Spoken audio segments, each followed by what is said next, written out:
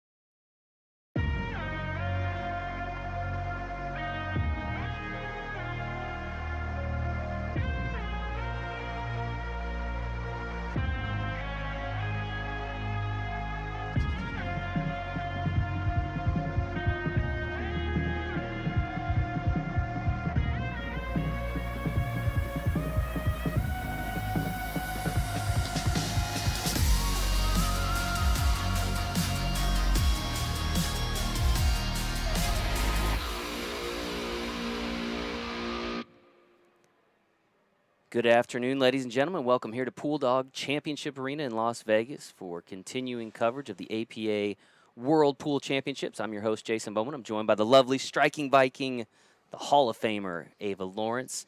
Ava, Yeah, 50,000 on the line, a lot of excitement in the air. We're ready to prepare or to crown a new 8-ball champion here this afternoon. this has been Couldn't be more unbelievable. exciting. I know it. I know it. The biggest pool tournament in the history by far. We're breaking our own record here, the Guinness World Record.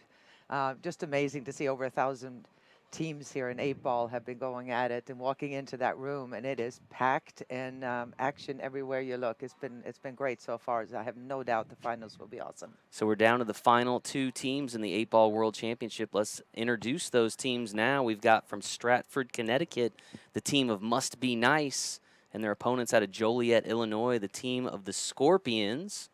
Give you a quick breakdown of some of the rules here at the 8-ball World Championships. Of course, APA rules apply. Teams consist of both male and female players, a maximum of 8 players on a roster. The teams will choose up to 5 players to compete in this championship match. Of course, the handicap limit of those 5 players playing in the match cannot exceed a total of 23.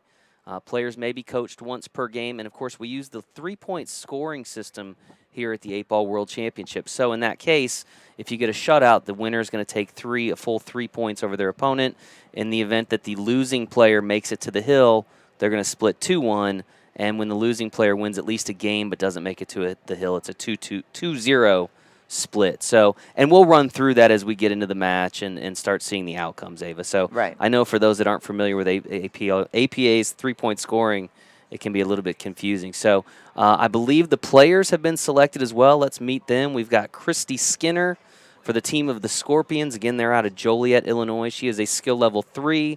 Her opponent, Yater Martinez of the team Must Be Nice. He is a skill level 4, which puts us at a 2-3 race. Christy's going to need 2 games before Yater gets 3 games. Christy has won the lag, I believe. We are about ready to get started here at Pool Dog Championship Arena on the floor. Christy approaching the table. It looks like she's ready to go. We're ready to go here. Hopefully you folks are excited. Again, live coverage of the APA 8-ball World Championship here from Pool Dog Championship Arena. The ball's opened up pretty well there, but nothing went on the break. So it'll be Yater getting to the table first.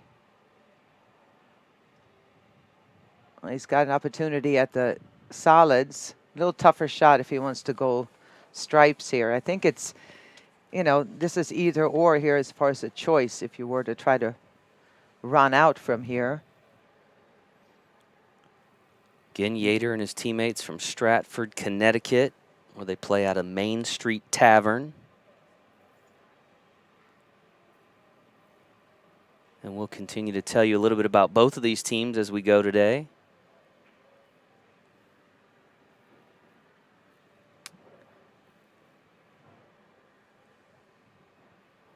All right, again, it's a 3-2 race. Yater going to 3 because he is a skill level 4 with our format, and Christy goes to. He's trying to get 2 games here for the win. See that $50,000 check there in the background. One of these teams taking home $50,000 this evening. Which team will it be?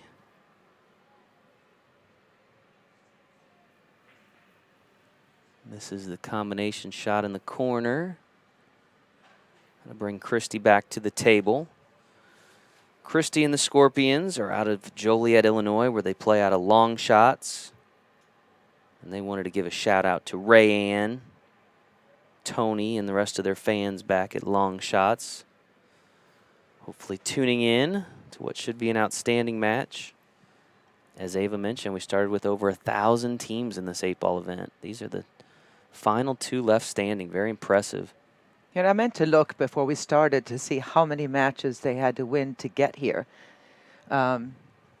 We had a team out of our area in North Carolina, South Carolina, that won, I believe, 4 matches, got a bye, won 3 straight, and ended up in the top 129 teams, which is a pretty great feat. So then you had 2 days of pool after that, including then finally the finals. So I mean, there's still a lot of work past that. So I'm sure about what 8 games straight, 8 matches straight, I would think. I To don't get know, to but this point. I know CompuSport.us would tell us the answer if we They did a weren't good doing this job. commentary right now. We would be Yeah. looking that up. But what I can tell you, Ava, is that Yater's team, Must Be Nice, defeated a team called Quit Your Whining out of Spartanburg, South Carolina Great in the name. semifinal this morning.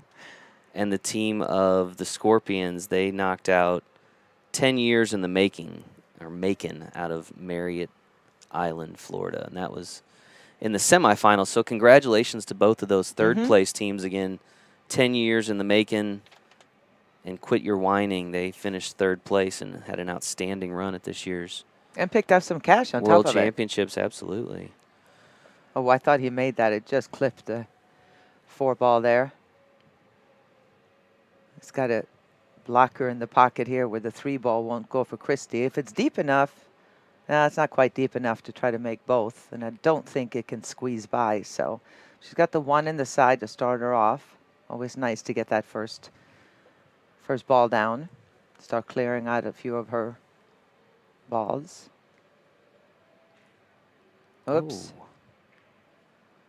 Just as we wind down here in the 8-ball championship, the 9-ball World Championships in full swing down the hall.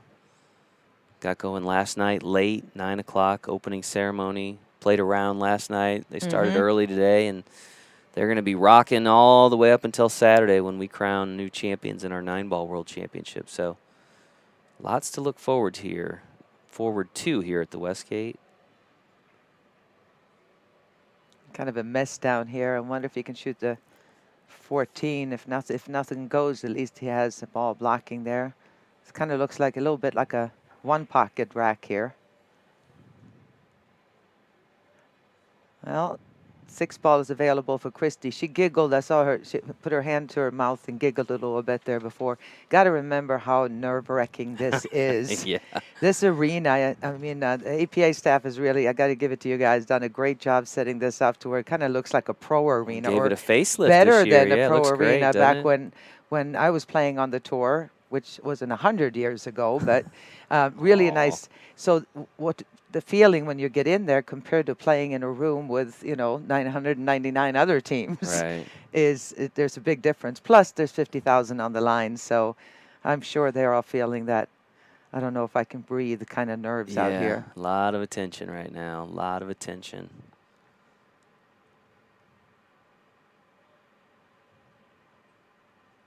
I'm sure they'll settle in a little bit as they go here. Of course, as we mentioned, Christie needs only 2 games here. Getting 1 would put her very quickly on the hill. So at the moment, Yater Martinez trying to put his team up in what is a race to 3 for him.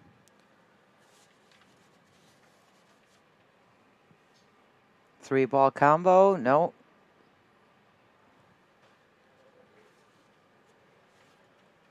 Not much for Christie to look at here. Arena has filled up pretty quickly here, Ava, as I look around. Not many seats now. A few here on the left side of us. So if you're here at the Westgate and you want to come down and check out this match, it should be pretty exciting.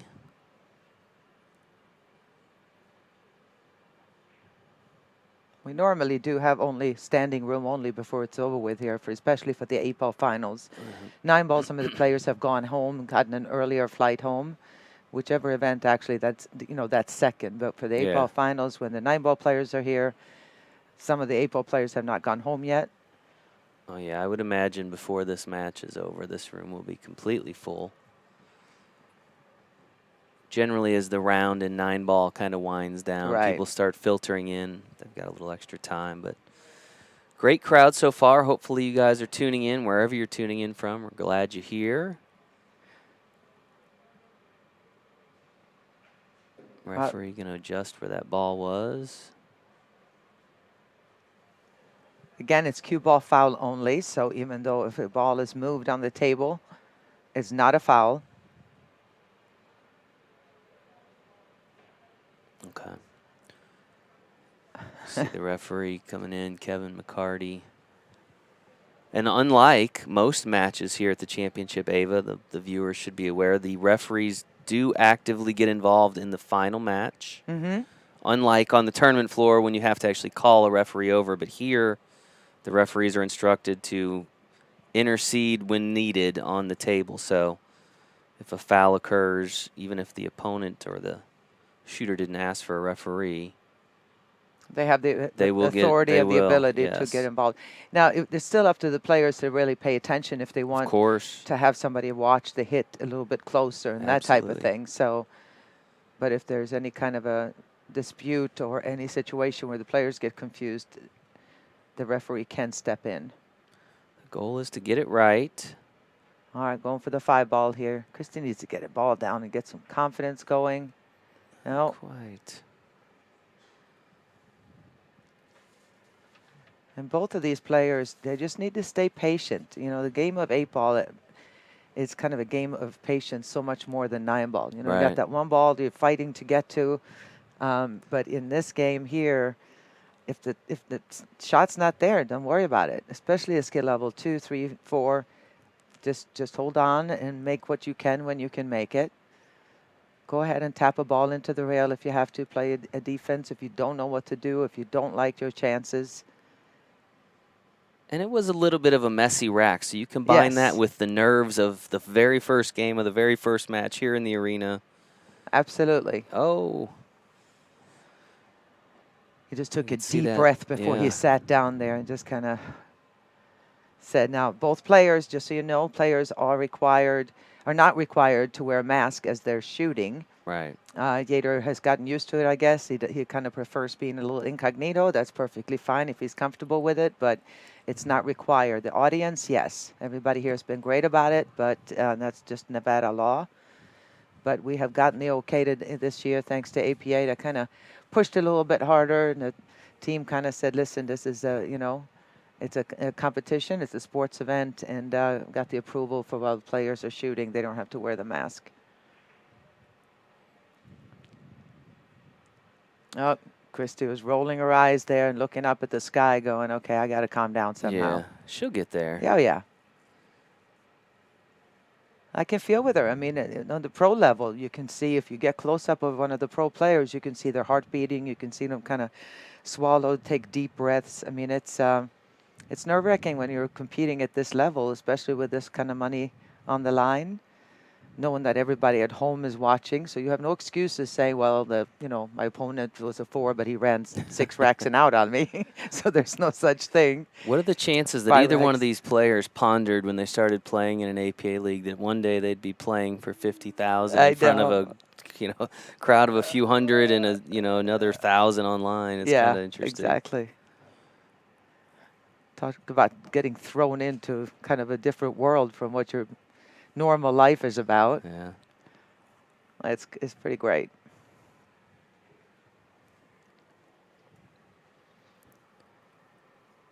John Blue, now Lou is the referee, but Kevin McCarthy is also here assisting. They are going to go back and forth, so I think Kevin got involved and helped Lou a little bit earlier in this rack. Been an exciting week here at the APA World Championships. We had the APA Legends match a couple nights ago, which was really cool. Yeah, Brian Parks and Ernesto Bayawa, 2 of the most highly decorated APA members. And it looked like Brian was going to run away with it, but then Ernesto came back, and it turned out to be a super close. So it was Hill, wasn't it? It was 11-9. Ernesto was close to getting even there, and then just couldn't quite get there. Just a little too late, I think. But was really fun. We heard from a lot of the viewers. They really enjoyed it. Both of those guys enjoyed it, particularly Brian, who walked away with $1,000 from it. So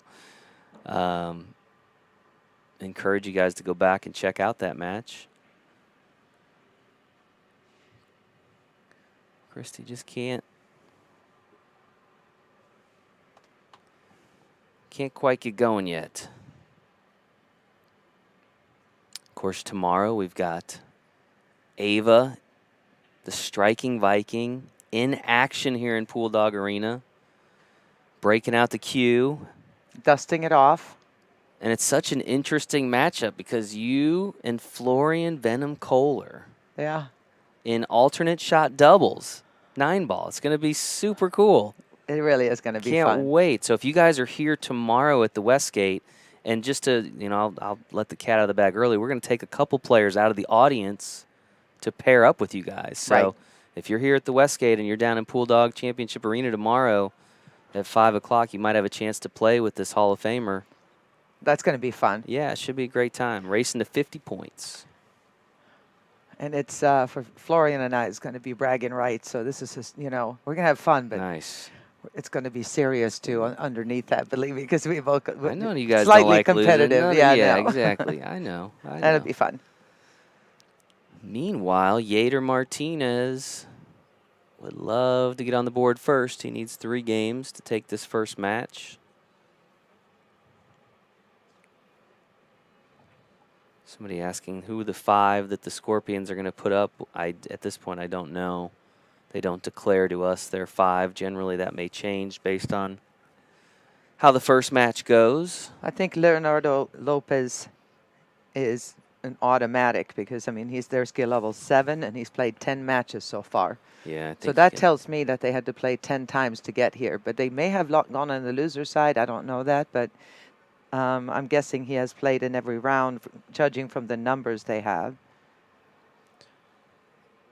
But we'll see. I'm sure that would depend on, too, how the matches go along. What you need, yeah. But you're right. We saw Leo Lopez in the Masters Championship in August. So, and like you said, he's played 10 matches. I would expect that we will see him at some point. The same thing on the other team, Chris. What is that, Glorison?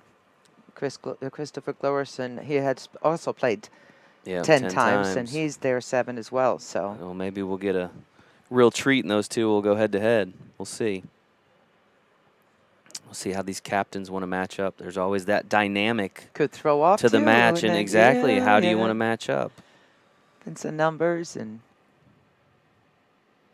I always admire the captains, the ones that really have figured out how to do it, how to play, study the other team, the other team's numbers, their own. Should we go for it and try to go for it in 3 or 4? Should we leave somebody at the end that can kind of, it's there's a lot of strategy. A lot more than it's an people artwork, know. It's an art. It's to be able to know who to put up next and in what situation.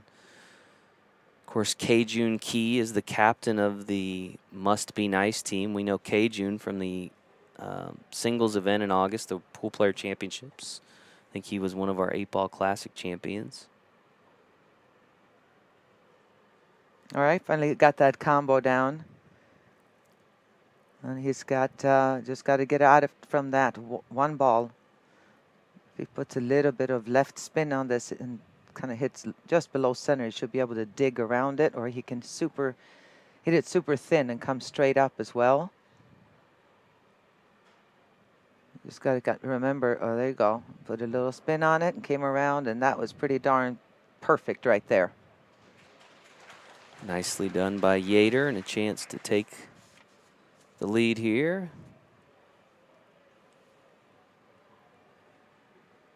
Gonna mark his pocket up there. I can't quite make out that figurine, Ava. But I like it. I like the hat. It's definitely a cartoon character of some sort. There we go.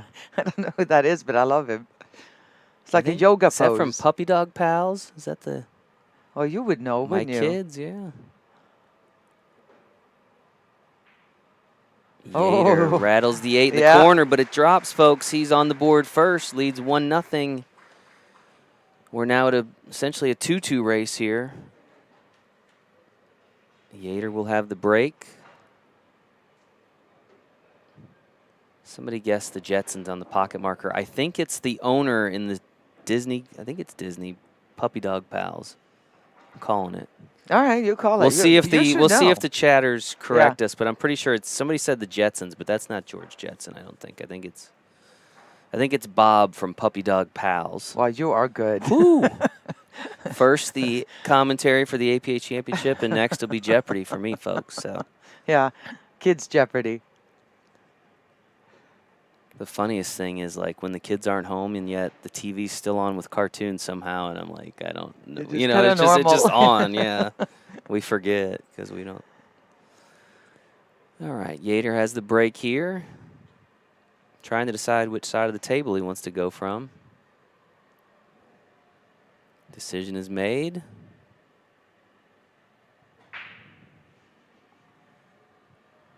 And just like Christy had a pretty good break there. Got the 10 ball 10 going in. ball. Yeah. And the stripes look pretty good, Jason. 14 ball. It's a little bit of an issue there. You can see that one ball has a kind of, you know, impeding the path there a little bit. I'm not sure. I think he can cut it later on, but if he gets to that point again, Yater's a skill level 4. Christie's a 3. So, you know, if it's such a difference, if you're obviously a 3 or a 4 or a 7, how you're going to plan your table. The main thing for most skill level 3s and 4s is you just make as many balls as you can, try to clear yours off, and get that shot as an 8. Where if you're a skill level 7 or a 6, that's the last thing you want to do unless you know you're going all the way out. Is you'll be in trouble once your opponent has all theirs left and they can just toy with you until it's over. Yater, a member of the Scorpions, they have been playing together, at least the majority of their team, for the last 5 years. They actually qualified in 2020 with probably a lot of other teams out there, and then COVID came along and changed all of our lives. So, you know, they had some of the challenges that I'm sure a lot of our teams had in terms of keeping the team together. They had to change some of their roster up a little bit, but here they are. But I have to say, your wife, Katie, who works with the APA and works with us on all these teams, and as far as issues and everything else, been tremendous as far as working with us, listening to our league operators, getting some of those teams that were short players or that busted or whatever a few months ago, that we could add somebody who was a very qualified player who had, you know, way more than 20 matches, and somebody was recommended saying from the league operator that we know this player, it's a known player, skill level is where it should be, that they could add the team. We didn't want anybody coming here with, you know, short players if we could avoid it. So lots of challenges. Thank you, Katie. Yeah, Katie Bowman, Mrs. Bowman. Mrs. B. She is the CEO of Bowman Enterprises as well. Runs the Bowman household. Christie will return to the table here. Still looking to kind of get in the flow. Had a little trouble pocketing balls early. Yeah, she looked really nervous the first rack, but now she might just say, you know what? Time to loosen up and just say the heck with it, because obviously she has there you go.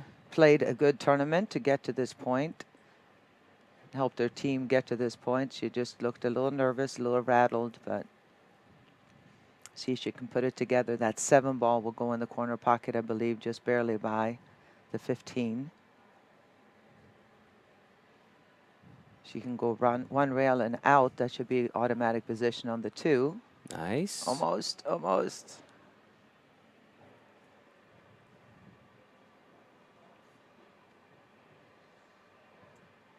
I feel like if she can just get a few balls in a row, kind of under her belt, so to speak, that she'll kind of get in a rhythm here. She's starting to do that. Like you said, though, she's got to be careful. She doesn't want to clean things up too much, only to turn it back over to Yater with lots of room to work. Right. That was a smart there you shot. Go. Just as we say that, she plays a safety. It's one thing I always remind the captains of is that if you have a skill level 3 or a 2 on your team, loves to play, plays once a week, twice a week in league, you can show your 2-3 a few moves. If you watch these matches from Las Vegas, you see that a lot of them, they don't play any big mega defensive shots that take, you know, reverse draw or anything like that and separating the 2 balls. But just help them think a little bit. You don't have to be a 7 to think and see how do I make it miserable for my opponent coming to the table. And sometimes it's just tapping a ball to the rail. She came up a little bit short, but she went for a very makeable, smart safety there. Yater pockets that ball. He and his teammates on Must Be Nice, they wanted to give a shout out to Glenn Everlith. He is the owner of Main Street Tavern, where they play pool out of. They said he's been letting them use their tables for years, and he actually helped to develop their team. So they were very appreciative of you, Glenn, if you're tuning in back home. Again, that's Glenn Everlith at Main Street Tavern. It's always interesting the relationship the teams have with their home location, and you know, sometimes the owners or the managers. It's kind of cool. Sometimes you see some of those folks come out and root them on. Yeah. And it's so great to see that, as opposed to a location that just opens the door and lets them play there. But when the whole establishment gets behind it, that relationship becomes pretty strong, and it's fun to see. I have one of my locations from Wilmington. The owner of one of ours, Tavern 14, she came out here. Christine came out here to root her 2 teams on that play out of her location. So I thought that was pretty cool. Nice. Somebody said Glenn is actually out here playing in the 9-ball event. So. Oh, really? Not only is he here rooting him on, he's playing himself. I like it. And here I thought he was just out here rooting his people on. Yeah. He's pulling double duty. Who's running the bar, though? Oh, there's plenty of people. Who's back home to at the bar? Plenty of staff, I'm sure, taking care of things. Lock up the liquor closet.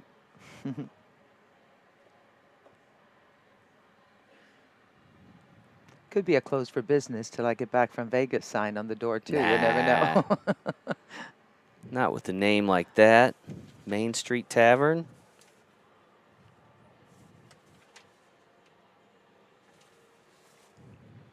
Now it's going to be a built-in position here, either in the side or the corner, depending on how hard he hits this. And he floated out nicely for the 12 in the side. 8's right there. If you're just joining us, you're watching coverage of the APA World 8-Ball Championship from Pool Dog Arena in Las Vegas. $50,000 in prize money on the line here in this championship match. See the large crowd that's made their way here to watch these 2 teams cap off this great event. Timeout here.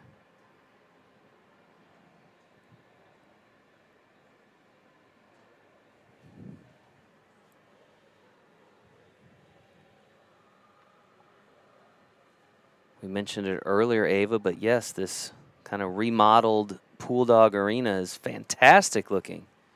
It really is. I Really love it. I love the blue fantastic. light on the Yeah, top. looks great. Credit goes to our Director of Tournament Productions, Bill Tufts, and Mike Sherman, our warehouse manager. The 2 of them, I think in a matter of like 4 days, built that structure. So that is their masterpiece, and we are grateful for their hard work.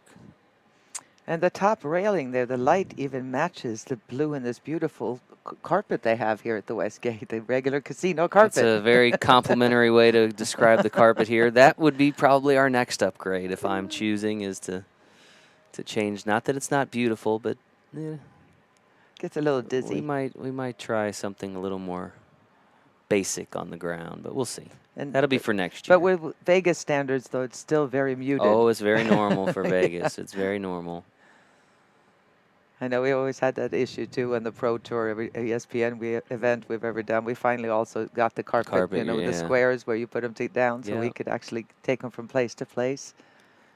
I would imagine that's the direction we'll go. Okay. And he's got a shot. It's a little more angled than he would have liked, and a little closer to the 8 than he would have liked. It's trickier to see this angle, but going for the same pocket. Here's where it's so important, Jason, that you aim while you're standing up. You really look at where you want to go, and then you just kind of sink into it. And you have to trust it, because once you get down, it doesn't look the same because the balls are so close to each other. So you aim and then pick out your spot and then just go down after, of course, deciding where the cue ball is going so you don't do something silly with that. This is a big shot here. Not only would it put him on the hill, Ava, but it would guarantee him at least a point in this first match, regardless of the outcome.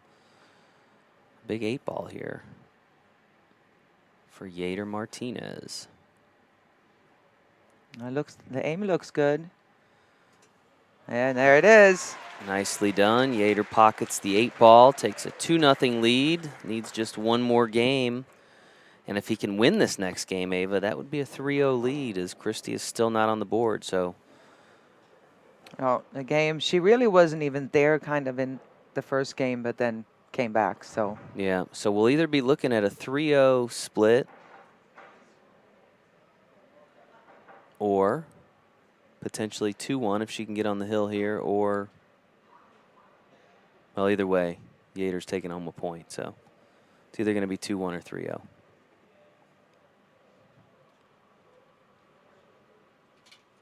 There will be no 2-0. That's his pocket marker. I can't place it. Yeah, Bob from Puppy Dog Pals. That's who that is. Sorry, Steve, our producer here, came over to show me. Actually, I should say our director here. He kind of leads the show here, but showing us a picture of the pocket marker. Bob from Puppy Dog Pals. I do love the creative pocket markers. We had a player in that area, Laura George. She had the bobblehead doll that you brought. She used that as the a Ava pocket. bobblehead. I still have that in my office. Do you? My office that I've not been to in 18 months, but yes, it's in there. Well, you better dust me up when dust me off. You're still when in the you get box. there. I kept the original packaging. did? Yeah, that's going to be a collector's item. Oh, I'm gonna, okay. All right. when I retire, I'm going to sell that off and get a place in Florida with it. Have you autograph it. And nothing like having a bobblehead. I mean, you've made it when you got your own bobblehead. Is that how you felt when you saw it? That's what my husband said. All right. Forget about it. You're Hall of Fame, World Championship. immortalized None with of a that bobblehead. matters. But once you get a bobblehead that somebody else does for you, now you can make one of yourself. But when somebody else makes it for you, then I guess it's official. That's what he was saying. Now it's kind of funny. All my family in Sweden, they all go, I want one. I want one.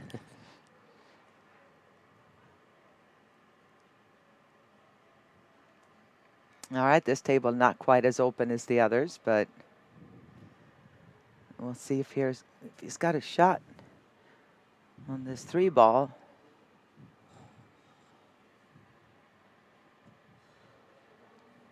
We were jabbering over here. I don't even know what he has. Yeah, it was a foul. He was shooting at the 3 and just barely clipped the 11-ball first. We'll see if ball in hand can get things turned around here for Christy. Christy Skinner and her team, the Scorpions out of Joliet, Illinois.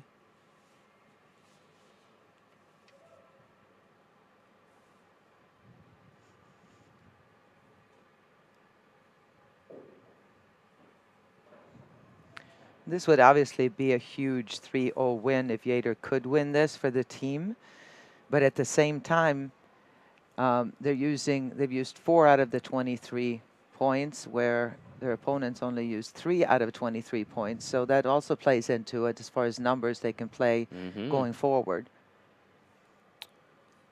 The Scorpions wanted to make sure that we acknowledged Lisa and Steve, their league operators, Rayanne, Tony, and their fans, Michael Salas, and KOTS, Kings of the Slate. All right.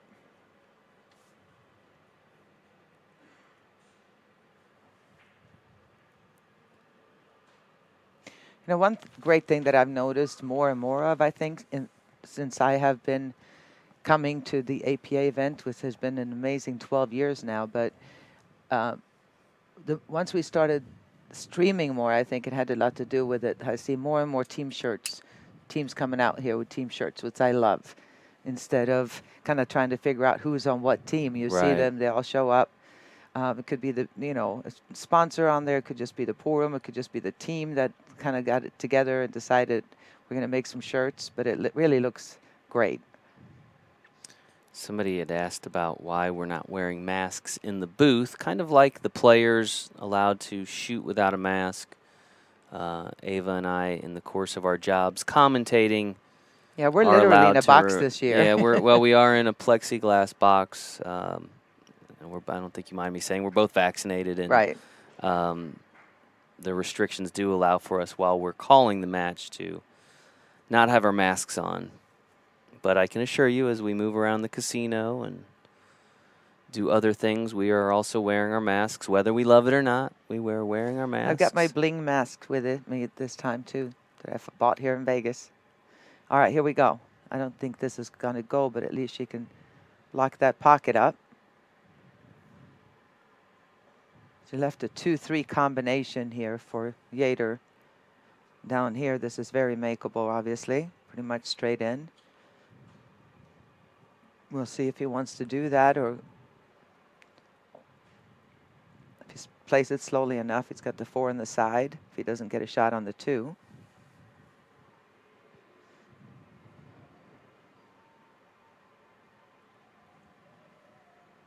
You're watching coverage of the APA 8-Ball World Championship from Pool Dog Arena in Las Vegas.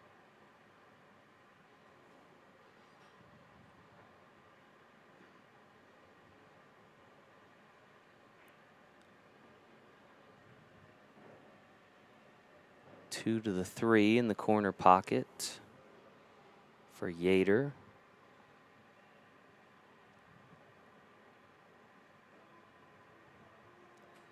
Been a pretty quiet crowd so far, Ava. It's been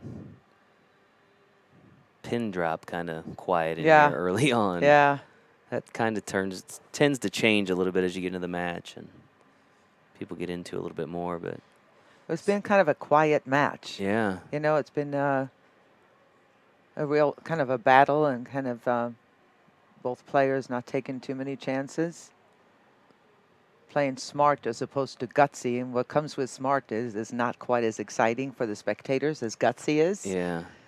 And I remember when I first came over to the States, there was, you shot at everything. There were no, we didn't shoot as many defensive shots as we do now. And it was also a different format where you kind of, when I grew up, it was push shot after, opportunity. As soon as your opponent didn't make a ball, forget about defense or whatever. If they didn't make a ball, you could push out anywhere on the table. So a lot of times you went for crazier shots out of necessity. So it's the same thing here. They're both playing pretty smart.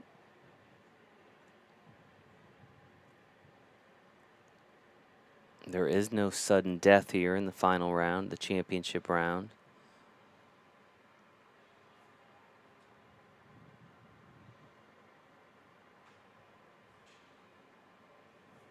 As Yater Martinez looks over the table here.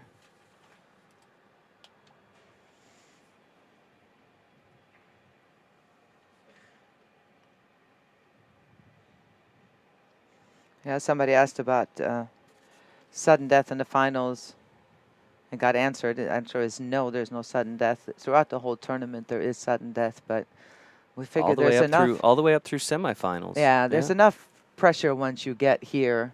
It's not going to slow the tournament down any. We have left ample time. If somebody is ridiculously slow playing, they may get a bit of a reminder.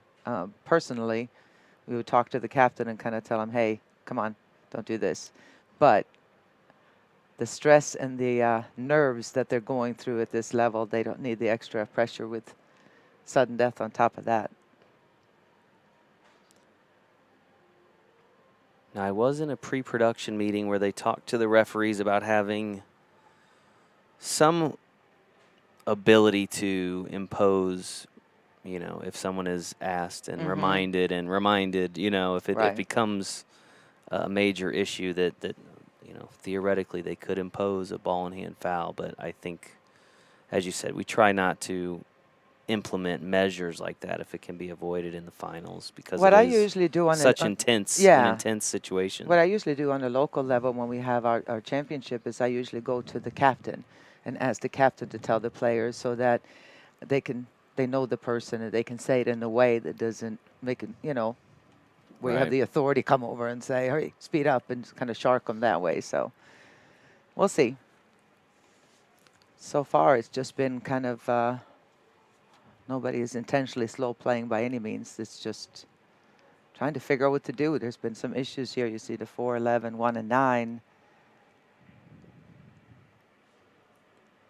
And when there's 20 grand on the line, you're just going to make sure that you do everything you can to do the 50. smartest thing. I mean, 50. 50. Yeah, 50. I'm Short sorry. of 30. I was kind of going back in time. It's 50, 50, 50. Yeah. Normally it's what, 25, right? We just 25, yeah, doubled yeah, it. Yeah, right. doubled it. And I think it's doubled for the 9-ball event. Yeah.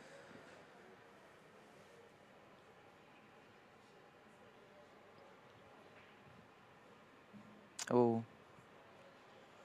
Just can't seem to get anything going, Christy.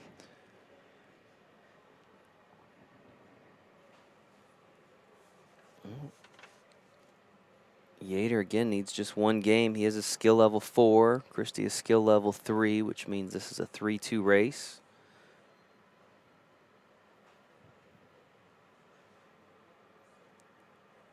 Yater and the team of Must Be Nice. They cited their diverse backgrounds as a real key to their team. They're all kind of from different walks of life, and they all bring different skills to the team, they said. So I thought that was kind of a cool comment.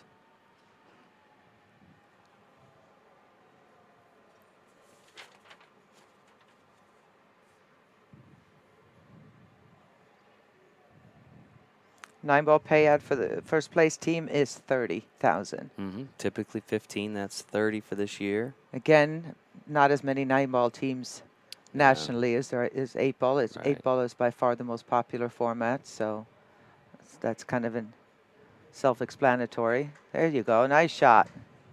She got some applause from the crowd there. She gets something going here. If she kind of way to loosen up a little bit, it would be huge if she could get one game that'll put her on the hill, which means 1 point for her team.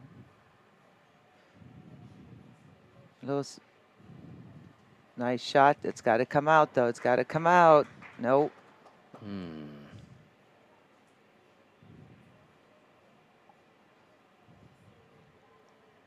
I don't think she can't hit it. Couldn't be made. The way she's aiming right now, I don't think she's going to hit it unless it slides down like crazy. No. And we'll see if Yater can put it together here. It's for skill level 4. This is a runnable table. Obviously, everything is open. The 5-ball goes. I was a little surprised that the Scorpions didn't use a timeout there. Thought they might, but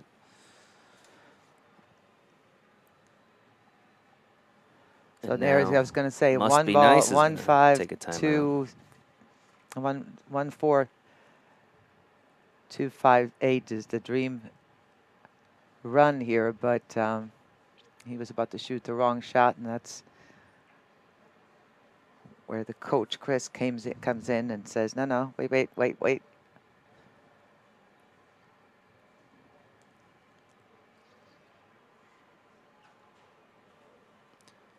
A lot at stake here with the rest of this rack. This could be either a 3-0 lead or at best a 2-1 or even a 1-2 split. So what happens the remainder of this rack has big implications on this match. Yater would love to start out with a 3-0 lead for his team. Again, we can see up to 5 matches here in the 8-ball World Championship. This is the first of 5. What do you think here, Ava? I mean, runnable? Definitely runnable. Absolutely. Because even if he can't if it goes now from the 1 ball, if he can shoot the 5 and a little bit of center, roll this up a little bit and come out on a little bit for the 2, and then shoot the 5-8. But if he fails to do that, you don't want to go to 5 now. Shoot the 4 ball first. Put some low on it. Just drift out for the 2, and then you got the 5. He's got 6 pockets or 5 pockets for the 8 ball, so that should be no problem. And if he fails to get on the 2 here, he's got the 5 as a backup.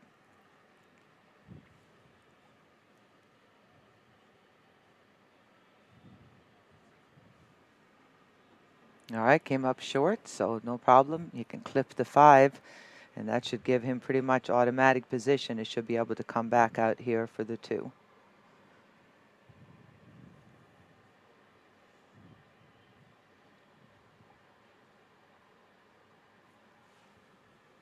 When you illustrate it that way, it seems so simple. Yeah. But for Yater, who's a 4, with 50,000 on the Yeah. line, it could be a little Well, trickier. it's one of those where, because his coach came in and stopped him and made him take the correct shot first, it's kind of an automatic position. Unless he hits the 5 way too thin, then it'll come towards the 2 ball more. But you see what I mean? So it's just speed. So a little bit too much. firmer or softer, that would have been the shot.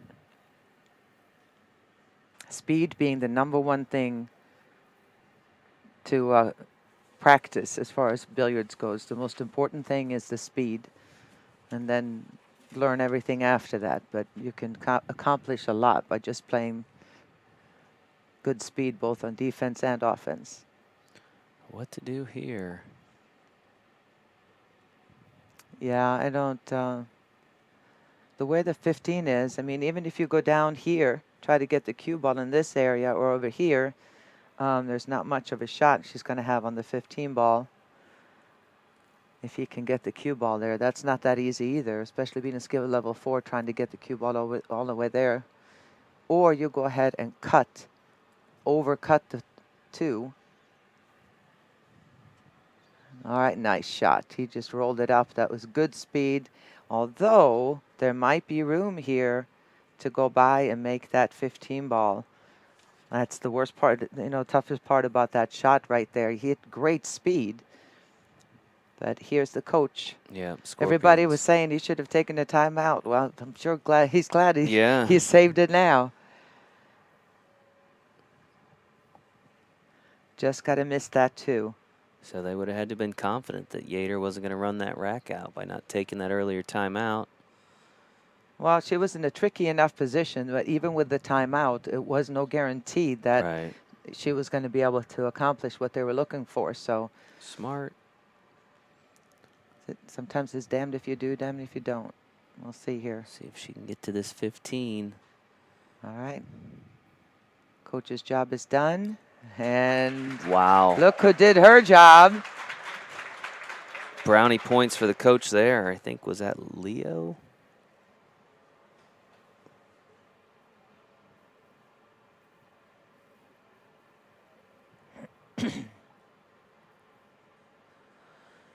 All right, just when you think it should be easy, the heart starts beating a little harder. Well, definitely the biggest shot of her tournament right here, I venture to say.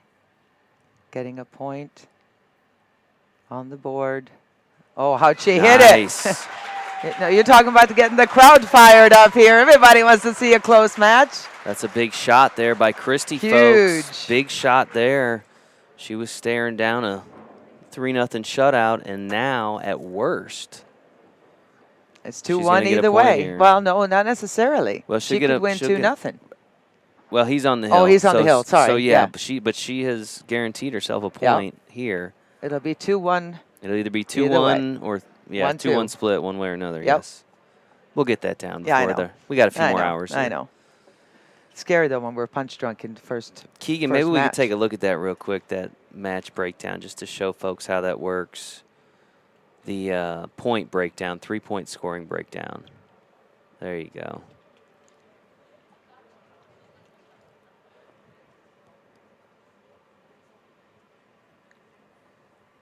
So as we were mentioning, it would have been had it been a shutout for Yater, it would have been 3-0. Christy now on the hill has ensured that this is going to be a 2-1 split one way or another as she prepares to break here. It's a good break. Not a lot of power, but she's 7-ball hung up. Yater comes to the table here. Fairly open. I would definitely take the solids here. You can see this just because of this 1 ball of everything else. 7 is makeable no matter what, but he's got that 1 ball to kind of give himself some time to figure out what to do with everything else.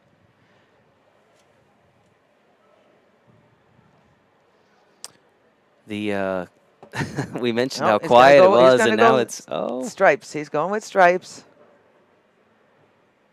All right. We mentioned how quiet it was, and now with that shot that Yeah, I Christy know. made, the room suddenly is buzzing I all know. of a I sudden. know. So things have Well, if gotten you're a a little louder. spectator, if you're somebody who roots for the other team, for Christie's team, obviously, then you want her to make that. But if you're a spectator, if you love sport and competition at all, you want a close match. Right. You want to be able to sweat it into the last minute. There's, no fun unless you're the winning team. It's no fun with runaway matches. That's for Yeah. sure. Daniel, the score actually is 2-1. This is a race to 3 for Yater, race to 2 for Christie. Now, how they split the points will depend on what happens in this final game here, this first match.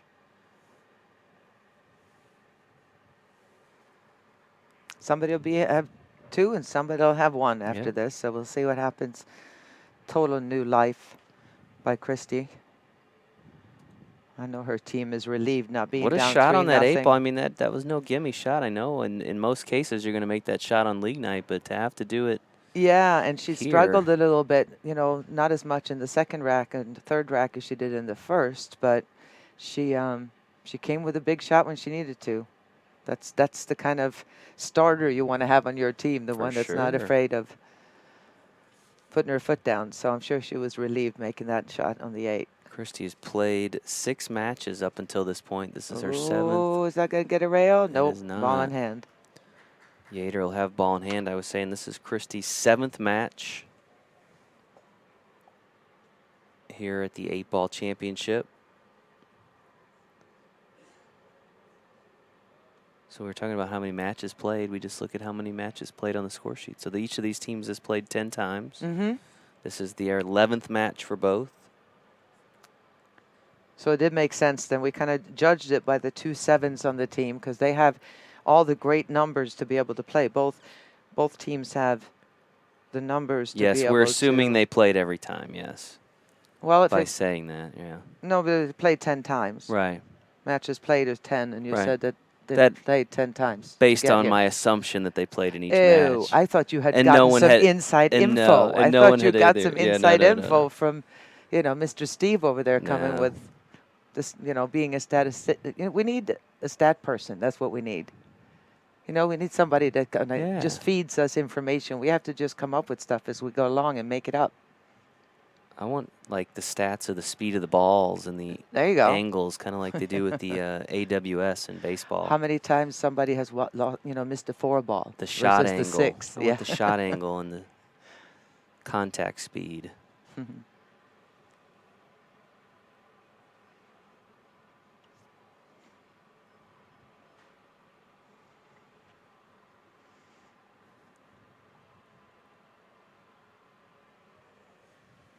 Somebody's asking here if Mike DeShane is on a team. He is not. I know why that question was asked, though, Why because was that? I'm friends with Mike on Facebook, and I saw his post yesterday morning about coming to Las Vegas for the APA championships. I don't know if he was being facetious or if he's just might coming be out out here, to you root a never team know. on. Yeah, but Well, we no, had he's- Sky Woodward and Oh, yeah, we have lots of pros we that had come pros out. come but, out here and see us. but we do keep it to the amateurs. So unless he's playing under a different name, which would be difficult for Mike. Which would At mean least that if he people would are get, verifying. he would get thrown out oh, of the. yes. His Him whole and team his team. would. Him and his team would be And you thrown know out. what? Yeah. I venture to say the league operator will get thrown out. Yeah. I hope to see Mike really get into playing, like he was before, as much as he was playing and see him everywhere. I have always enjoyed being around Mike. Yeah, he's a good guy. I know there's some people that seem to, Eh. for whatever reason, but I've always had a great time being around him. I mean, it's always different if you're friends of his or if you see him as a persona playing pool, Right. because a lot of people, how you root for somebody rubs you the wrong Yeah. way. The antics at the pool table. He's all right. All Yeah, right. good pockets That was a ball. good shot. And here we go. This is going to be a big deal here because he was in a good position before. But now he's got to try to find that window As you can see, he's going to have quite a bit of a cut here on this 14. Can he hit it soft enough to stay behind this line right here? Or he's going to have to come around the table and shoot on the other side. So you don't want to hit this too thick either where you leave it there. We'll see. Can cheat the pocket a little bit.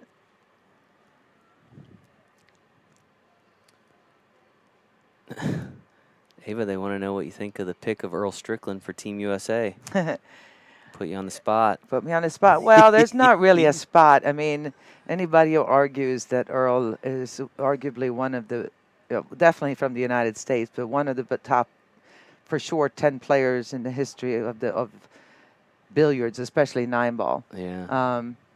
But is he in the prime enough? Is he? But I don't know who else he was up against. We'll you know what I find mean? out. Yeah, we're going to find out. I don't know who else they could have picked. It's definitely going to be entertaining. There's no question about that. I've been around Earl since I was a teenager. And yeah, he's an interesting character. Definitely that. Yeah, I thought it was an interesting choice. You know, I think one thing that we've seen from Matchroom, those are the folks that do the Moscone Cup, is they tend to like to get eyeballs on their events, right? That's everything they do. That's what billiards needs. So that's what we need. And but you're right too. It's like who, you know, I mean, I know you've got the guys, you got Billy, you got Tyler, you got guys that have been in the mix for the last few years, but I think we saw last year at the Moscone Cup that there was a big gap. Yeah. And you've pretty much got the same guys. Team Europe looks as strong, if not stronger, than last year. They are so strong. It's a joke. Matchroom's trying to find a formula for a team that can go to London and pull off the upset, which it would be, right? Well, one thing Earl can do is get under your skin. That's for sure. So that's what they're looking for. Now, I think, you know, ultimately, Earl's going to prove it one way or another. You're going to have the naysayers that are going to be proved right or wrong, and vice versa. So. Well, the big thing is he's been there before, right? He's been in that environment. Yes, absolutely. So. All right. Meanwhile, Yader Martinez trying to carve out his own piece of billiard glory here at Pool Dog Arena. He's going to try to bank this 8-ball. He better bank it in the corner is all I can tell you, because if he's banking in the side and he hits it with any kind of center, that cue ball could just barely float by the 4 right here. So, but at the same time, bank it in the corner could also be dangerous because he's got to let the cue ball go. What if it goes off the 3-ball in the side pot? I mean, you really got to pay attention to the cue ball because obviously he makes the 8-ball and scratches. That's a loss. What a huge shot this is.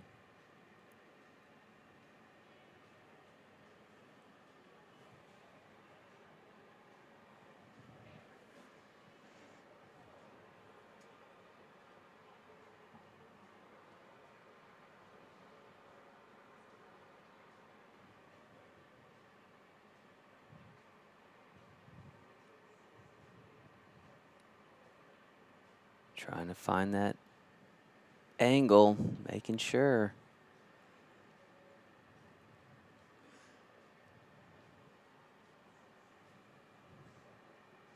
All right, there's your little guy. What was his name, Bob? Yep. Bob the pocket marker? Bob and the puppy dog pals.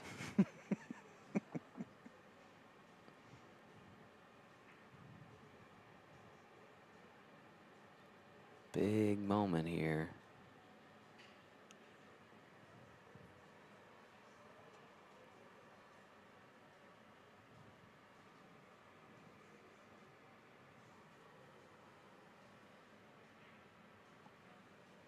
All right. Just missed.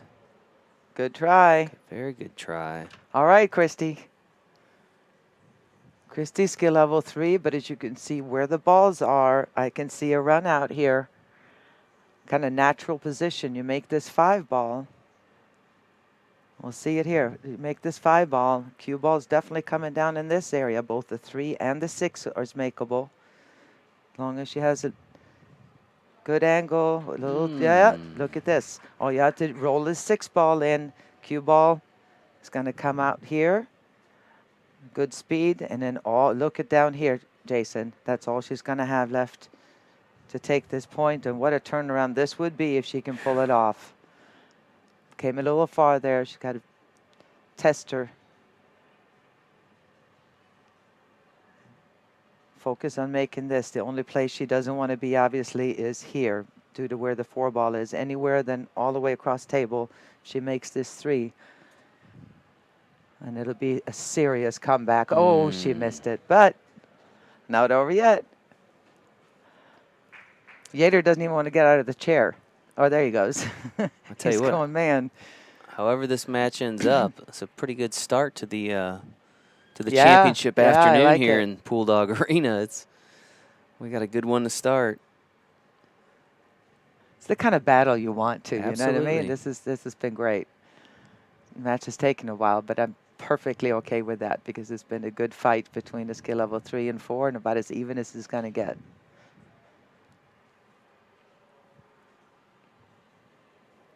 If you're just happening across us in your news feed, you're watching coverage of the APA World Pool Championships here in Las Vegas. Final 2 teams in this year's 8-ball event. Yater Martinez on the 8-ball here. And he's in a tough spot because I don't believe that this bank is not makeable. The 8-ball is too close to the cushion. So you're going to get a kind of a double hit here, and it's not going to go anywhere. If the 8-ball was off the rail quite a bit, then you'll be able to do it. But I don't think this is makeable. He has marked the pocket down there. And keep in mind, they just used their timeout. Yeah. So it's all Yater at this point. We'll see.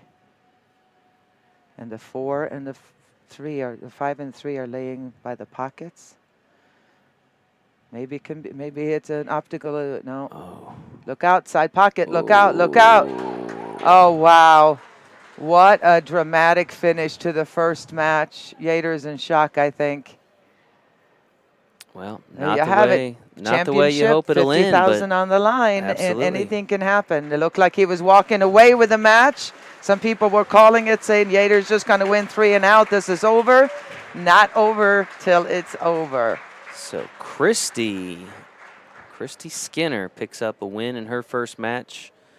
2-2 over Yater Martinez after Yater pockets the 8 in the wrong pocket there. That's going to be a 2-1 point split for the teams. We're going to take a quick break, figure out who's playing in the next match, and we will be right back with you folks. Stay tuned.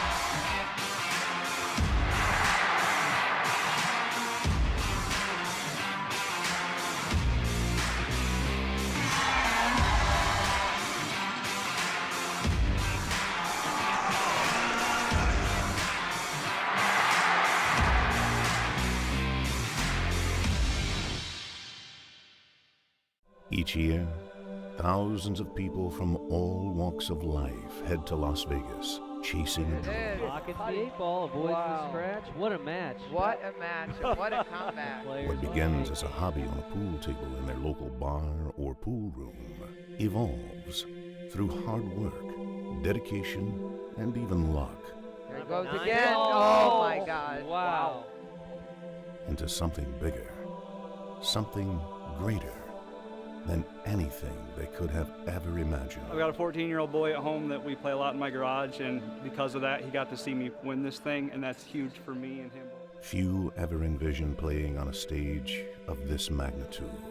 But once they stepped foot into a sea of pool tables, as far as the eye could see, 317 tables at this year's event. We like to call it pool playing heaven.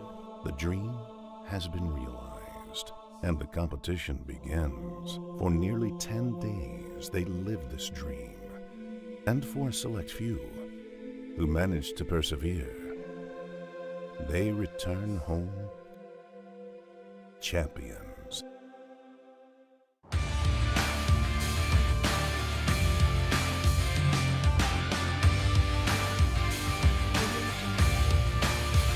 Part competition, part experience of a lifetime.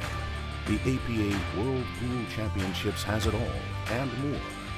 So take a moment to let yourself dream. You never know where it might take you.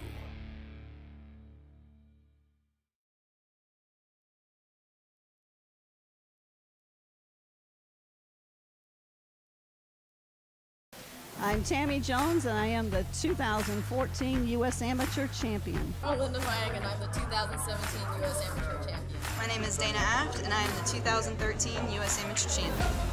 My name is Kenneth Brisbane, and I am the 2014 U.S. Amateur Champion. Yes! Yeah, baby!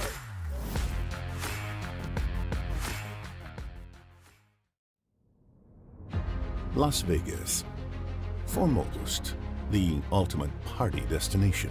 A place to run wild and leave the routine behind. But for a pool player, it's so much more. Their ultimate goal, their grandest stage, their biggest moment. It's time to take your Vegas fate into your own hands. 1. Compete and win a local qualifier board to advance to a regional event. 2. Once there, be a top finisher in your own skill level tier. 3. Win a trip to Las Vegas to compete in the APA Pool Player Championships. 4. Own your biggest moment on pool's grandest. We are back here at Pool Dog Championship Arena for the second match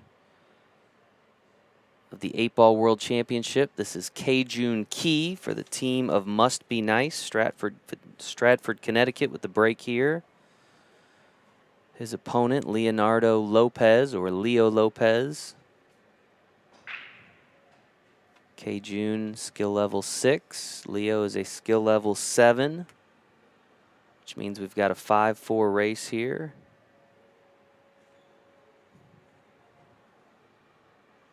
I watched K-June play a little bit in the semifinal, quarterfinal, and really solid player, emotional player. It was kind of fun to watch him play. He made one mistake, and then I saw him make an incredible shot, and his emotions were right on his sleeve, so it was fun to watch him play. Well, and Ava, you might remember we saw both of these players back in August. We saw Leo Lopez on one of the teams in the finals of the Masters Championship. You're right. K-June, I believe it was in the singles event. I think it was 8-Ball Classic that he won his tier in that event. So that's where I recognized. I didn't really recognize Leo because he has the mask on still. But Yeah. K-June, I definitely thought you're better at. You're so good at that. You So know, you'll both remember names from yeah. when we did an event 4 years ago. I don't know how you do that. both these players with a little bit of experience here in Pool Dog Arena, which should come in handy. Yeah, and good table here. Really nice table. I would have maybe left that 4-ball there, considering that the 8-ball is only makeable here. But I don't think he'll have too much of a problem getting over there. That would have been a good go-to shot, ball right before the 8. But certainly not the only one to get there.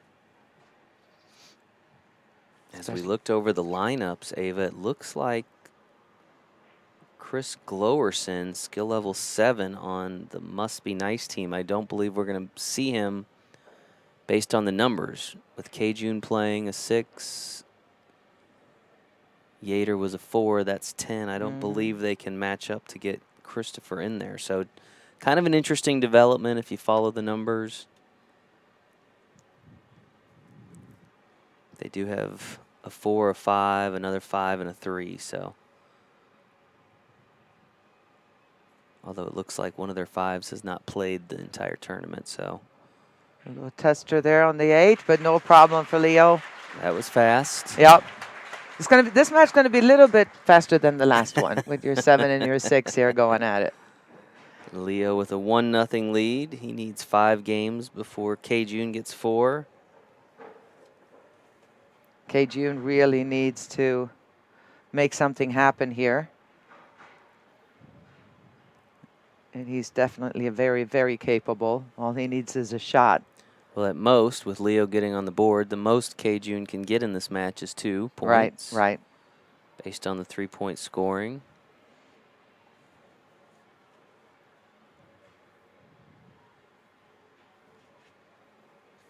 If you're just joining us, this is coverage of the APA World 8-Ball Championship being played at the Westgate in Las Vegas here in Pool Dog Arena. We had over 1,000 teams, which is a Guinness record for us, surpassing our old record set in 2010. And no offense, but I would love for that not to be broken, because if it has anything to do with a pandemic or anything like it, look out, 8.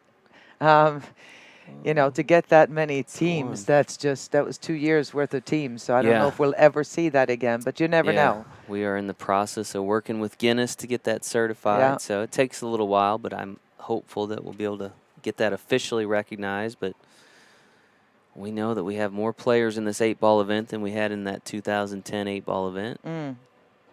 So there's not many positives that come from the pandemic, but maybe that's one. One small one.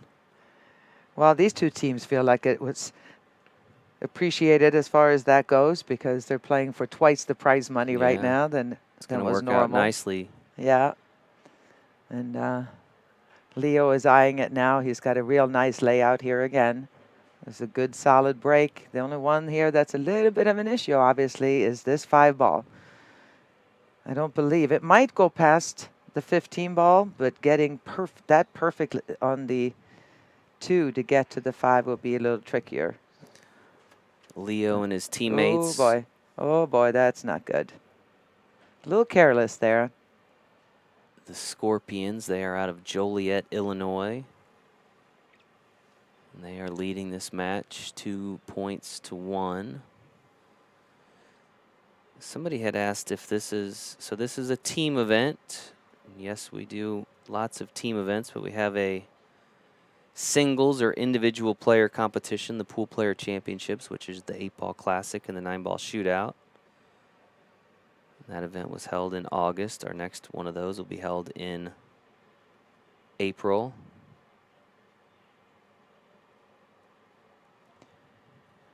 This is going to, I would venture to guess, this is going to cost a 2-0 shutout here because of that carelessness. Now he's being snookered here.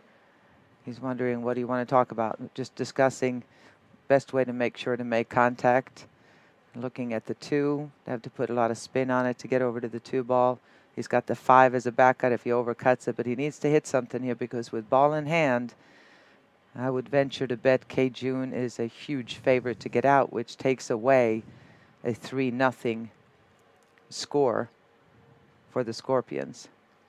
Someone had asked, with 1,000 teams, how many were DQ'd? I believe 2 teams were DQ'd in the 8-ball, 2 teams that shared the 4 common players. Yes. And they also had players on the 9-ball team that was out here. So couldn't play, it was kind of sort of one team that was DQ'd, but they were involved in 3 different teams that were all getting towards the end of the tournament in 8-ball. The 9-ball team, obviously, the matches hadn't even started yet, but there were so many combined players that obviously. Not a fun thing when it happens. Nothing that we like to have happen, but sometimes it has to happen, right? Because, like you said, there's 1,000 teams, and if one team or 2 teams aren't playing by the rules, they got to go. Yep. And it's not fun for anybody involved in that, I can assure you. No, it makes APA sick have to do it, but they're looking out for the integrity of the whole event, the handicap review committee, and an insane amount of skill level movements. Everybody gets warned ahead of time as far as maybe haven't practiced a lot. If they were a 2020 team, you've had, you know, over a year to practice for this event. And if you're going to improve, then you should really discuss with the team. I warn my teams all the time. Think about it. Once the tournament starts, it's too late. Well, and you do certified before the tournament, so Right, you know right. you have a chance. Even if your skill level is a certain level, you can say, "Hey, I think I'm playing better than that. I've been practicing a lot. Yeah. I've been." And 4 or 5 players going up, or 1 player or 2 players going up 2 skill levels, that's not going to happen. I mean, that's just. But every event's like this. I remember in Myrtle Beach, we had every year we have the largest amateur golfing event, handicap event, a World Am with I think it's like 3,000 Wait, players. there's another sport that has handicapping Yeah. issues? I'm shocked. Well, one year we had a 10-year-old girl who was in first place. First place in the newspaper. It was a big deal. Beautiful little girl, 10 years old. Next day, DQ'd. Oh. She had practiced for so many months and gotten a wow. coach. Her dad gotten a coach and never put any more scores. Wow. And they had no choice. And you And think that's in they were golf. sick. That's And that's a golf, yeah, 10-year-old so girl, and you it's- had to do it. It's just part of it. I mean, it's to protect the integrity of Right. and all the other teams. It's just the way it goes. All right. Well, enough about the teams that are no longer here. We'll focus back in on the teams that are at the table. K-Jun Key, one of the reigning 8-Ball Classic champions, trying to even things up or put his team in the lead, which is going to be no easy chore against Leo Lopez, who you'll see at the table here. Leo, skill level 7, member of the Scorpions. Elementary finish of this rack right here, the 6 ball. Draw it out, low left to come out for the 8. And somehow he managed to win this too. He got himself in a bad spot there behind the 8 ball, but got back to the table, and that's all she wrote, and it's 2-0. Leo now needs 3 games to win this second match, the APA World 8-Ball Championship.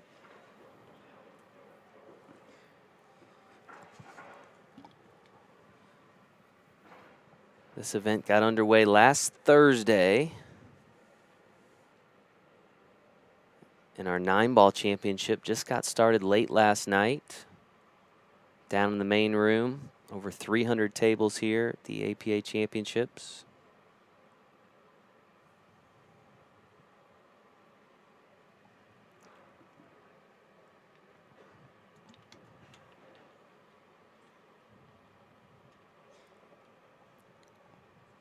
Nine-ball championship will be decided on Saturday.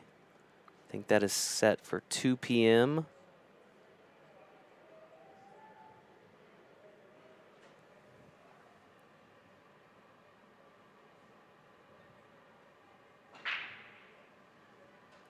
Solid break, but I didn't see I didn't see anything go there, Jason. Either.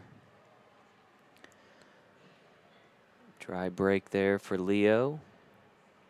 And got to go with the solids here. Start out with that 3 ball down in the corner pocket. Everything else is open. Even though it's not a major issue, that cluster being right there, there's no reason to mess with it. It's got a great opportunity of starting out with that 3.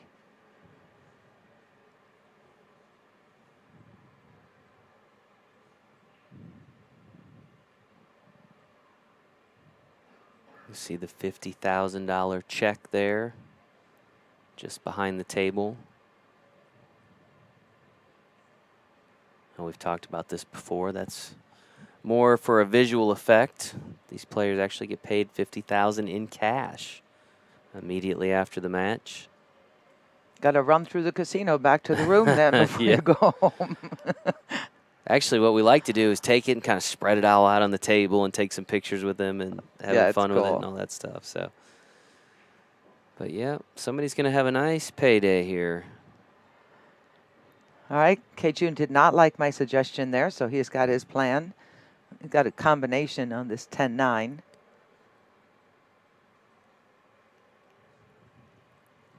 And that was a good shot getting on that. He's got a shot at the 10. And it's looking good. Here's a ball they've got to get to down here, obviously. 15 ball is not really in trouble, but you don't want the cue ball going into the cluster of balls either with the angle he's going to have. So it's not a cakewalk yet. He's got a little more work to do here to run this rack.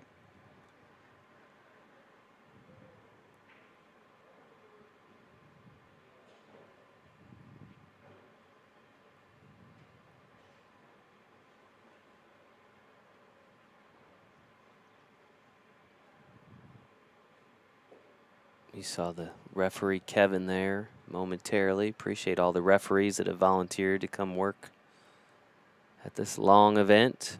A lot of hours on the floor for them. A lot of stressful situations that they're asked to officiate. So we really do appreciate all their hard work. Yeah, and it's hard work. I mean, they come out here and have yeah. a blast, and a lot of some of the refs go out. I can't do that again. It's 8 hours standing or sitting, and and it's long shifts.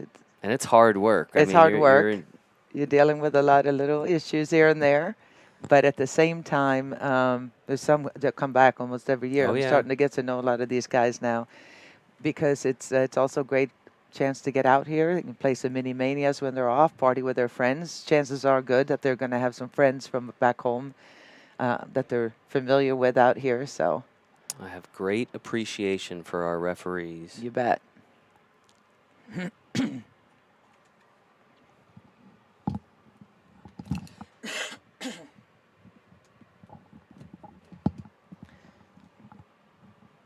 Leo looking over the table here. And again, the players that you see wearing a mask. I saw somebody earlier saying why he's not wearing his mask right. It's because it's not required. He may feel more comfortable with it. He may be talking to himself and he doesn't want anybody to know what he's saying. Kind of incognito there. Maybe it comes from an area where mask is common and he has been playing with it at home a lot. So some of the players will prefer that. But it's not required as long as you are actively in the match. So while you're shooting, while you're actively shooting. And here in the arena, it's so far apart from anybody, so even if you're sitting in the chair, it's fine. You don't have to put your mask back on. But as you can see, the audience have their masks on.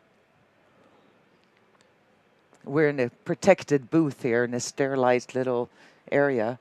I feel like we're in like a little aquarium almost kind of thing. That's exactly what it feels like. They need to poke some holes in the top so we can breathe.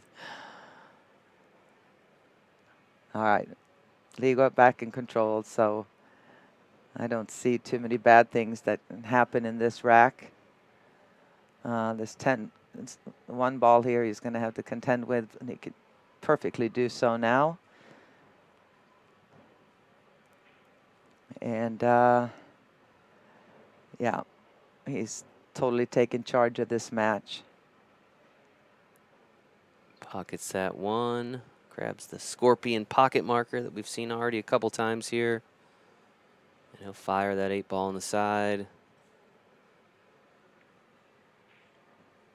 Takes a 3-0 lead over K-Jun Key.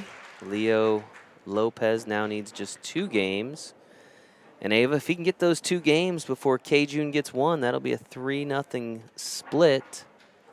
Terms of the points, so that would put him at 5-1. Yeah, important for K-Jun to pick up a game You here. bet. And I'm sure that's where they figured at least get 1, but now they can play some better numbers than Scorpions can. Maybe that's what they're thinking, at least higher, not necessarily better, but higher numbers with what they have left by playing a 6 there and instead of a 7. And I'm sure Chris is familiar with Leo, and maybe he says, you know what, you got as good of a chance racing to 4 as I do to 5, he says to K-Jun. So you go, and now we can play higher numbers going forward, even if we do end up 5-1. But I figured that as well as K-Jun plays, they probably figured he would definitely get at least 1 game off, if not stop him at 2-0. So we'll see if the strategy works. That's a good point.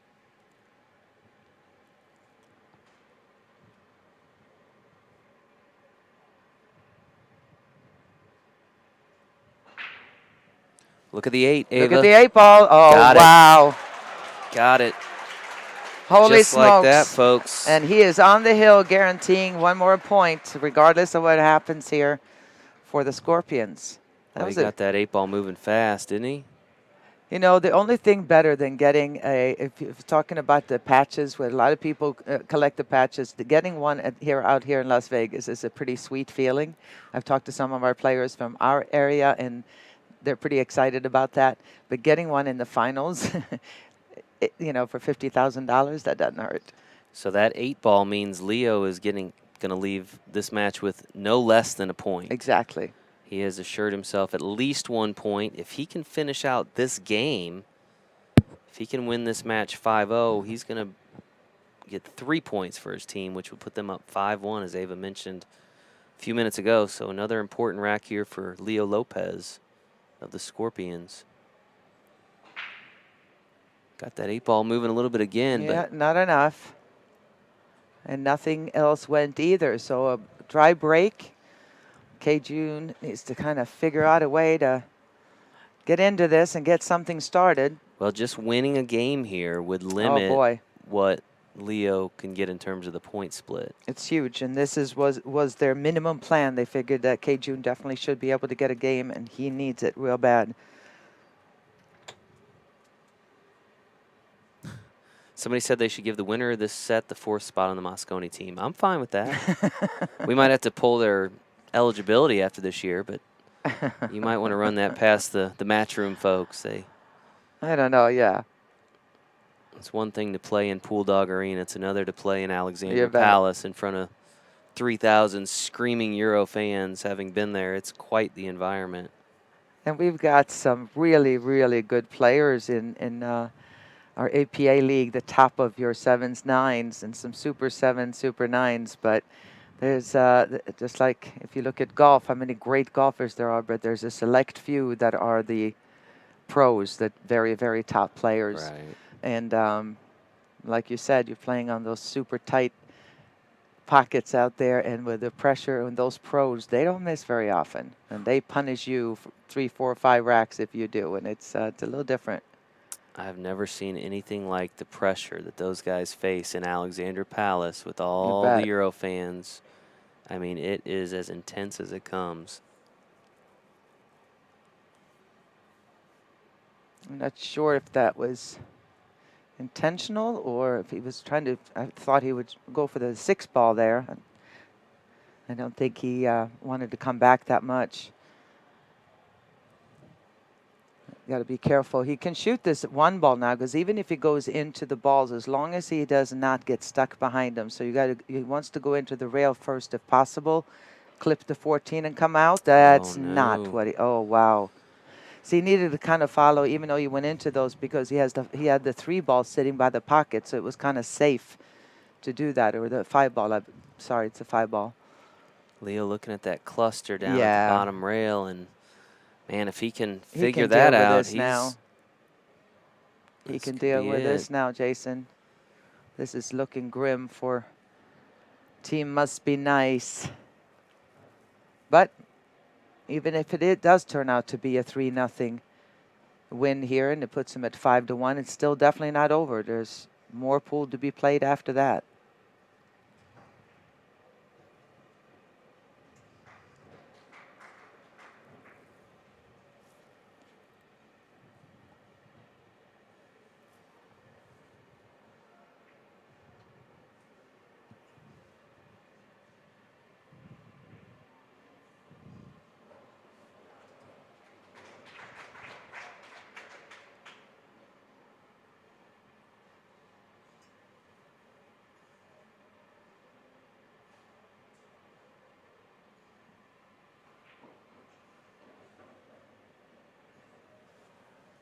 Leo now 4 balls away from a 3-0 shutout of K-June Key. He does not waste much time. Pockets the 11 in the corner.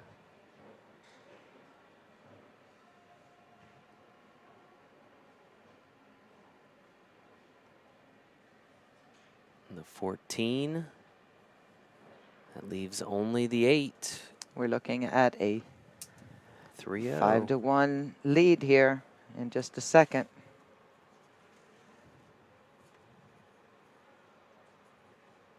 Like I said, long way to go. Oh, it's going to take his time here. Get a little Smart. he's going. You know Smart. what? I got all the time in the world.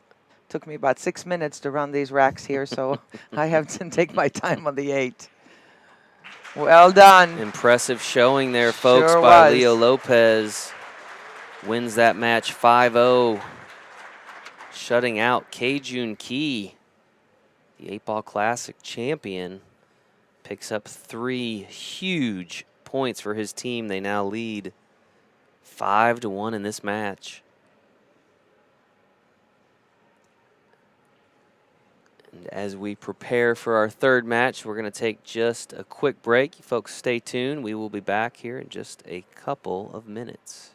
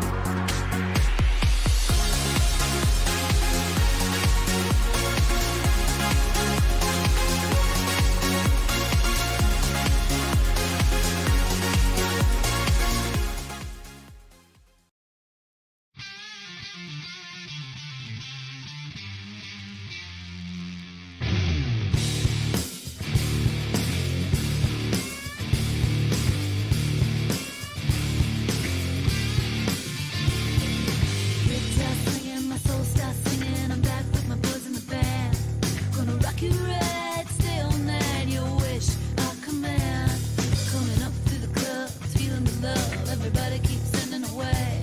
Headed straight for the top, no we ain't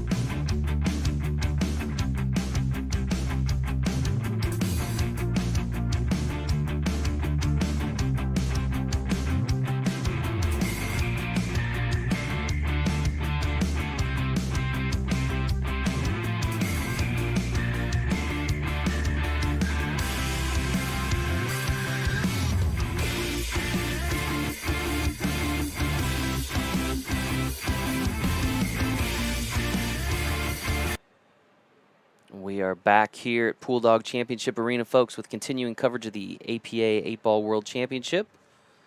The third match here about to get underway. Andrea Salas of the Scorpions. Andrea's team has opened up a sizable 5-1 lead, Ava, thanks in large part to Leo Lopez shutting out Kajun Key in that last match. Yeah, Cajun had a few chances, but Leo just capitalized on every mistake he made. Plus, he didn't hurt that he had that 8 on the break as well. So it was a quick match. Big lead here, but far from being over. So Andrea Salas playing Victor Morales of the team of Must Be Nice. Both players are skill level 4. I think the card with Victor Morales was off. He's actually a skill level 4. He may have gone up after the semifinal round. So we've got a 3-3 race here. Oh, look at the 8 just flirting with that corner.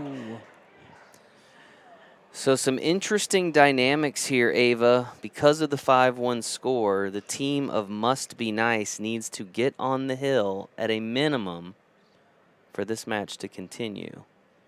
A 3-0 shutout or a 2-0 would hit the shutout magic number at would 8. put the Scorpions in position to win. Even at 7, they would have won the first 3 matches and would make it impossible for their opponents. The best they could do was tie, but they would lose the individual matchup. Right. We shall see, but obviously Scorpions very much in charge at this point of the match. I think this match is obviously, I'm guessing, is going to take a little bit longer simply because Leo was like playing on speed there. He was just running out right and left, and the tables were mostly open, so all he did was nice cue ball control and played smart, and it was over in a flash. Here we got a little bit of a more of a messy table, and we have 2 skill level 4s playing, but the race is obviously shorter as well, so we're going to see here Andrea has a little bit of more breathing room, needless to say, but you know what, at the same time, if Victor can shut her out here, all of a sudden it's a 5-3 and it's a whole new ball game. So definitely not over yet.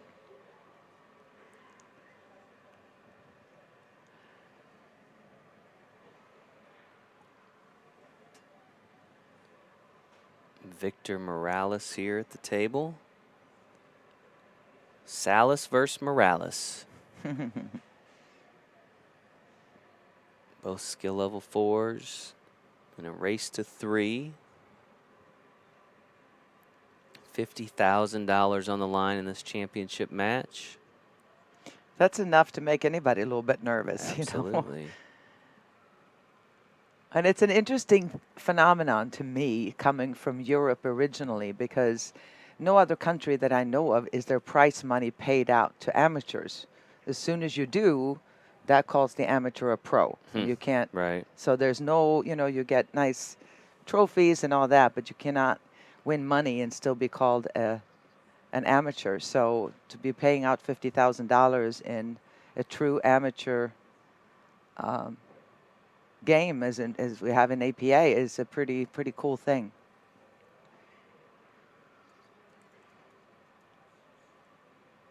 I mean, obviously the main thing is getting out here. My teams always say that, we won just by going to Vegas. They want everybody here is qualified. This is not the kind of tournament you just enter and go and play, but Right. you earned your way here to be able to get here. So it's part of it. Get some travel assistance to get out here, so you have some time to save up some party money when you get out here. That is one of the things that makes this event so unique is that, yeah, like you mentioned, you do have to be essentially a local champion to be able to come out here and to play in this larger event. Except for Mini Manias. You can go make money there if you're playing it. There's a lot of our players came out and support the teams that made it out here. And been playing Mini Manias. I get notifications on CompuSport all the time from players from the Coastal Carolina APA. This one's playing, this one won, this one lost, this one won. This, this kind of, there's usually about 95 notifications every day that I'm looking at. So Glad you mentioned Mini Mania. We also had the Mega Manias Yeah. back for this event, which are basically large scale we need to stick with that. buy-in events. Yeah, I love the Mega Manias.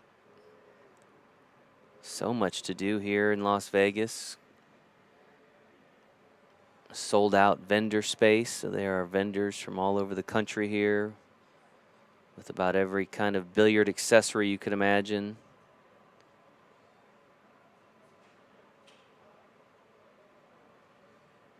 Our friends over at the Pool Dog booth, they've been quite busy throughout. Want to make sure we thank them for helping us bring you guys this coverage of the APA World Championships. Pool Dog is our presenting sponsor. As we get into the holiday season, as you buy those gifts for your loved ones, those pool-related gifts, make sure you go to pooldog.com and support the folks that are supporting you.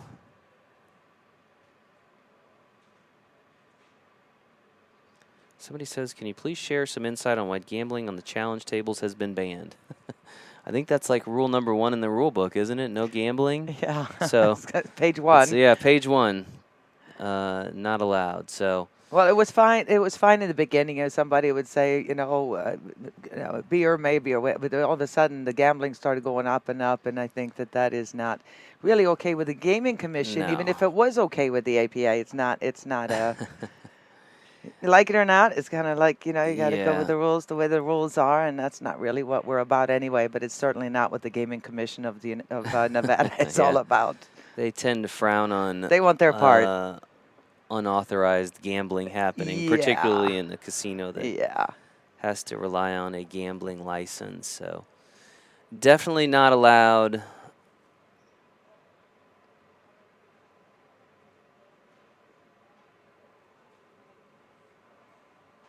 Not to say that there's maybe some other places in town you might be able to go. I don't know. But, I mean, we get it that it happens. It's just it can't happen here. Yeah. It's not really our thing. All right. So table's opening up a little by little over here. So much pressure here for Victor. I mean, Andrea obviously has some pressure, but her team, the Scorpions, they got quite a nice cushion at this point. So Victor is playing for his team's survival this third match. I do find it interesting. Again, these teams from Illinois and Connecticut, and I believe the mask mandate is maybe very much alive in their areas. So these players are both playing with masks, even they absolutely do not have to while they're competing.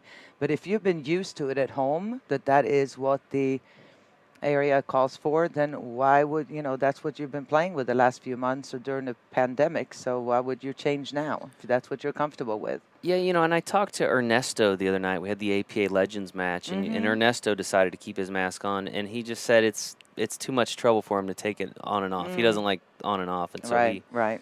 he just leaves it on, and so that could be the case. Of course, some folks have very legitimate concerns and want to keep them on. Of course, absolutely. For their personal safety, which is obviously important to us as well. So they have the option to take them off while they shoot, but we don't require them to, of course.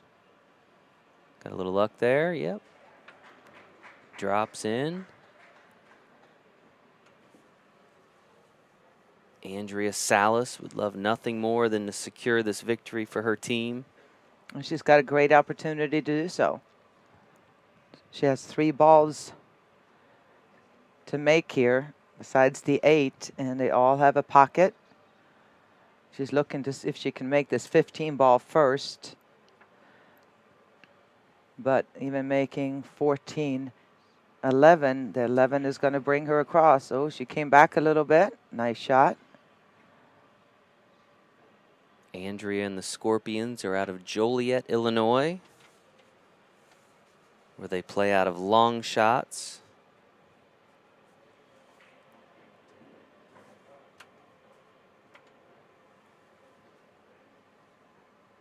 Hello to the folks back at Long Shots if you're tuning in. Cheering on your friends here in Las Vegas. Andrea missed in that top corner.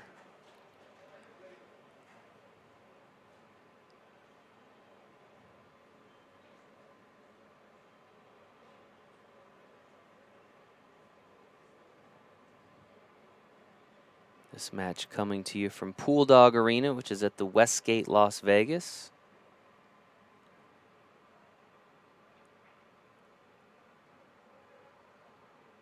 All right, nice attempt. Not sure what David Zirin was referring to. Amazing a 4-place like that. I think both of these players are making sense to me. I don't know about you, Jason, but well, it wouldn't be a be a live stream final, Ava. No, if somebody it wouldn't. didn't question No, somebody else's skill level. Come on. Somebody makes 2 in a row, and that is... Yes. Phew. Thank you. I thought we were going to get through one without somebody. Yeah, I feel better now. That's out of the way. It just seemed unusual not for somebody to complain about somebody's skill level.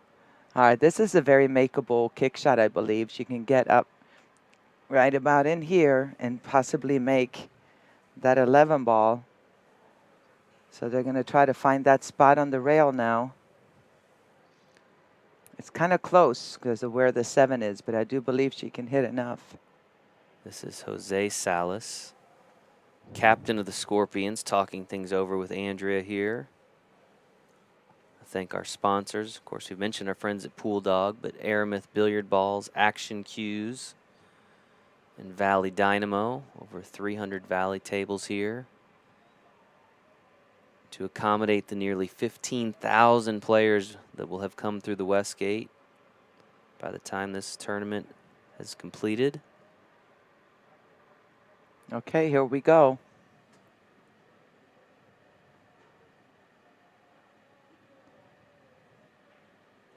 Nicely done. She made it. Good coaching, good shot. A little too soft is all. She was very just focused on making that ball. Now she failed coming out for the 8, but we'll see now what she's going to do with this 8 ball.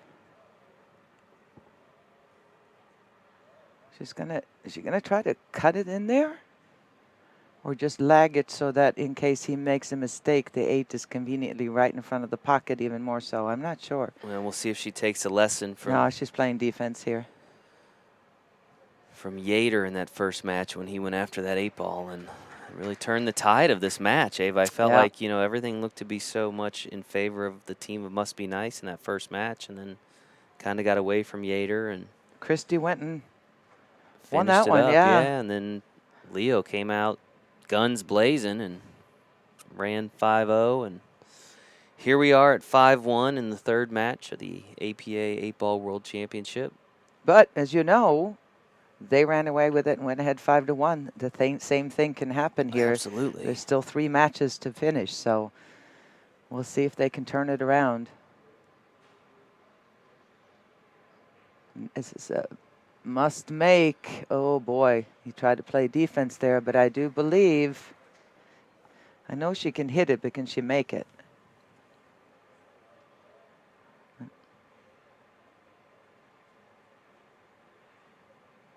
Body language a lot of times can tell you if that is enough room.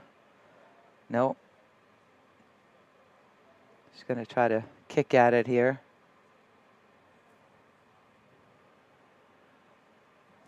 The only thing that's scary about this, Jason, is that if you're kicking, it's one thing if you hit it solid, the cue ball should be just fine. But if you're kicking at it with speed, which you have to in order to be able to get this 8-ball all the way down here, if she's going aggressively, is the cue ball. If you hit it just off and it comes on this side, it could scratch here. If it hits too much here, it could go in that, you know, that cue ball has eyes when it comes to scratching. It's amazing how it's like the little magnets in all the pockets just for the cue ball. I'm seeing little danger signs blinking as you're talking. You know, danger, danger, yeah, danger, danger, yeah. danger. But if she gets a solid hit, she doesn't have to worry about it. And okay, she didn't hit it firm enough. I don't think it could have made the pocket anyway, but at least no harm done. Unless, oh, he's trying to shake loose. You guys missed that, but we saw Victor kind of doing a little shake up there, trying to loosen his arms and his shoulders. He did a little shimmy. A little shimmy shake? Yeah, uh-huh. All right. Well, trying to go viral on the internet. 6 balls on the table, but as a skill level 4, when they're laying open like this, there's no reason why. It's just 1 ball at a time. That's all he's got to do. Let the cue ball go a little too much, but that's all right. He's got the 2 ball.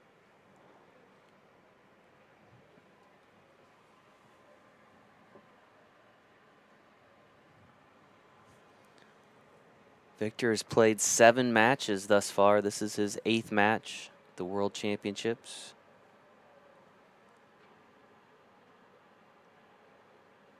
So he's been a bit solid 4 all the way through the tournament, I would think, so they can kind of call on him when they have needed him through the tournament. I believe he may have gone from a 3 to a 4. Okay. Maybe as recently as the semifinal round, because I know on the graphic, which was put together after the semis or during the semis, looked like they had him listed as a 3. I wonder if I can go back and look.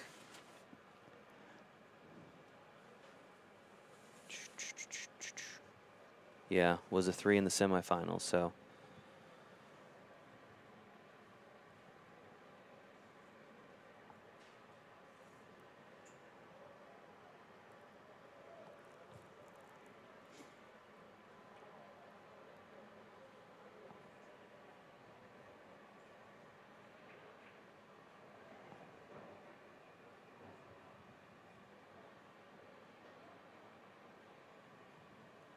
All right.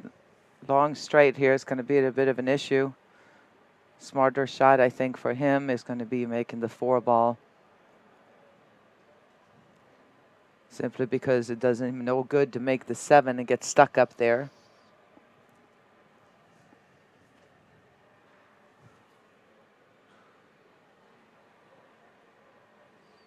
I don't recall. Has he had a timeout? I don't recall him. This rack, I don't think so. She did. He did not, I don't believe, right. but I could be wrong here. All right, no harm done there either. Bank shot available for Andrea. And it's kind of one of those, you know, it's kind of one of those straight in banks. Not straight in completely, but it's very makeable. Just kind of hit a stop shot. It's very close to being a straight on bank. You see the angle she has there, just nice, smooth stop shot.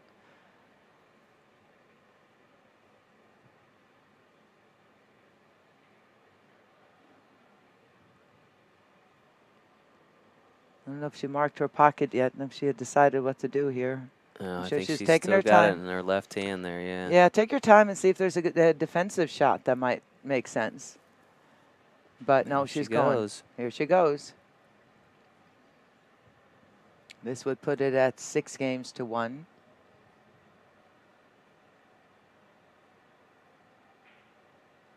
And she hit that pretty sporty. She hit it pretty sporty. Oh, Just missed.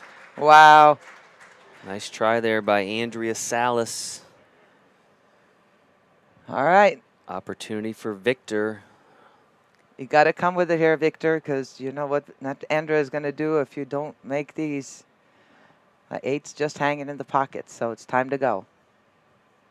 You should be able to make this 4-ball and just kind of come out this way. I'm sure that is what he's hoping to do, or you can put a little bit of low and go one rail and out also. So his coach probably knows his game pretty well by now, what he is capable of, and playing the odds. One thing if you're a 7, how you're going to play this, but you got, if you're a good coach, you also got to discuss it. Remember, you're talking to somebody who's a skill level 4. What is the greater odds of being able to run out? And they've played enough together through league, through local championship, and this tournament for the coach to kind of know all his players on his team. This is still the first game of this 3rd match. Race to 3. Of course, if you're interested in becoming an APA league operator like Ava and so many others that are out here in Las Vegas, you can go to our website, poolplayers.com/league operator, and learn a little bit more about what that entails. Oh, he's going 7 first. Oh, and he rattled it. He rattled it. Did he get lucky? No, he did not. Andrea with a chance to take a 1-0 lead here in this race to 3. This is her 3rd shot on the 8-ball, I believe. 4th? At least the 3rd shot on the 8-ball.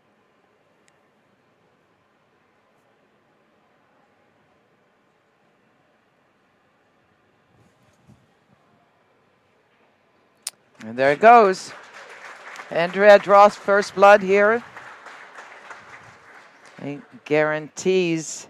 Well, she doesn't guarantee anything, but Well, but she does reduce the chance. She Yeah, guarantees that it's 2-0. Yeah, is the 2-0 is the Victor. most, which will bring them to 7, which will still keep them alive. So Yes. it was still a big game for her to win there. Yes. Of course, we are coming to you live from Pool Dog Championship Arena in Las Vegas. Pool Dog, the presenting sponsors of all of our coverage of this year's APA World Championships. Really appreciate all their support. If you've not visited their website, pooldog.com, you'd be hard-pressed not to find just about any billiard accessory on there. So, You know, I ordered a bunch of stuff from them and what surprised me was that how much stock they had. Everywhere else you go in the world, except maybe Amazon, but I mean, everybody's out of everything. yeah. But I was surprised that they had pre-stocked up enough or been able to get enough stuff that the selection is pretty good on there. There's a few, you know, no longer available kind Yeah. of things, but are out of stock. But Well, they keep telling us do your Christmas shopping early, so Yeah. maybe while you're thinking about it this weekend, pooldog.com. Andrea Salas with a break, 2nd game of the 3rd match. all right, 15 ball goes.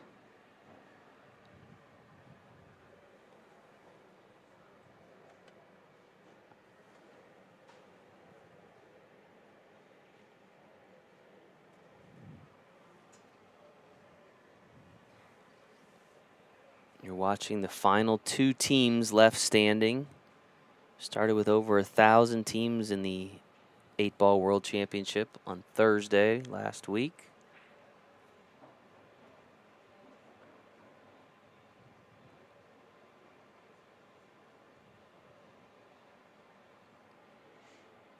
Both players are skill level 4s, which means this is a race to 3.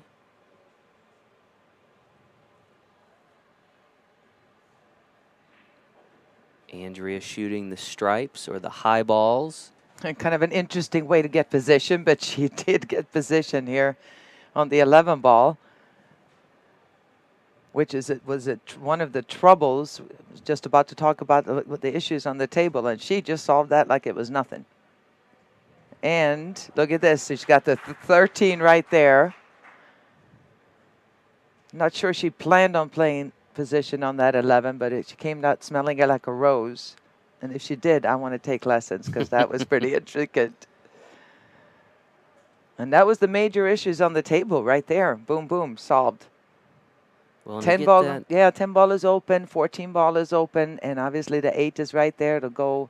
Yeah, the 8's a little bit guarded by the 2 ball and the 6, but yeah, we'll see what she can come up with here. Just have to play it out for the 10. That should be pretty automatic. And unfortunately for her, she ended up on the wrong side of the 10. 10 goes here, the cue balls go in this direction as opposed to towards the 14. So that's going to make it a little tougher. All of a sudden, just an inch or two more and she would have been in really good shape. we will be back here tomorrow in Pool Dog Arena, 5 p.m. Pacific, for special exhibition, our very own Striking Viking, breaking out that Hall of Fame cue, going head-to-head with internet sensation Florian Kohler. We're going to select a couple of amateurs to pair up with each of them. Play Should a be a little fun doubles 9-ball, match, yeah, a little alternate shot, race to 50. And we will have that for you right here on the APA Facebook page, as well as our YouTube channel. So I'm going to just looking forward to that. do a Have you little- been do a little practicing? trash Have you been talking going on. practicing? Have you been I've hitting some hit a few balls? balls. I haven't been playing. I've been watching Florian cheating in there, playing challenge matches in the exhibitor area. So You he's gotta be he's careful with definitely him he's because in he can dead do some stroke, I really think, crazy now. stuff with the ball, right? Listen, like I he can do really, some trick shots okay, too. Don't worry okay. about it. I like that. I like that. And I think I'm a better trash talker. Ooh, You know, I've been in the States longer than he has. He's still a little French, so okay. Things are getting heated in the I got more APA American in him Pro-Am. than he does by now. So if I can get to him, I will. So if you're here at the Westgate, come down tomorrow at 5, take in that match. We're going to pull a couple people from the crowd to team up with both of these great players, and should be a really fun time. If you're not here at the Westgate, make sure you tune in tomorrow. Really excited about that one.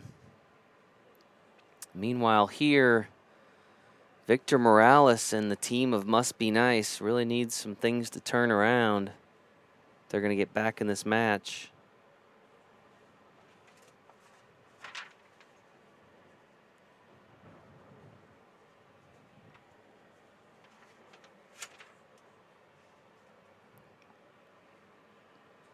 See Andrea Salas there looking on with a 1-0 lead. She's one game away from securing at least another point for the Scorpions.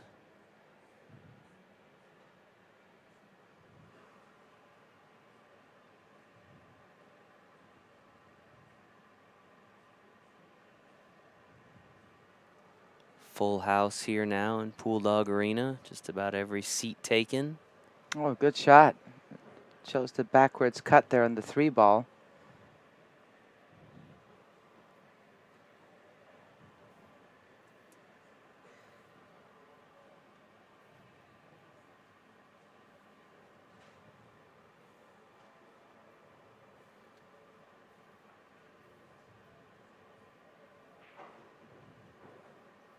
Victor also a skill level 4.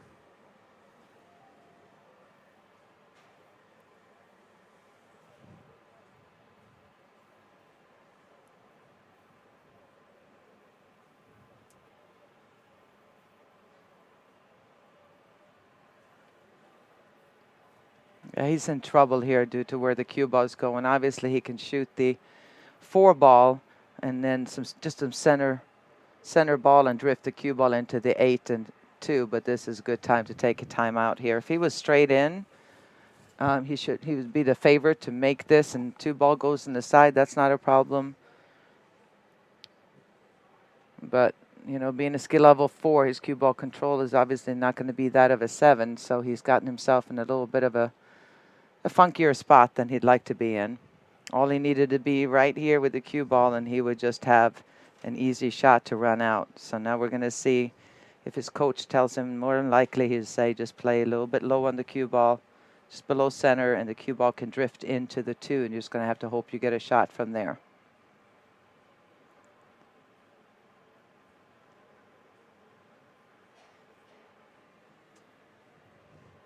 Team of Must Be Nice. They are out of Stratford, Connecticut. where they play out of the Main Street Tavern together. Majority of the team has been playing together for about 5 years. They've obviously made an outstanding run here in this year's championship.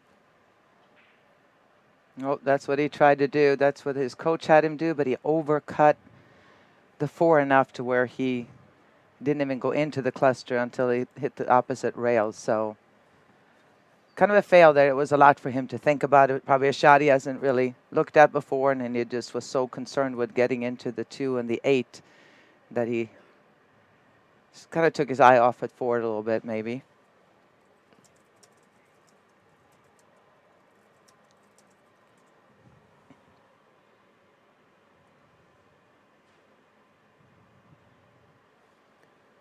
Again, a win in this game for Andrea would mean she'd be on the hill and assured of at least a point in this match. So far, so good. Here's a similar shot we saw Christie make on the 8 ball here in the very first game. This cut into the side pocket. We're going to see a Call timeout for a now for the timeout. Scorpions. Got to watch out for the scratch off the 4 ball here. If you hit it thin enough, I think she'll miss it. But the 2 ball looms large as far as making this, and then where. Be careful she doesn't end up behind it. A little bit more straight on, and I think she could have gone into the 2, but you just don't want to get trapped behind the 2 ball here. I mean, making this 10 is tall enough of an order here for skill level 4. So now it's the coach's job to figure out where the cue ball is going to go, where he wants it, what kind of speed with the angle she has.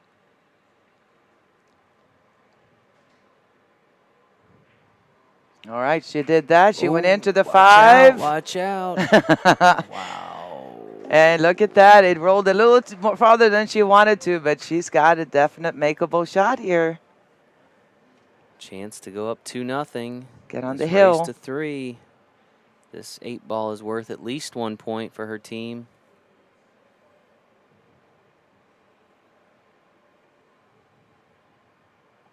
And she missed, folks. Oh, drama, drama. Could not pocket that 8 in the corner. Wow. After that shot on the cut in the side pocket, and then she missed that. But it was missable. It rolled about half an inch too much to where she really had to cut it. Let's see what Victor can do with this opportunity.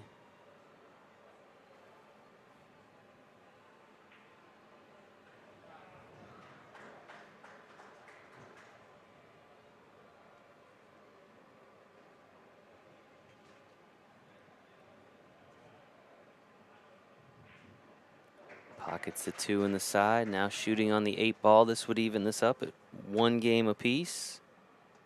And it's definitely going to stop the 3-0 win that the Scorpions were hoping for and get this match over in 3 matches. Different pocket marker. They got all the cool pocket markers. They do, don't they?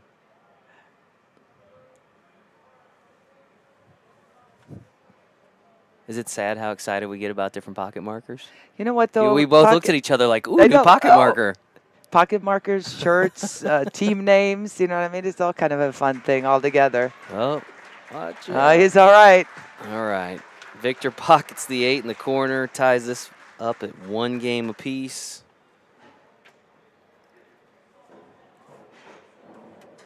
Seeing the prize payout for this year's World Championship. The 8 ball portion of it, $50,000 to first place. And we should mention, Ava, one of these teams is not going to win this match, but they're still going to take home $25,000. True story. It's going to be a good day one way or another, but it's just a matter of how good it's going to be for one of these 2 teams. Over 1.1 million total at this event. The 3rd place teams that finished earlier this morning each took home $10,000.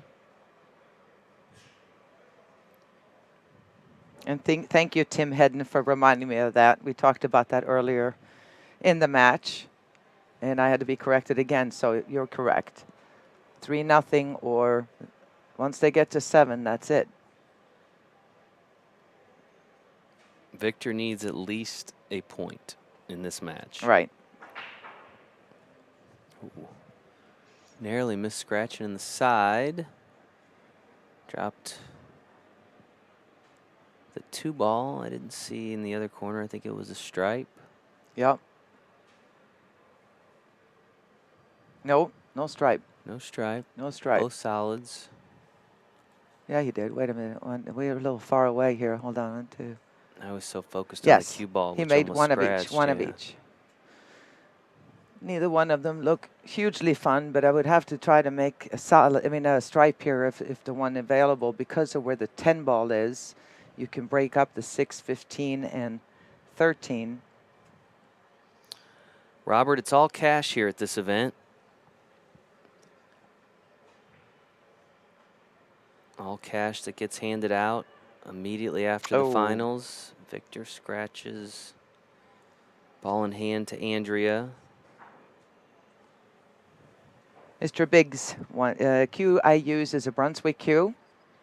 Interesting little quick story about that. I was playing with another great cue, but I wasn't feeling it. And Brunswick asked me to test the cue for them before they put it on in the market of the anniversary cue.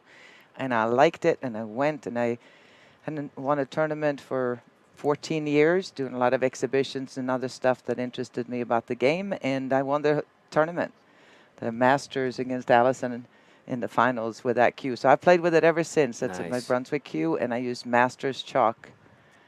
Kind of old-fashioned. I like a maple shaft. I don't like the glove. I like you don't do the regular carbon chalk. fiber and all No, the I don't do that. I don't do the fancy chalks they'll come out with. I'm old school. Andrea fires that ball in the corner. And she got that 12 ball out far enough, I believe, to where she can use that to kind of go into the 15 later also. So this rack is a bit of, that part is a little bit mess. So I doubt she's going to go ahead and run out here, but you never know. You make one ball at a time, and if you can make one ball at a time, you can possibly make the whole rack. It depends on how it's lying. It depends on if you get automatic position, if you don't have to do too much with the cue ball, but make the ball.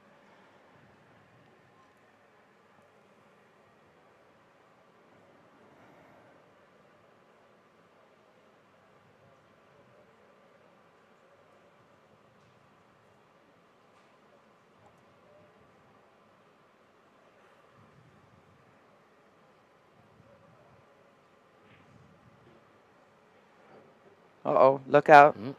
So both players with a scratch here in this third game.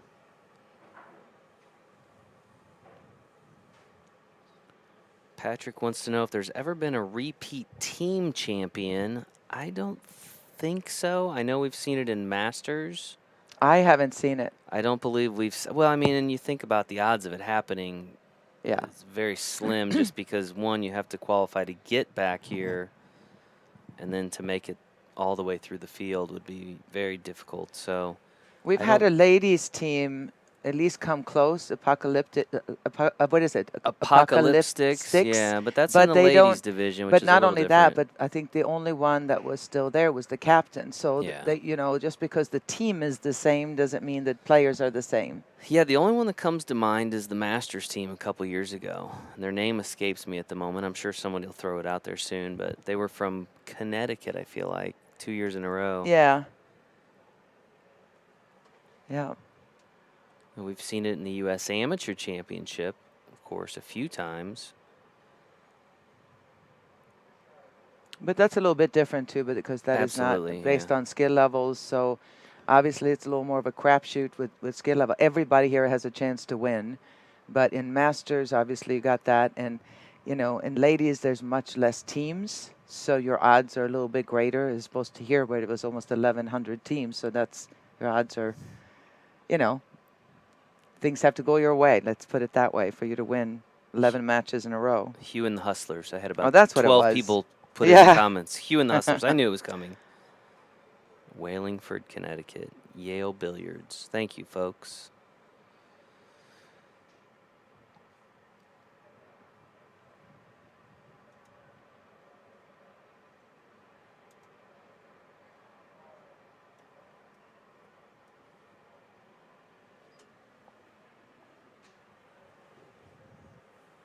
Oh, somebody said the Three Amigos did back-to-back.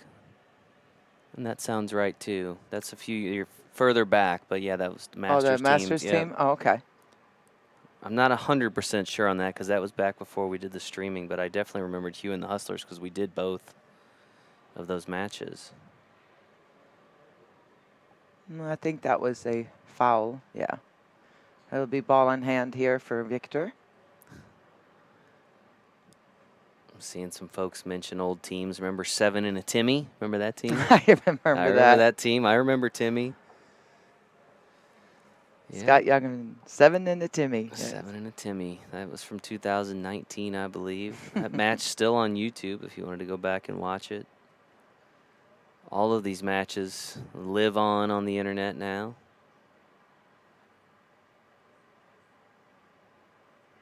Yeah, it's a shame, you know, that when you think back to all the great matches of the past, both in the pros and here at the APA, is that they're just kind of gone.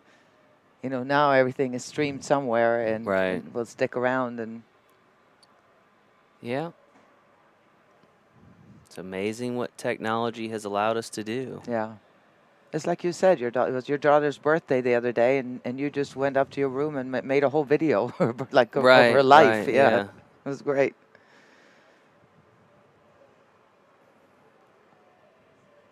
We would never pick on Timmy. All right. Let's see what we can. This is just a little defensive game here. No reason to go for making a bunch of balls. Somebody has taught these guys both well. They may be skill level 4, but your brain can be a 6. So why would you not teach your lower players some moves? Still not going to play like 6s, but there's no reason why they can't play defense. And I see that in so many of our finals matches. The teams out here, the 2s, the 3s, the 4s, have been taught well by their captain, by their higher skill level through the years, whether they watch videos, but more likely their captain has taken the time to show them a little bit about the defensive game and how to be patient. The pool's not all offense. Especially in this case, Jason, with that mess down there. Yeah.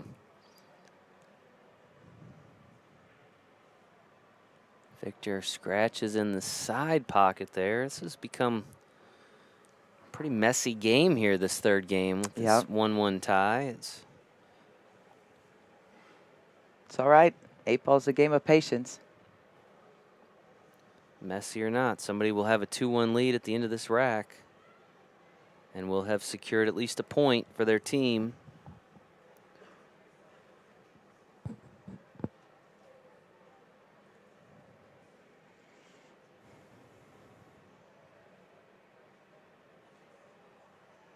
And this is Andrea Salas at the table, a member of the Scorpions who are leading 5-1 here in the APA 8-Ball World Championship.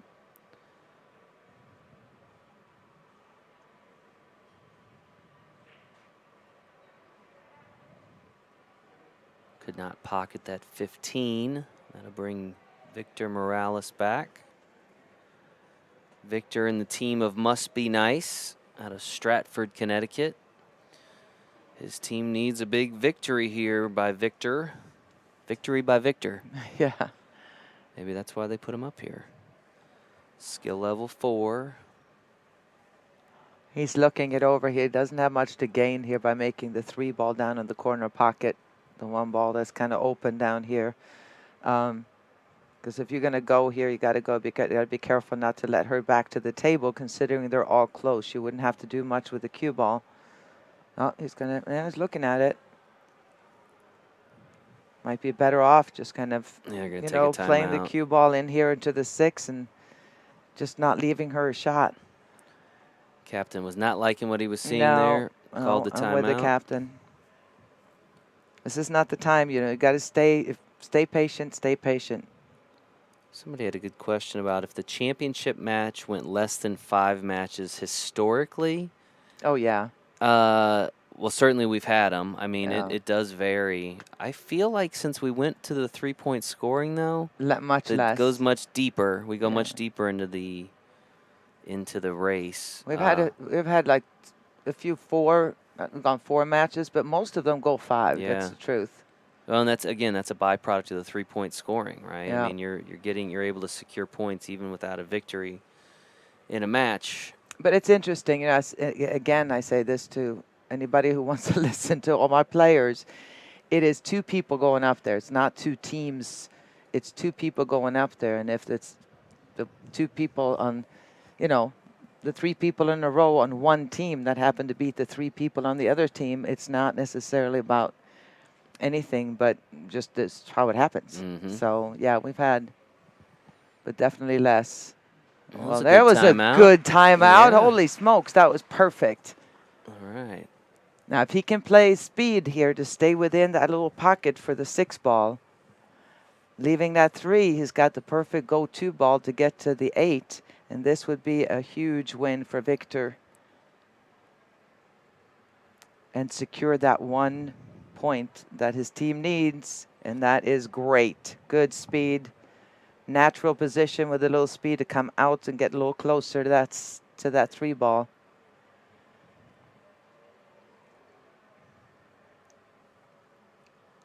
Good time out there. And good execution on top of it. Nice stop shot here, and we're going into guaranteed to go into a 4th match, correct? Am I wrong again? Don't tell me I'm wrong again. Yes, because I am wrong again. This would secure him at least a point. Oh, he drew it. Oh, boy. Hit a little too low there. Holy smokes. David said, can you say for certain people don't cheat their skill levels? Can you say for certain it can't be manipulated? No, we can't say that for certain, which is why teams are sometimes disqualified. What I can say for certain is that we do everything we can before the event, during the event, in terms of reviewing of and so do us league operators. We levels. Work hard at trying to do that on a local level as well. You'll see observers out here in green shirts watching matches. So we believe we are certain we do everything that we can, but in certain cases,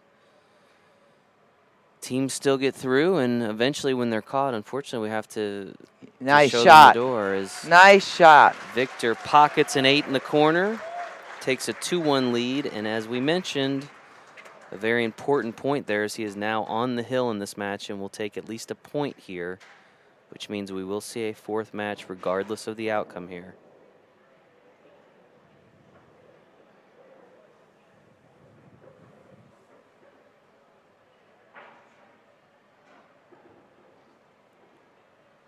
I don't know that most people fully understand all the things that go on in terms of trying to appropriately handicap players. But from the time a team qualifies to come out here, all their score sheets are saved and they're sent to St. Louis, and they are reviewed by the Handicap Review Committee, which consists of several seasoned APA league operators and seasoned APA staff reviewing score after score after score.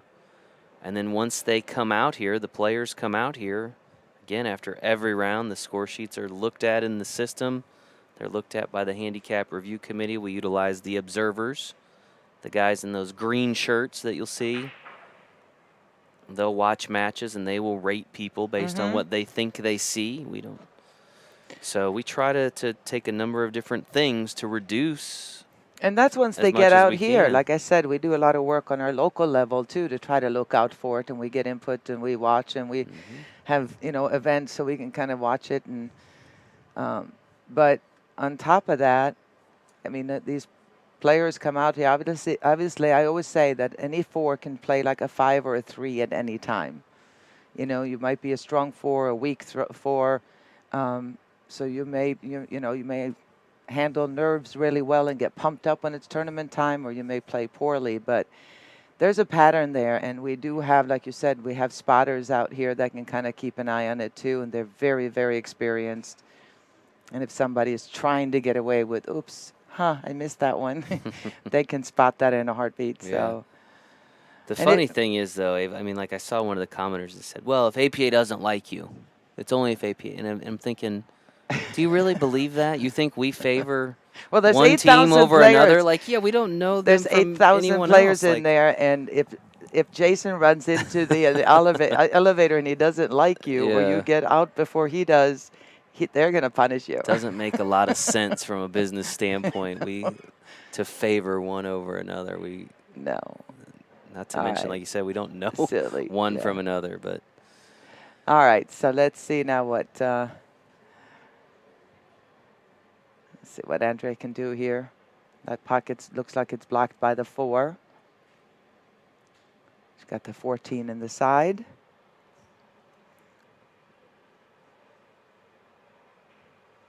Oh, she went with the 15 to the other end. That's all right. It's a good choice. 9 ball is going to be her issue down at the other table. She can stop this and just shoot this ball. Oh, no.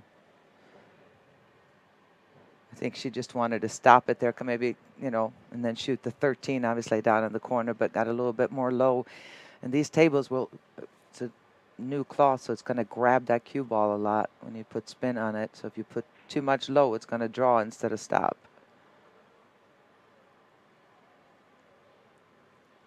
All right, Victor, see what you got. Can't do much from the chair, Jason. no, other than sit and hope. Victor trying to put away this third match would be the first match win for the team of Must Be Nice.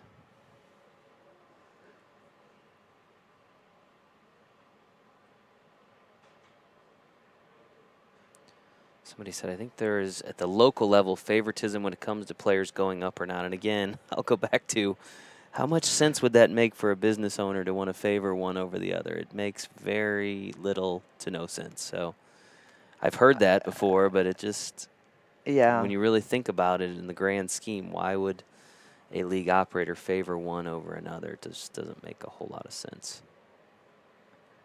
No, and a lot of times, I mean, I'm not saying I don't know all the leagues. I don't know all the league operators, of course, but it just, we want a fair and fun league. That's what the APA is about. Go out and have a good time, and who knows, you can be very competitive playing singles and doubles and cash-added tournaments and league trying to make it to Vegas, but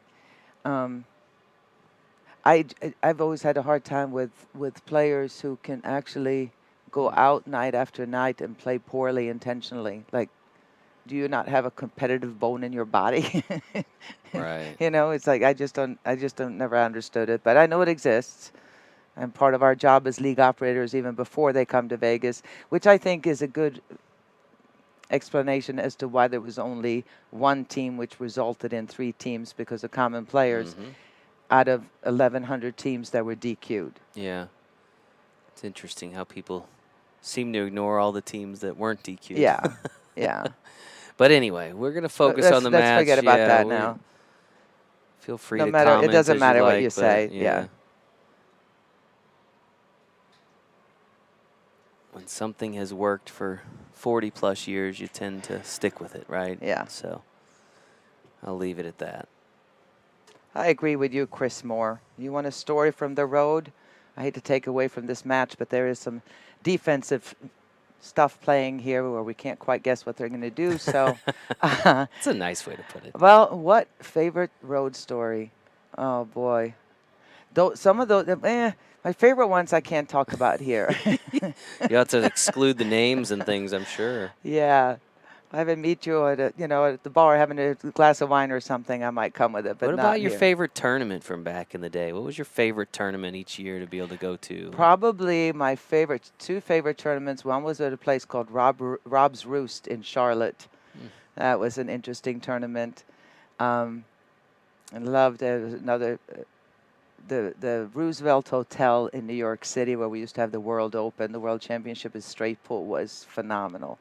That old building, it has the ballroom has a balcony that goes all the way around, so you could sit up there and watch the greatest players in the world play straight pool. That was fantastic. Joe Balsas and Luther Lassiter and Irving Crane, Mizrak, all these guys that really knew how to play the game of straight pool was great, at least as a young player trying to learn more about pool. I used to really enjoy the event that the WPBA would do down at the, what was the casino there? The Hard Rock in Hollywood, Florida. Oh, yeah, that was I used to love fantastic. that. That was such a great venue. That was a fun tournament, yeah. And they really San rolled out the red Diego, carpet there, too. The Sandia in San Diego was one of our favorites because it was up in the mountains and just a beautiful, beautiful place to have a tournament. All right, now we've solved some issues here. 8 ball does go over here, so it's a long road to get to the 8 for Victor right now, but not a bad thing to have. Know that he's got that opening. He's got the 6 ball here to play.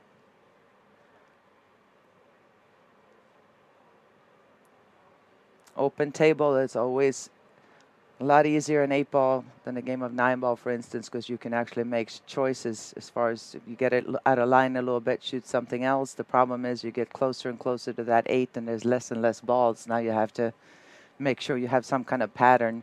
It gets tougher to get on that 8.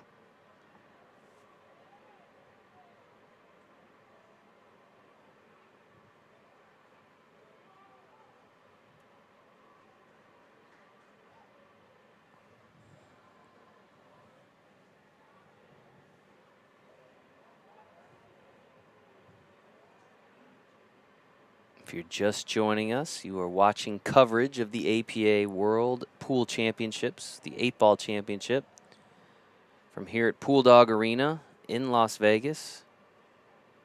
$50,000 match here.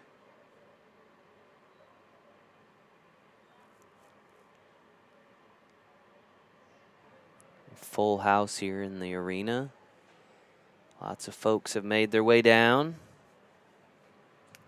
Smart shot by Victor, but another smart shot here. I don't think she's going to hit it, but she did not want to mess with breaking up that 8 and 13, so she went ahead and kicked at it.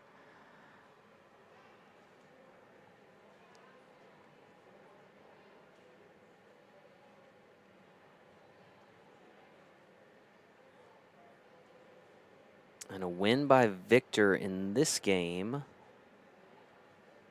3-1 win, would give him a 2-0 split, would pull him and his teammates within 2 points.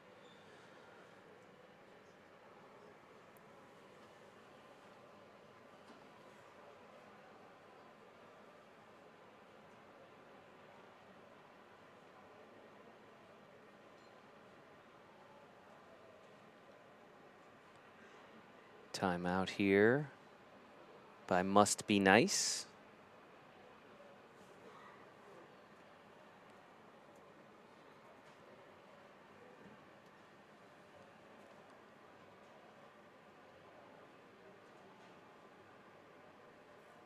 How many years did you spend on the road, per se? Oi. You have Well, to I age don't want me to. now. Yeah, I didn't mean to. 'Cause that's kind of a tiring 30 lifestyle, years. right? I mean, it's 30 years, wow. yeah. Well, the tiring part was I was represented Brunswick for almost 30 years. So 25 years, 30 years. So a lot of the work I did for them, a lot of corporate exhibitions. So it wasn't just tournaments. And back then we had about 16 major tournaments a year. So that's 16 weeks. So, I mean, one year it was about 250 days I was on the road. Wow, and that's got to be tough. I mean, you got a daughter. Yeah, and I know took she's her with grown me now, some but when I that's, could. A lot of it was over in Europe and then Yeah. Asia, a lot of Japanese events we had, and the good old years. It was a wonderful time in billiards that time. We had so much fun. And the fact that we created the tour out of nowhere. Yeah. And just watching it grow and the response we got from national media and stuff, local media, it was wonderful. Very exciting time. All right, let's see if this game plan works. He needs to come off the rail a little bit. Perfect world, he would hit this solid enough to kind of go 2 rails. Oh, he's got the 1 ball still. I apologize. We don't have the best. I'm watching this live, and it's not the best view. It's easier to do that than watch the teleprompter here. All right, that's nice. It's kind of a natural. If we look in the overhead, this is kind of a natural. This is a speed thing. Obviously, this would be the best thing, but I would prefer to be come out here, 1 rail, 2 rails, and out here, or stop here and play it in the corner. This is a speed shot, and we talked about how important speed is, and he came up short. Now he's in trouble getting on this 8 ball.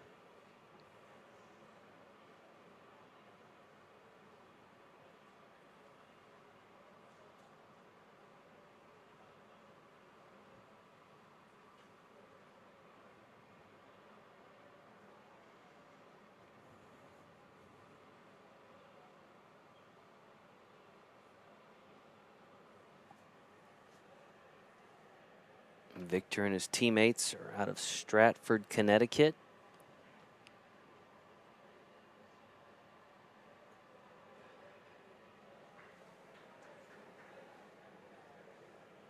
And that'll bring Andrea Salas back to the table. Andrea would love to get on the hill here. Guarantee another point for her team. They currently lead 5-1. And so far, her little plan of kicking in and missing that 14 ball instead of breaking up the 13 has worked. And then she can avoid the scratch here.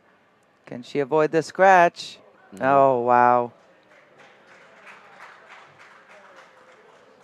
Chance for Victor now with ball in hand to finish off this final game of the 3rd match. And you know, the crowd's going to be rooting a little bit for Victor here, besides just his teammates and his friends, because this will close up the match a little bit more if he can win this.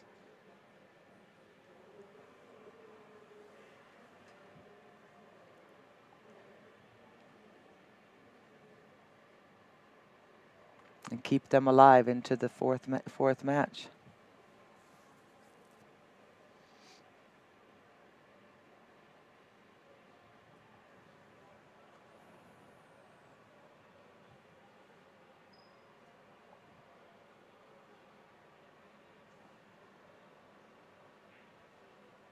Pockets the 2 in the side. Well done. Sure, he wanted that to come off the rail a little bit, but I think he's warmed up enough now and kind of got used to the nerves and everything else. He just needs to pocket this 8. Made it a little trickier being on the rail, but I think he should be okay.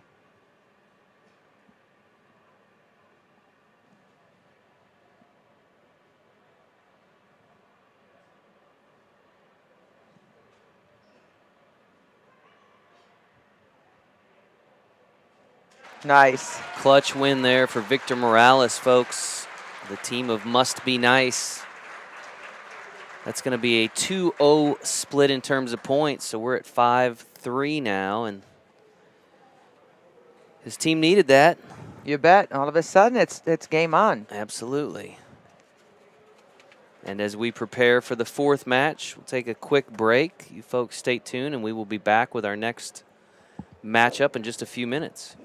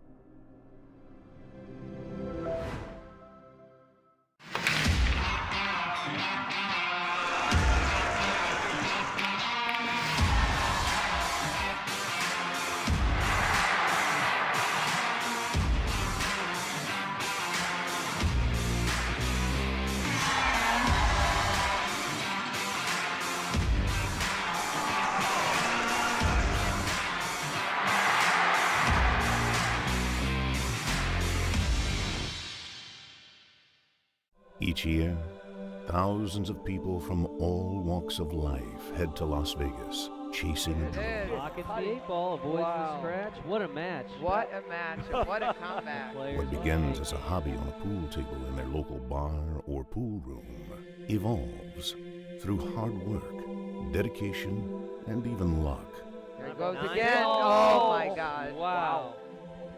into something bigger, something greater than anything they could have ever imagined. I've got a 14-year-old boy at home that we play a lot in my garage, and because of that, he got to see me win this thing, and that's huge for me and him.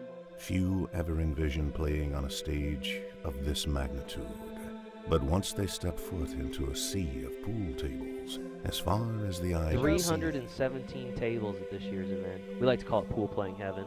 the dream has been realized, and the competition begins. For nearly 10 days, they live this dream. And for a select few who manage to persevere, they return home champions.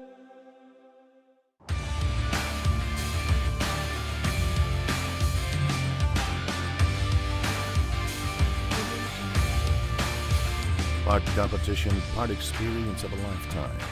The APA World Pool Championships has it all and more. So take a moment to let yourself dream. You never know where it might take you.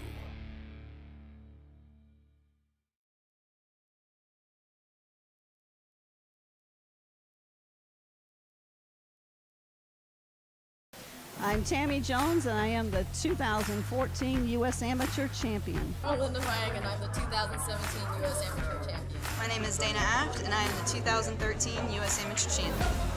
My name is Kenneth Brisbane, and I am the 2014 U.S. Amateur Champion. Yes! Yeah, baby!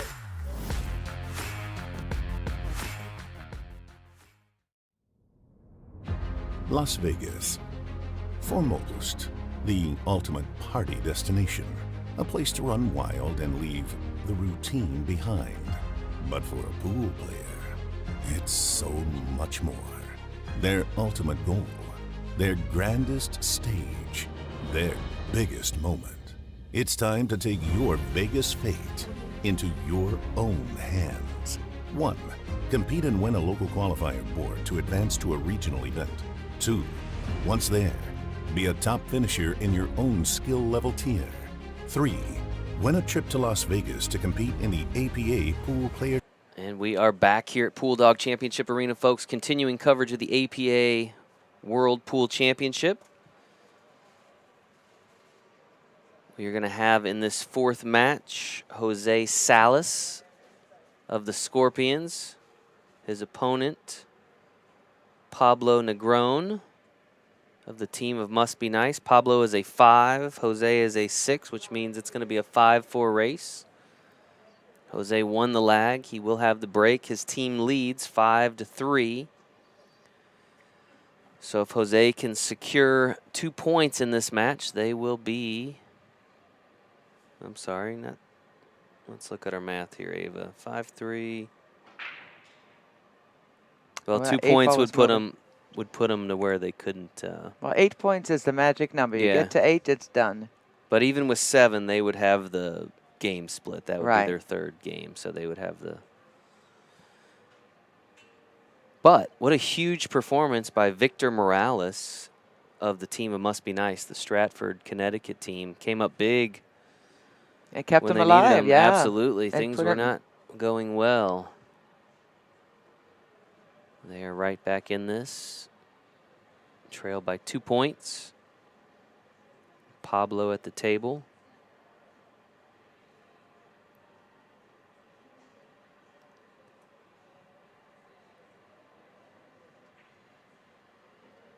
Pockets the 2 in the corner.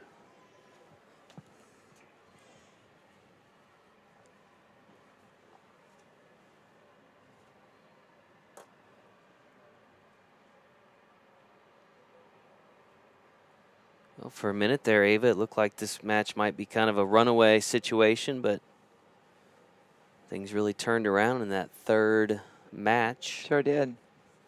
Andrea got off to a 1-0 lead, and it looked like Things could end there, but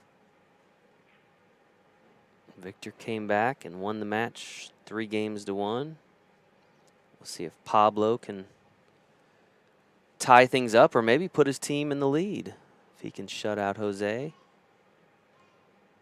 Well, he's got a doable table, but it's not easy the way, especially where he is with the cue ball now.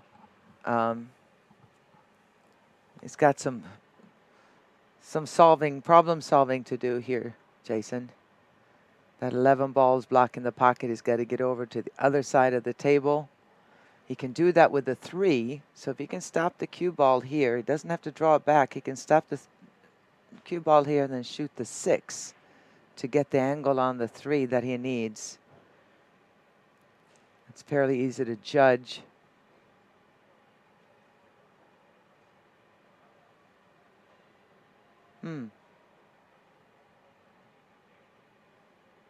All right. He said, I don't want to do it. I'm not going to take any chances. Can't really afford to take any chances at this point, so he decided to go in. Everybody's different. You know, when you get into skill level 5, 6, you can see different. Some play very methodical. 7s also. Some are just fire. I'm just going to fire at everything that goes. And what's interesting to me always has been when I do the commentary compared to doing it for the male or female pros is that I kind of know what to expect. Here, you don't know the players. Right. You know, I know exactly Kelly Fisher's style, and I know exactly, you know, what a Shane Van Boning would do because of his ability. But here, you're not sure, and some play more defensively. And right. Skill level 3s, I rarely know what they're going to do, but I'm always excited, and I'm always impressed at what the things they come up with. You learn something every day.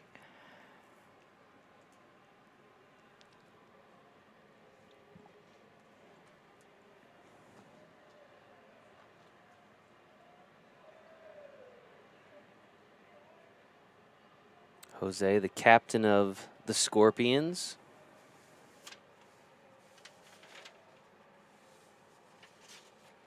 The Scorpions play out of long shots back in Joliet, Illinois.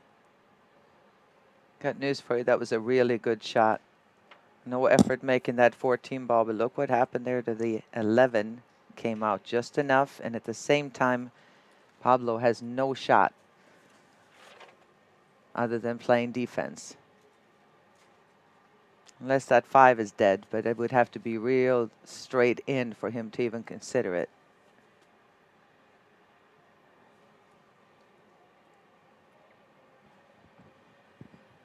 Jose and Andrea put this team together, they said, back in 2007. Made numerous attempts to get out here. Looks like they made it out here in 2016 with a team that took 5th place. Mm-hmm. And looks like there were 4 players from that team still on this current version of the Scorpions.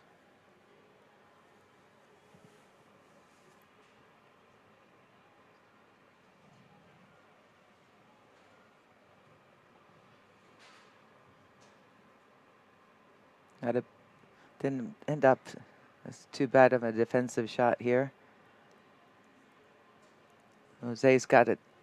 This long, tough backwards cut on the 14 is his only offensive shot, and I don't see a defensive shot at all. So I think it's time for him to go. I don't think he's as much of a defensive player either as Pablo seems to be. Oh yeah, you know, he goes right there with him. Good shot.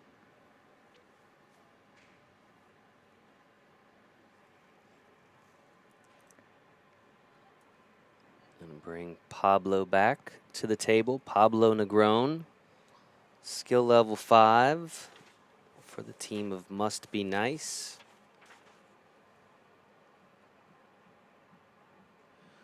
Both of these teams describe their team dynamic as a family, which is not surprising. I would guess a lot of the teams that have made their way out here would describe their teams the same way, which is very cool.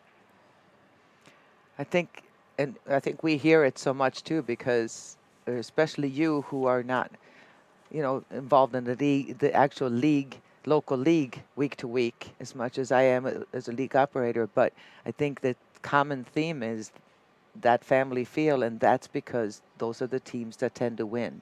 There's no dissension within the team. There's no argument between the players. But everybody is just real supportive, and you know what I mean? And it's amazing the people that you meet in league play, and then you become more or less like a family. Mm-hmm. Oh, finally went for it, and it looked like he overcut it. He was kind of motioning like it rolled off, but you could tell that as soon as he hit it, he overcut it a little bit. I've met a few teams out here that have friends from their league that didn't qualify that came out with them just to root them on and play in Mini Mania, which I think is really cool too. And, you know, wanting to be here in Vegas with a team from their league. Okay, nobody wants to run out here. Nobody's taking any chances, but at some point you got to go. You just got to go. Because all of a sudden the other person finds one little opening, and well, they're just soaking up the experience here in Pool Dog Arena. They want to make it last. Another defensive shot coming up, it looks like. Or is he going for this cut? He is. He's going for the combo. It's a nice shot. And, oh, he got nothing for it. But a pretty easy defensive shot here. Just kind of, as long as that 15's not frozen, so just kind of, you can go straight into it if you want to.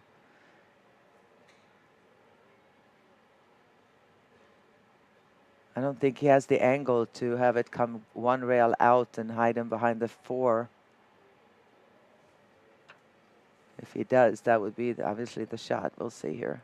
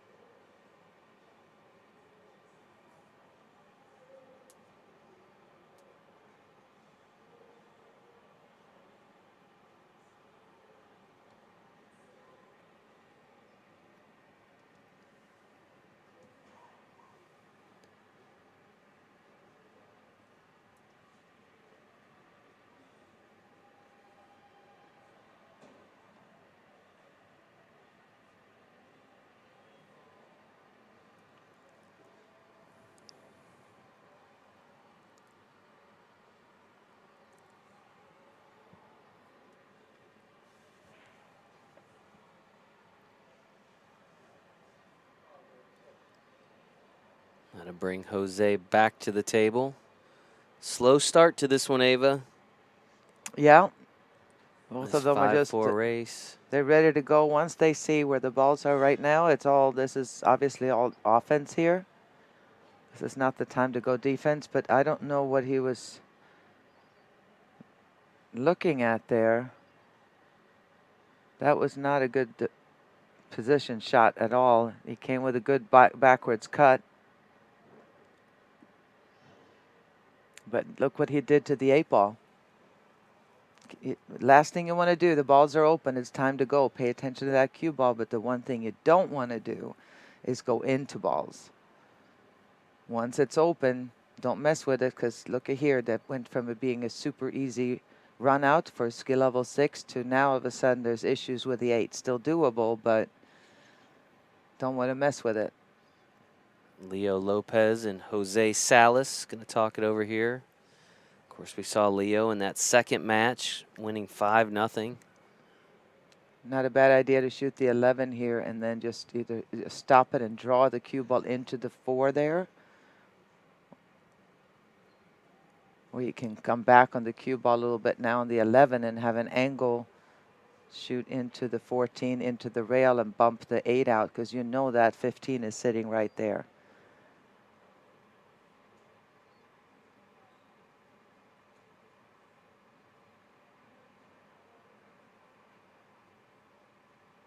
8 also goes in the opposite corner, so we'll see if that's where they're going to go with it.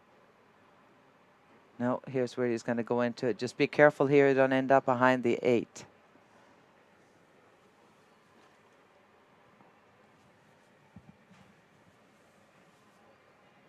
And or the 4. Yeah. Yeah, I didn't like that. You had to draw it into there because you had to hit the bottom of the 4. You couldn't go into that side of the 4. Then it was an automatic that you were going to get snookered. How about look that? At that? No problem there. Still work for to do, Jose. though. I don't think that 8 goes. And if it does, it is close. And he's got that angle. But he went right after the markers, so obviously it does. What a kick shot that was. Like, you know, like it was planned that way. He just stepped up and just hit it.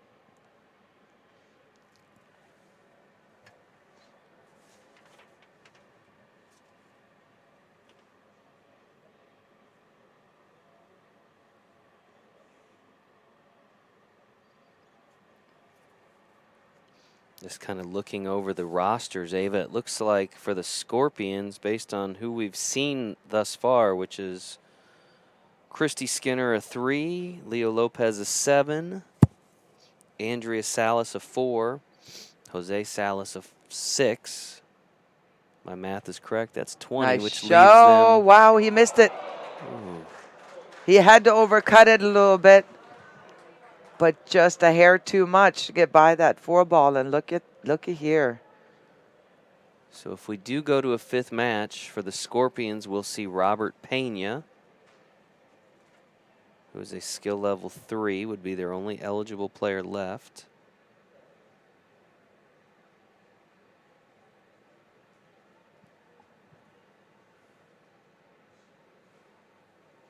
And I think for Must Be Nice, we'd be looking at Kevin Quito, skill level 3.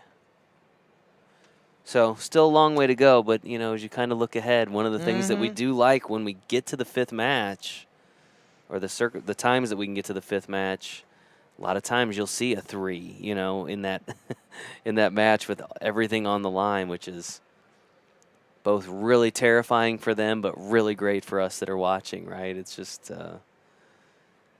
such an overwhelming amount of pressure to be the last one up there trying to secure the victory. So I'm sorry. I'm sorry. I know we said we weren't going to talk about it anymore. There's going to be some thinking in this rack, so I'm going to say it anyway. Mario he said the tournament is a joke. How does anyone make it this far without being DQ'd? Well, we got to have, somebody's going to make it this far. So you can't. Be tough to have a tournament. Where are we going to have, like, sorry, the tournament ended with the semifinals because all teams have now been DQ'd. You play your game, though, at your skill level that you say that you came with, and that's that. Sorry, that one was just, I know I broke our golden rule we made, but I couldn't help myself. That one made me laugh.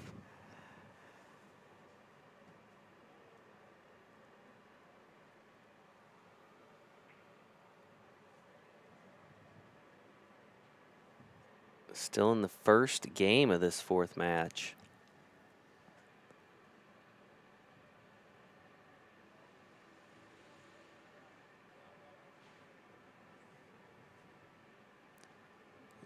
And we're going to see another timeout. This time by the team of Must Be Nice. Somebody asked about Matt on Must Be Nice. He is a skill level 5. So I don't believe he'd be eligible. I think they're at 19 right now. They had K-June is a 6, Victor is a 4, Pablo is a 5, that's 15. Yater is a 4, that's 19. That would only leave them with Kevin Quito.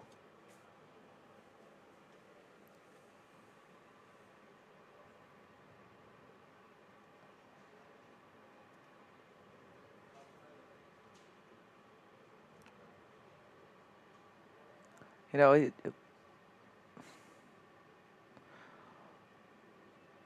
it'll be some feat here if Pablo pulls this off, considering, I mean, making this 6 ball is no joke.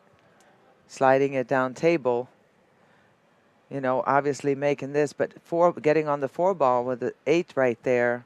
And you got to be careful so you don't go one cushion and down and scratch if you want to get on this side of it. Or he can try to come down here, but I mean, oh, he's looking to play D. Oh, wow. No, no. No, don't. Oops.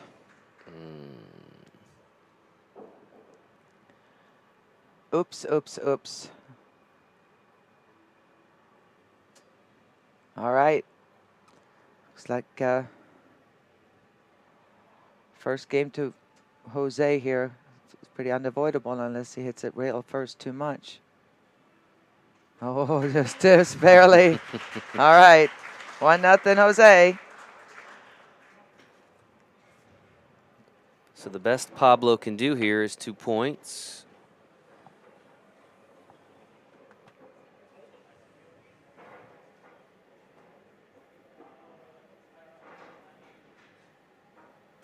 And any win here for Jose would make his team the new 8-ball world champions. They would have 7 points at least, as well as 3 individual matches won out of the 5.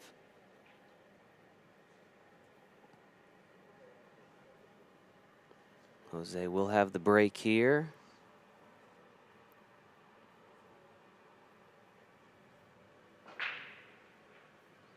Solid break too, but I don't see anything. Nothing on the break.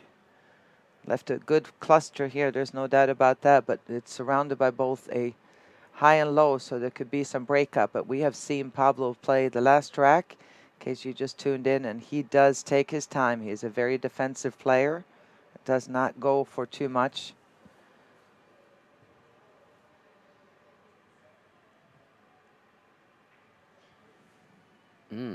Now he just, I don't know if you could see that his cue was a little crooked. It just missed it. No harm done though, except now he can't choose. You know, now it's going to be chosen for him what series of balls he's going to have.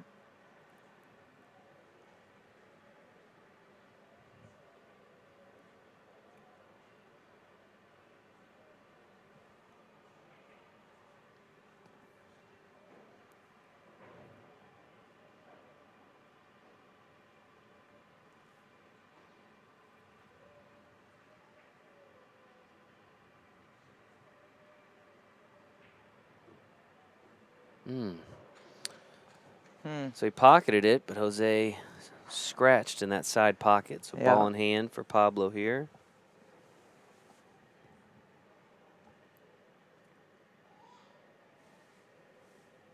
And again, Pablo having to win this match, because if Jose wins and picks up at least, you know, the 2 points that are available to him right now, that's going to be curtains. Be it. Yep. That would be it.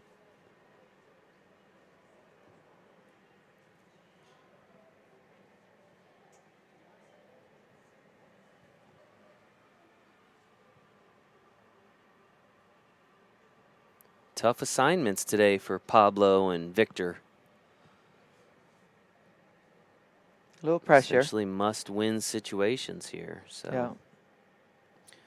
But let's be serious here. For the 50,000 that's on, you know, on the line, every match has been some pressure. So. Yeah. And it's funny, like you said earlier, how it turned around there with, it looked like, you know, Christy was going to go down there when she was playing Jader. Was it Yater, yeah. Yater, In that first match, he was. Yeah. He was up 2-0, I think, in that match, right? He was up 2-0, and it was looking like he was just playing great. And then she pulled it out in the 3rd game, and then the 4th game, all of a sudden. Well, he had the 8 out of the 8 wrong pocket. Yeah, exactly. 8 wrong pocket, and that was everything kind of turned around from It there. did. And then Leo stepped up. Steamrolled K-June Key. Sure He did. really did, 5-0. So, and then a big victory for Victor. Yep. And here we are, 5-3 in the 4th match. Jose Salas at the table.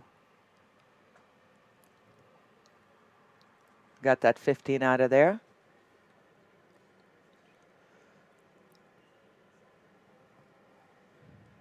About 3 hours, a little over 3 hours into this championship final. Started at 3 p.m. Pacific here in Las Vegas. We are now just past the 6 o'clock hour. Appreciate all you folks tuning in, wherever you're tuning in from. Where is everybody tuning in from? I don't know. We've had a steady audience of 14 to 1,500, pretty much the entire Yeah, I would love to entirety hear. of this match. So, Or what league you're playing or where you live. That would be fun to see the different parts of the country.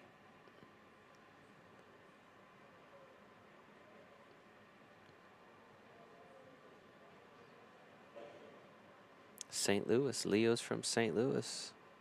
It's my hometown. Bakersfield, Elgin, Illinois, Alexandria, Virginia, Stratford, Connecticut.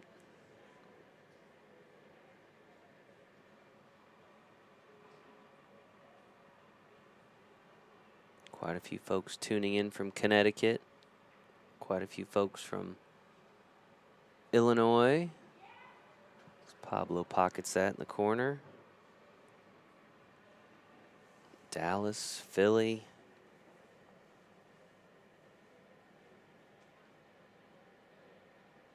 Oh, there's a couple of my people. Mike and Richard. Mike and Mike. Gotta Mike give and a Mike. shout out. Yeah. What's up, Mike and Mike? I have the mic. I'm allowed to give shout out to my mics. Look, I cracked you up. Yeah. How about that?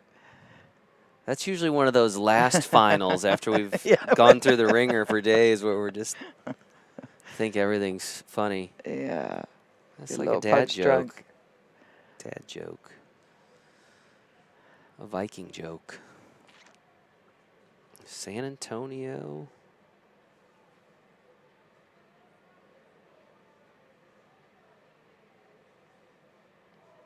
I love it from all over the country. I was wondering Where's if our anybody Canada was, people? I was curious if anybody was tuning in from overseas. Mm-hmm. Who's tuning in from the furthest away? Another country, maybe another continent. All right, we're going to see here that 9 and 7 being tied up. Something you got to look at, especially at their skill level. You really got to start looking at that right away. Do you really want to go now? Do you have a way to break them up? If not, neither one of them are going to want to make a ball because the more of your ball's obviously gone off the table, the worse it is at this level of skill that these guys have. If you're enjoying our coverage of the APA World Championships, of course brought to you by our friends at pooldog.com, but if you're enjoying what you're watching, we'd appreciate if you'd hit the share button. Nice shot. You can Nice always shot. hit that share button and get a few more eyeballs on the live stream here, which our sponsors certainly appreciate. Allows us to continue to bring you this free coverage. I agree with you, Michael. Offense wins games and defense wins championship. Very true. Although when it's time to go, you got to go too. You got to be able to come with it.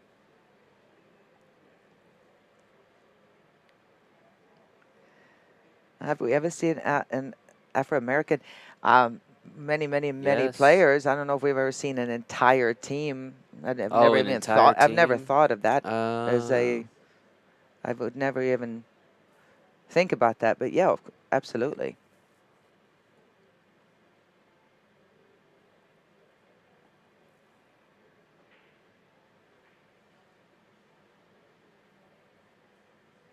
Oh, there's Carlos from Guam. Guam, there you go, Carlos. I did an exhibition in Guam for about a week once. Nice. Yeah. At least it sounds nice. I've Yeah. never been to Guam. Maybe It it's was not actually, nice. it I was don't know. great. Boy, Guam, that's far, right? It's far. It was worse. I was doing exhibitions in Paris first for Brunswick, and then I flew through Chicago only to find out back then they didn't have cell phone. Called home to the person watching my daughter, and she had the chicken pox, and I heard her crying in the background only before I had to go on a plane tough. to Guam. That's That very was- tough. That was awful. All right, so Guadalajara. Somebody tuning in from Guadalajara. very cool. Let's see what they're going to do here.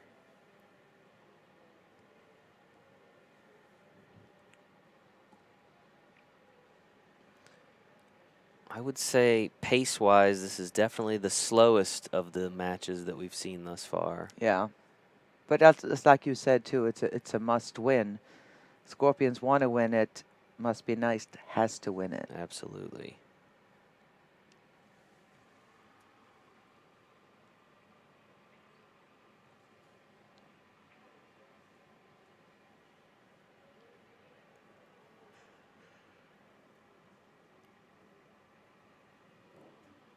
Not really messed up.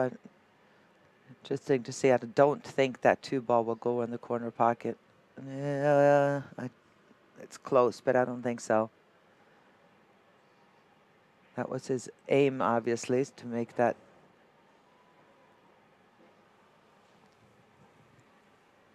But if it does go, this is the time to go.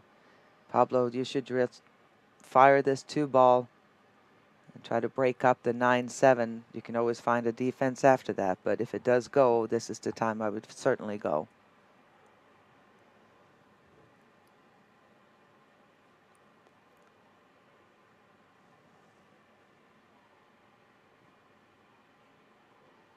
There is no sudden death here in the championship final.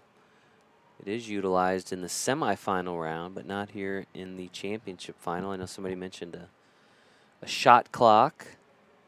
Interestingly enough, that discussion has come up. That 2-ball from time goes. to time, but not something that we have yet implemented. But I will not say we may not ever implement it, but it is a little logistically difficult, a shot clock, right? You've dealt with them at the WPBA events, and the pressure is heavy with the shot clock. And the one thing that happens when you have this kind of pressure, most people have never felt this. Certainly not what you go through in the pros but that pressure, and when you're nervous, you get cloudy. Your mind gets foggy. Especially in the game of 8-ball, where you have to, like, all these different options and what should I do? And well, and the challenge of it is, you know, I mean, ideally the shot clock keeps the match moving, but if suddenly the shot clock is forcing more missed shots than you might otherwise see, it kind of, you defeat the purpose in the first place of having it. So it is an interesting discussion, though, and one that we've continued to have back in St. Louis, in particular for the final, since we don't use sudden death, but understanding that, you know, we do want to keep the match moving. So don't know yet what the future holds in that regard, but anything is possible.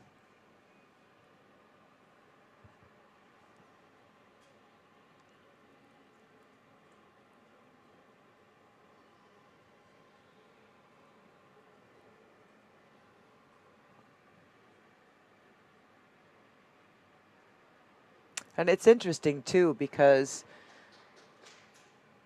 if you're a die-hard player, you have to appreciate a match like this. This is just a battle. It is smart play. It's not very entertaining. Like if my mother was here, she'd go, "What are they doing? Why don't they make any balls?" But I mean, the chess part of this is a beautiful thing if you really love it. You see this room is still packed. People are not going anywhere. There's not like they're going, "Oh my God, it's taking forever." They understand the game enough to appreciate this. The viewership is still at 1,500. They're still watching. It's not like, so if you really enjoy pool and you really enjoy the game of 8-ball, this is a good part of it. Never give up. Timeout here by the Scorpions. Leo Lopez talking it over with his team captain, Jose Salas.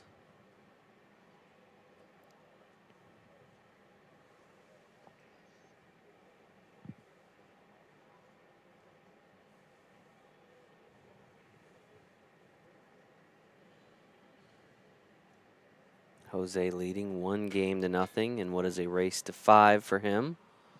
As we mentioned, victory here for Jose means victory for the Scorpions. Gets that combination to drop.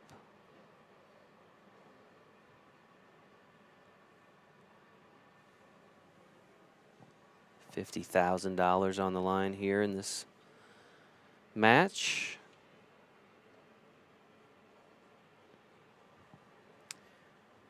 You know, there's, again, if you're an offensive player, if you leave it here, here's a bank shot available. You come about here with the cue ball. Bank the 9 here, hold the cue ball on the 7. You got the 15 ball down in this pocket. Now I'm getting fancy, but why not? Then draw the cue ball down here. You can shoot the 11 off the 8 into the corner pocket. 8 ball comes up here, cue ball out. If he gets perfect on this 9, that out is here. But again, they're not very. He's not an offensive player, but it would have been fun to see somebody try it because it was definitely there. Did you like my lines? They made a lot of sense, yes. didn't they? A lot of sense. All right, you hear the applause. People understand the game enough to understand what a good shot that was. Do you consider yourself, or when you were playing more of an offensive player or a defensive player? Right. When I was younger, I was total, very offensive. Yeah. But then I played 8, 10 hours a day, so there wasn't a shot I was afraid of on the table. And then as you get older and wiser, you understand more about the game, and you start playing the smarter shot instead of just what you can make. Right. How difficult is that when you're playing somebody that is very defensive and it's just such a grind every shot. It wears you down. The hardest player for me on the Pro Tour to play was Karen Corr, because not only was she a slower player, but played a lot of defense with a lot of smart shots, and she never missed, which was the worst part of it. But she was, I'd much rather play Vivian or Guy Young or Allison, but than playing Karen. That was always hard for me.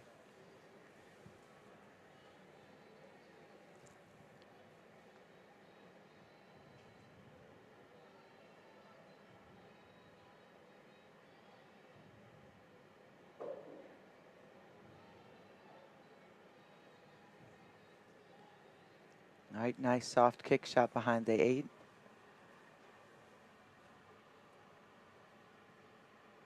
I'm loving this match so far, though, this defense.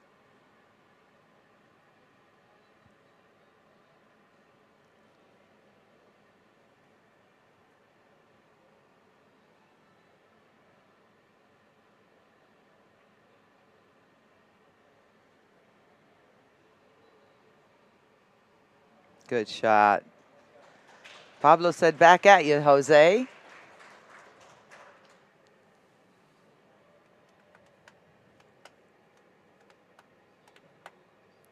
We will have the World Championship in 9-ball decided on Saturday here in Las Vegas. We also mentioned tomorrow, 5 p.m. Pacific time, special exhibition Pro-Am. The Striking Viking taking on Florian Venom Kohler. We're going to match each of them up with an APA member. So if you're around the Westgate tomorrow, 5 p.m., make sure you come down to Pool Dog Arena. We may just select you out of the crowd and team you up with one of these billiard legends. Should be a fun time. Alternate shot, 9-ball. Race to 50 points. We'll have a good time.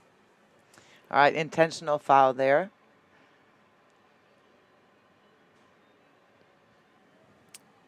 And again, the chess match continues. Somebody said, can the 9-ball teams dress up because it's Halloween? It's interesting that question came up. We talked a little bit about that. Yeah, I don't find it interesting at all. Maybe Ava and I will. I think we're going to require them to stick to the dress code in the match, but we are well aware of the fact that it's Halloween. And, we did talk about trying to get like one of the minis in here and doing a costumed mini, but we just, so many details with the event and trying to get everything straightened out, and just didn't happen. But certainly this October time frame for being out here has been pretty nice, I got to admit. Beautiful weather during the day. Absolutely. Oh, looking for a double hit here with this so close. Good All hit. Right. So advantage Pablo right now.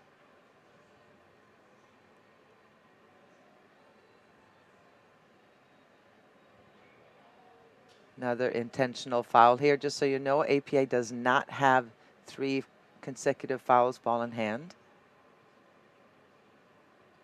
Somebody wants you to dress up as Earl Strickland. How would you do that? I don't even. I would put a big thing on your elbow weighted and belt around my waist. I would put finger things like kind of like, you know, Freddy Krueger on my fingers. Yeah.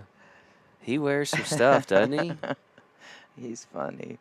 Of course, the news broke today that Earl was added to this year's Team USA for the Moscone Cup. Been a number of years since he was on that team. Yeah. Surprised a lot of people in the pool world. Banks it in the side there. And you do wonder how they'll round out that Team USA now with Shane Van Boning, Sky Woodward, Earl Strickland, and 2 players still to be announced. Yeah.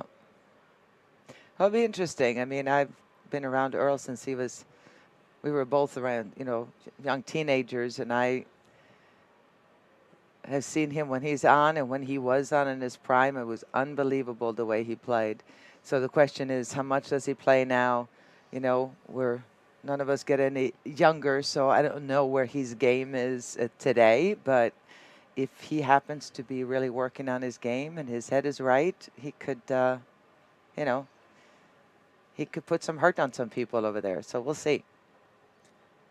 He's definitely one of the more interesting personalities in the pool world. You think? I was putting it kindly, I thought. You sounded very official.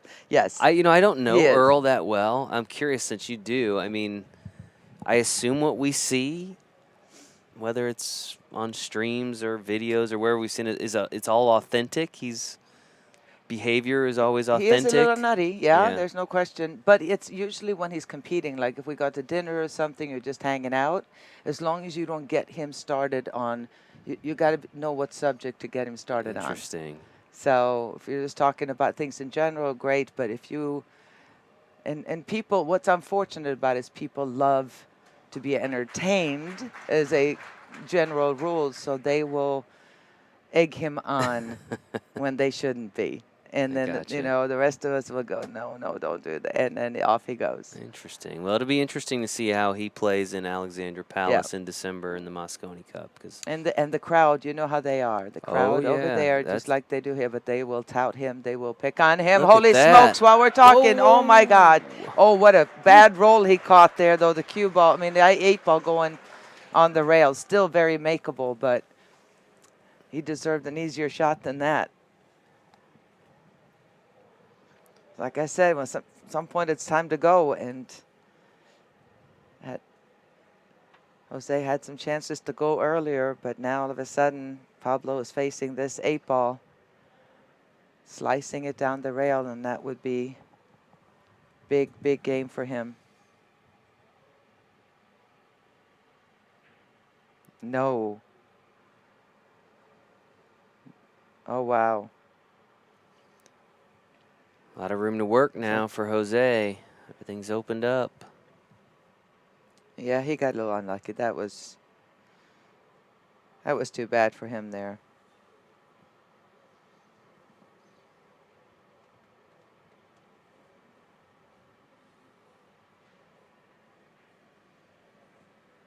Jose pockets the 11 in the corner.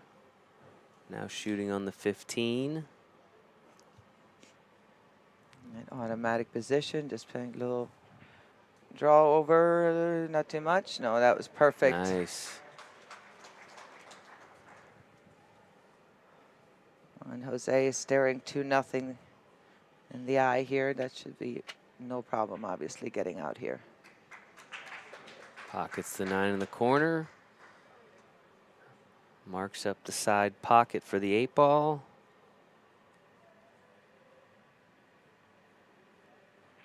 And takes a 2-0 lead in what is a race to 5 for Jose.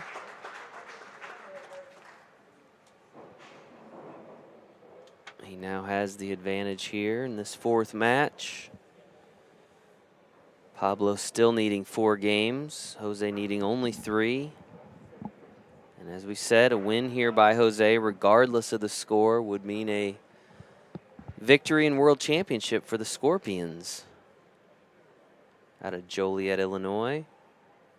And a $50,000 package to Oh, go yeah, home with. and There's that. $50,000. $50,000. And the prettiest, I have to say, I don't know, they're not new anymore, but our trophies are stunning, I have to say. Yeah, custom made. They're yeah. awfully pretty. Over 1.1 million paid out here in Vegas, or will be paid out in Vegas by the time this event is over.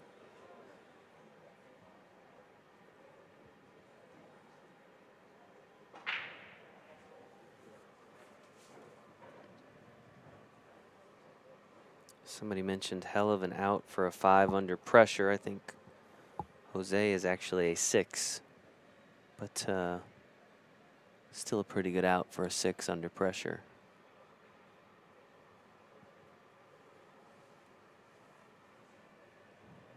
I think Kyle may have a point that Pablo is trying not to lose.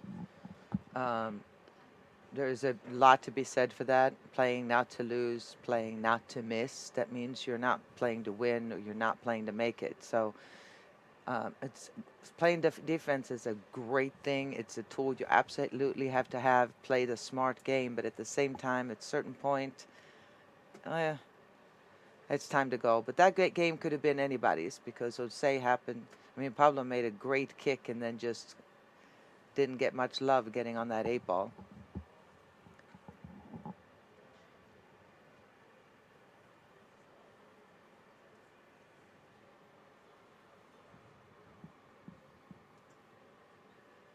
I think we're going to have a similar rack again here. It looks like it, Jason. No effort making the ball. Well, I guess he did try to make that one.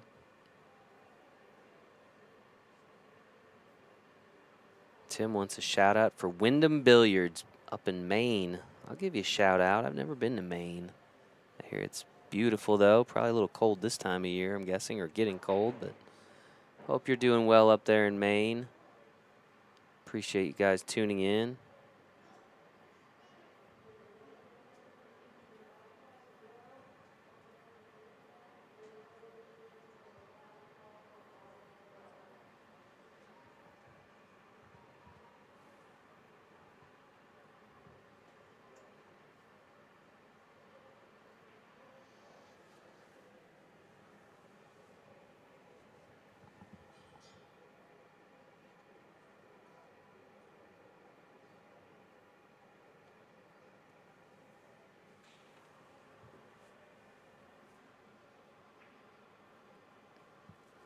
Question about expanding the World Championships to include other countries.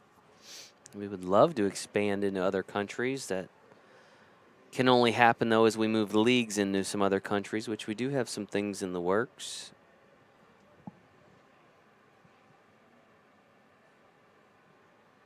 It takes a little bit of time, though, when we bring in a new international partner. Time for the league to get off the ground and then to grow large enough to support sending a team, particularly, you know, depending on where it's at in on the globe. Much more expensive for the teams from Japan to come all the way over here and compete than, say, the teams from L.A. or, you know, Denver. And then we have a lot of different mentality, too, so it takes a while for them to understand, because I know in most European countries, they don't understand the whole league system. Yeah. You know, there's much less players playing as far as numbers. Right. Recreational players. Therefore, the ones that play tend to play like all out. You know, very little handicaps or anything like that. They just play. So I know one of the challenges in talking to Nori, who's our league operator in Japan, he said there the teams, you know, here you get 8 players on a team, which means you have at least 5 to play in a week. Not necessarily everybody has to show up, but he said the culture in Japan is that when you agree to play on the team, you agree to not only go to league night, but in some cases you agree to practice and do all these things. Oh, and absolutely. It's a pretty major commitment. They're the most committed people I've ever met. You know, we went to Japan and asked the guy in a street corner. We were trying to find a Friday's restaurant or something because we were, you know, over. We just wanted an American kind of meal. Yeah. So we're walking down the street and we asked him where it was. And the guy was obviously kind of rushing by, and he had his briefcase, and had a suit on. And we didn't know, but he literally stopped. And as soon as we asked him, he looked at us like, uh-oh. But he just looked at us. He said, okay, I'll show you. And he walked like 5 blocks with us. Oh, wow. Back the opposite way he was coming, because that's custom. They're dedicated enough to where you ask somebody direction. That's you know. impressive.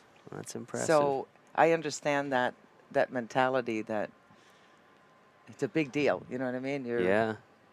No teams from Japan here this year, unfortunately, because of the ongoing pandemic and the restrictions. I don't know. I think league may have finally restarted over there. They've kind of been up and down.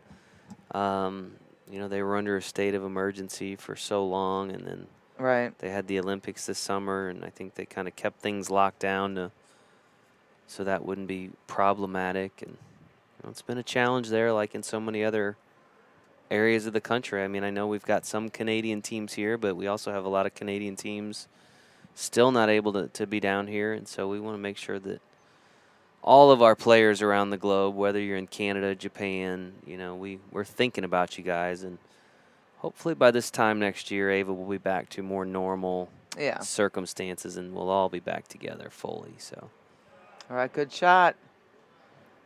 Pablo's not going down without a fight. He's left himself a bit of a severe cut here. We'll see. He's a tall man, so I'm sure he's going to at least get close to being able to reach that. I think he can reach it, yeah. There you go. Thin cut. A little low right. Spin it around here for the 8, I would think. Oh, no, no, no, no, no. Going to get to a rail? No. Well, yeah, the cue ball. Yeah, the cue ball will hit a rail.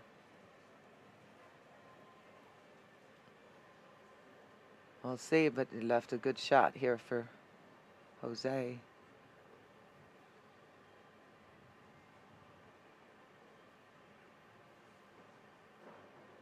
That worked out well.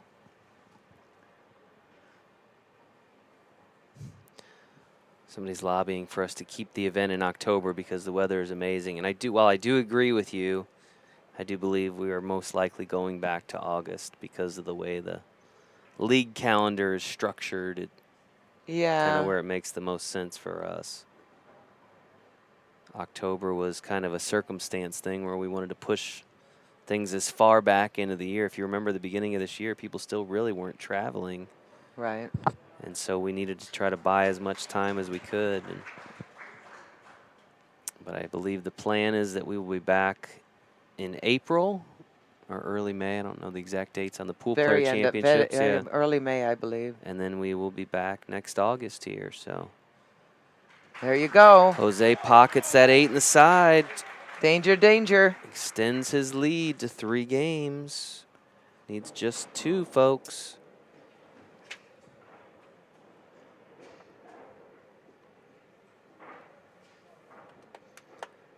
Scorpions from Joliet, Illinois, inching ever closer.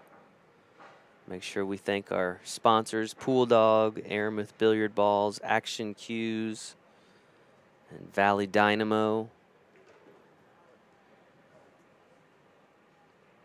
If you haven't found us on Facebook yet, make sure you go ahead and like our page or follow our page so you get a notification when we go live tomorrow for our Pro-Am, and again on Saturday with the finals of the 9-ball World Championship.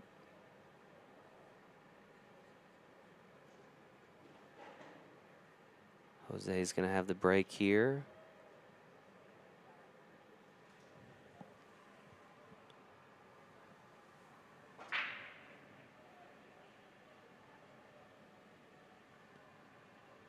I want a lot of clusters here. Another dry break. Yeah, nothing on the break. But I got to tell you, the solids look really nice considering that 1 ball is where it is. Making the 1 ball is going to automatically break up to 5 and 4. An easy automatic shot. So, you know, at this point, if you know, being Pablo, he's going to have to start going for something here because even though he's played excellent defense, it hasn't really paid off. He's down 3-0, and it's time to go. Oh, you went with the... Oh. with the stripes.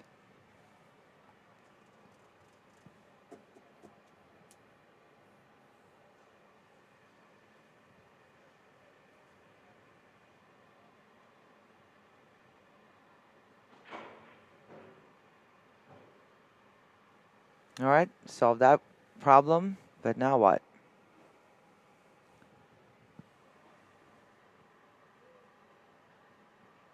I think being ahead 3-0, Jose is a little bit more apt to want to go ahead and get this over with and start loosening up, and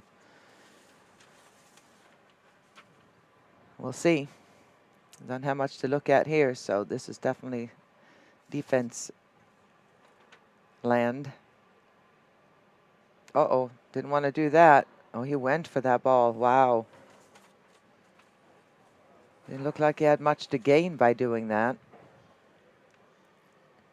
The 11 ball was a makeable, so I'm a little surprised he did that, but we'll see what happens now. Ball in hand for Pablo. Pablo Negron, member of the team Must Be Nice, Stratford, Connecticut, where they play at a Main Street Tavern.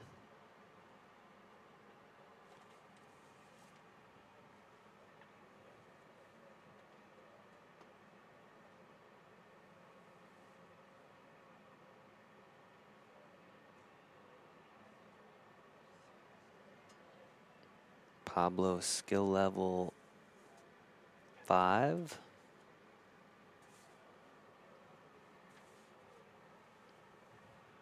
Playing his first match of the tournament here in the final. Oh, that's correct. That's right. I forgot about that. So you talk about coming a little cold. That's tough. That's right. He hasn't played any. Yeah. Somebody had asked about how many players these teams had go up. As best I can tell, they each had a player go up. Where exactly, I'm not sure. But it makes sense, though. You're playing as hard as you can. Well, and you're winning, yeah. And you're winning, you know, well, even if it was regular weeks, if you already, you know, were a solid 3 or a solid 4, a high 4, or whatever it is, and you're playing, it's essentially 11 weeks in a row. If you're thinking in a sense of in league like night. 4 days. Yeah, That's a good point. So. Yeah.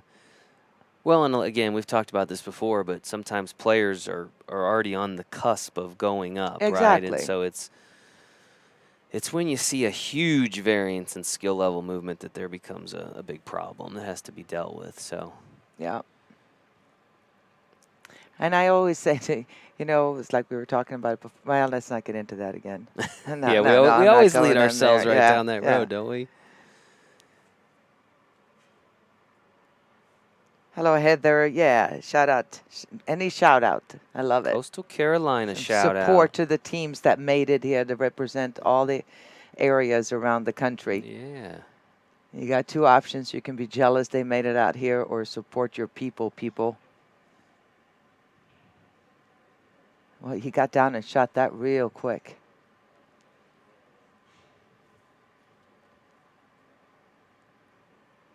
Marvin said he won the team shirt contest back-to-back, 95-96. Nice. I'd like to see his design skills. Nice. Back-to-back. Of course, we still do the team shirt contest. A lot of teams have been entering that over at the photo booth. And the way that works now is that those teams get put on online and people can actually vote on their favorite design. So yeah, I like that. People get creative.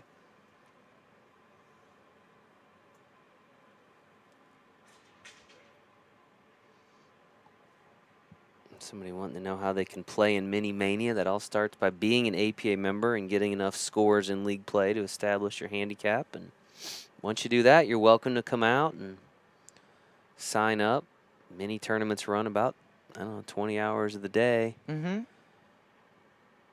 A whole room dedicated to the minis. 100% payback, so all the entry fees go back. I think it's to the top 25% of the field, I think is the general rule there. So if you got 16 in a mini, the top 4 split the entry fees, whatever the entries were.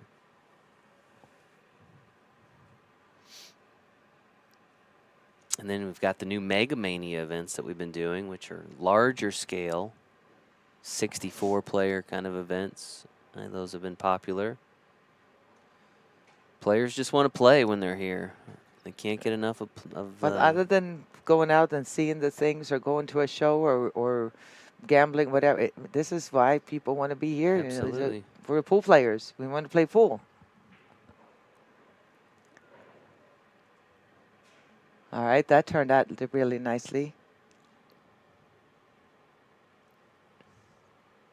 If he has any kind of an angle now, he's in good shape. If not, Pablo's going to have to play the 7 ball and drift all the way down for either the 6 in the side. And get it overhead, you can see the 6 in the side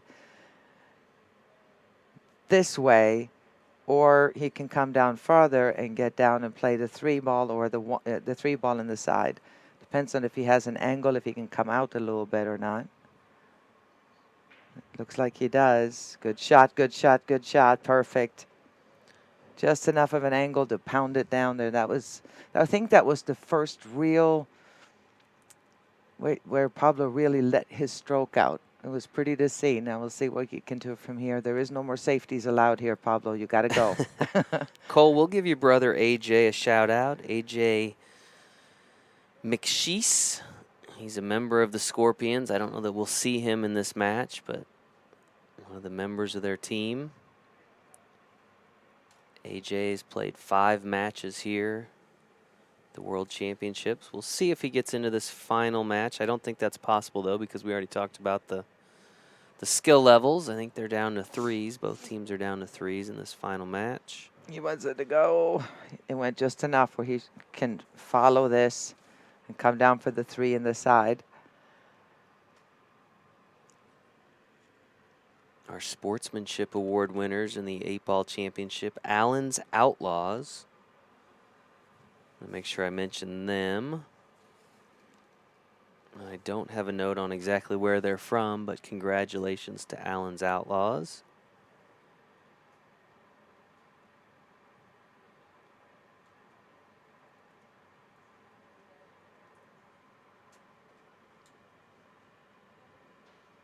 June Key talking it over with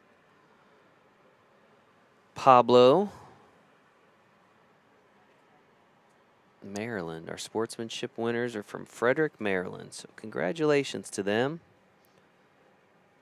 They picked up their plaques earlier today.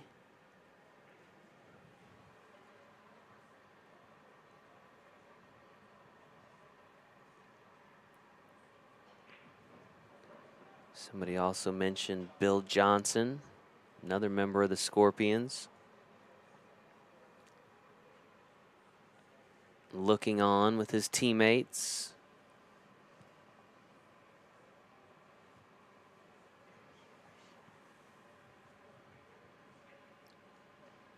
Pablo came a little far here for having that nice little tap into the side pocket. Instead, he's probably better off shooting in the corner and just drifting up a little bit. He'll have an easier shot on the 8. The cue ball is going way the wrong direction by playing it in the side. Yes, Melissa. Robert Pena, another member of the Scorpions, who I assume, if this goes Nice 5 shot. matches, we will see.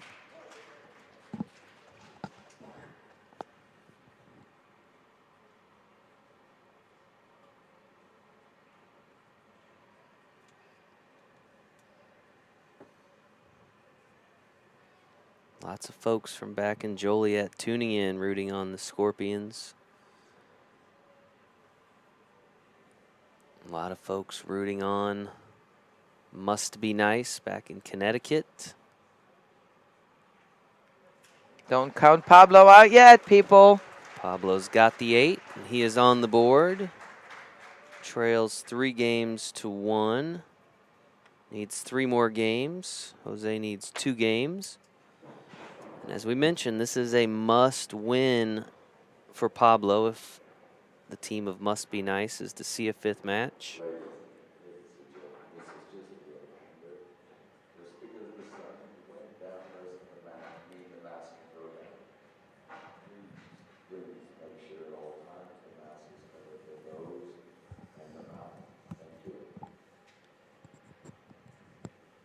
One of our tournament directors reminding the folks here in Pool Dog Arena to make sure they keep those masks on. Very important, as we don't want anything to derail our event here at the Westgate. Nevada's still under a mask mandate, which I know many people are not crazy about, but most are complying with a smile on their face, or under their mask, I should say, so we appreciate that. Another powerful break. A lot of noise. Dry. Yep. And this is a nice little layout right here for Jose. He has got an option. He can go either way, considering Pablo didn't make a ball, and nothing is super tied up, so it's just about a preference here what he likes to deal with.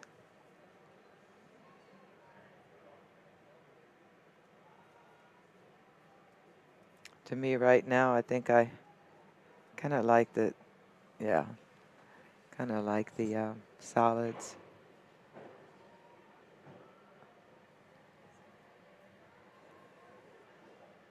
Six ball is really the only ball that's in trouble here, but he might be able to play it into the side cushion and off the 13, or he can deal with knocking it out of there later on.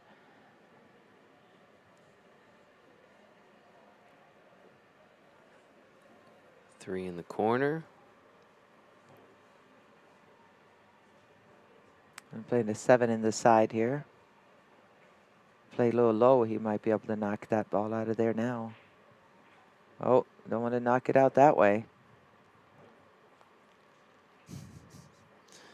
Someone wants to know what our favorite Scorpion song is. Oh, that's on you. Don't they do the final countdown? Oh yeah, I think we played that. I think that's yeah. the Scorpions. Yeah. And I think they do the Winds of Change too, the one where they whistle quite a bit. You're just an encyclopedia. Those are the only two Scorpion songs I know. Well, then you knew the whole little thing. But I like from them the both. kids' movie. Oh that no, somebody thing. said that's Europe. Bob. Somebody said that's Europe. Oh. So I thought one of those songs was Scorpions, but what do I know? Somebody said "Still Loving You." Winds of Change. Winds of Change. I see. I got one. Do do do. Do do do do do. Uh-oh. No, that's also Europe. Also Final no. countdown is Also Europe. no. I don't know. Man. All I know is right this minute, Oh, the Europe's- Scorpions is a pool team playing in the APA championship for 50 grand. Yeah. Yeah, Winds of Change is, according to random posters on our comments, but oh, Rock You Like a Hurricane. That's another one. Okay. Music trivia here at the APA World Championships as Pablo Negron. This makes things a little bit more challenging here for Pablo. He's got to play a combination. He went into the balls a little bit, and now he's faced with this combo. I'm going to see another timeout here. Which is a lot tougher than it looks. Yeah, I don't blame him.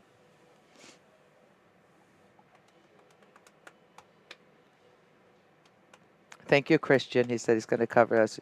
You guys go ahead and comment the match. We'll coach y'all in music. Perfect. Yeah. Perfect. I'm one of those people, I love music, but don't necessarily know who does it. I am exactly the same way. Yeah. I don't know the name of the artist. Probably don't know the name of the song, but I can probably sing 70% of the lyrics in it if I hear it. All right. Well, timeout not quite over.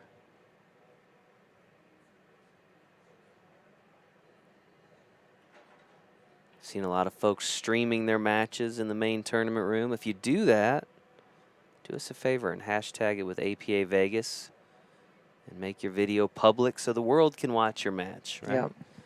A lot of folks say, why don't you guys live stream every match? And that would be awesome, but also very logistically difficult. So, Pretty much impossible. but what we have seen is that a lot of folks do their own matches now, which is cool. Yeah. And we love that. And if you hashtag APA Vegas, anybody that goes to that hashtag can try to sort through and watch some of the other matches other than the, obviously, the finals that we present here in Pool Dog Arena. So something to think about.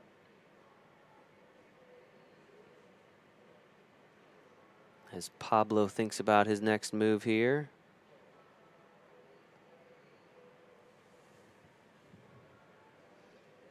If you're just joining us, you're watching live coverage of the APA 8-Ball World Championship. All right, nice stroke. He would love for it to go all the way over, but because as you can see here, this is the key trouble ball that he has. But with this angle, he's straight in on the 10, making the 10 stopping right here for the, 14 stopping for the 10, should give him a good angle to either follow down on this side or force it up here and make it a little bit easier shot. But this run out is his. It's about staying in line and not making unforced error.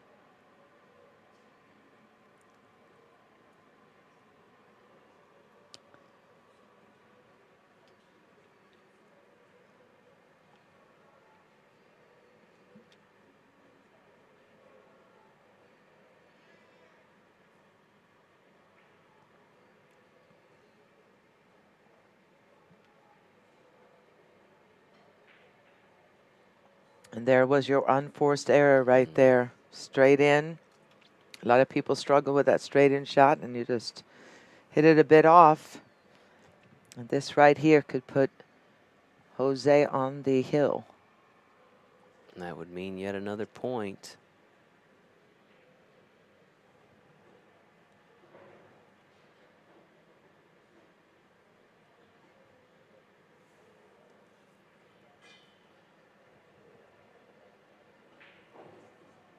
No. Watch out. Oh.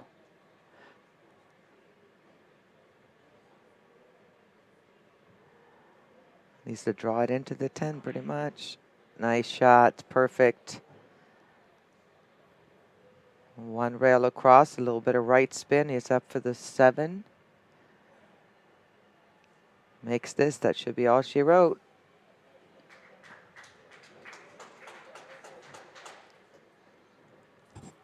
And Mr. Salas is going to find himself on the hill here. In about 11 seconds.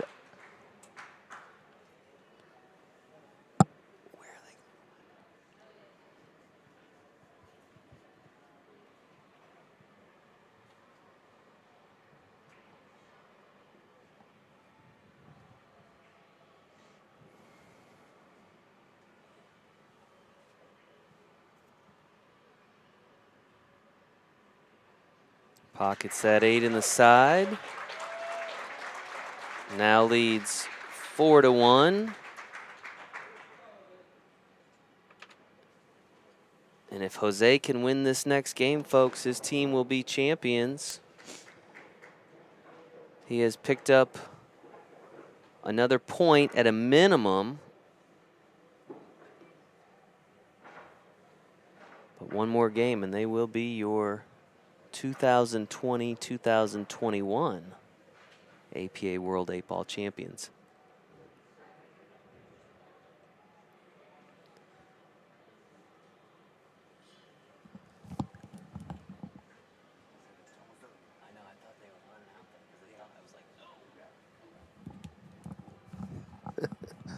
The logistics of live streaming. If only everybody knew all the things that went on behind the scenes. The background, yeah. Yes. Jose with the break here, now leading 4-1. Let's see if he can get that 8-ball moving. It's happened several times here.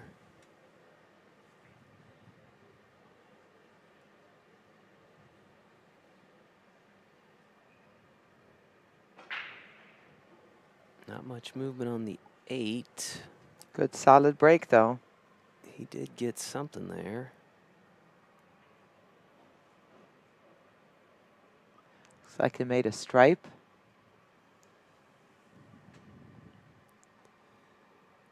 As It's always interesting as somebody gets close to winning, people start moving around the room and getting into position, and gets very quiet again. Oh. I didn't scratch, and he does have a shot on the 12 ball, looks like.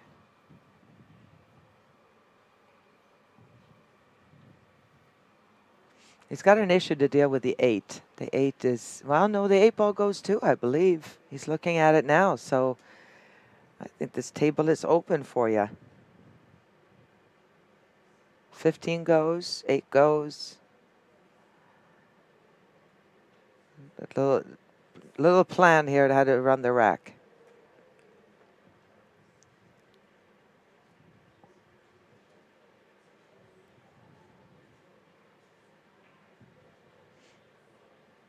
I love how he talks with his hands. he's What are you doing? What are you talking about? You crazy?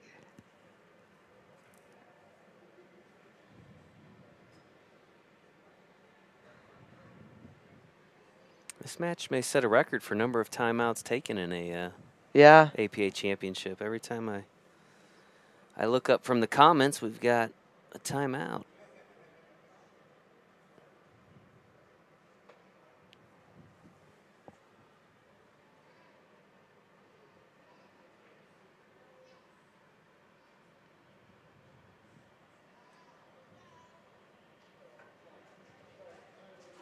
All right, so I guess looked like Jose was going offensively there, and his captain told him, no, I want you to stay with the game plan the way they had it and play the safe. 2-1 combination there.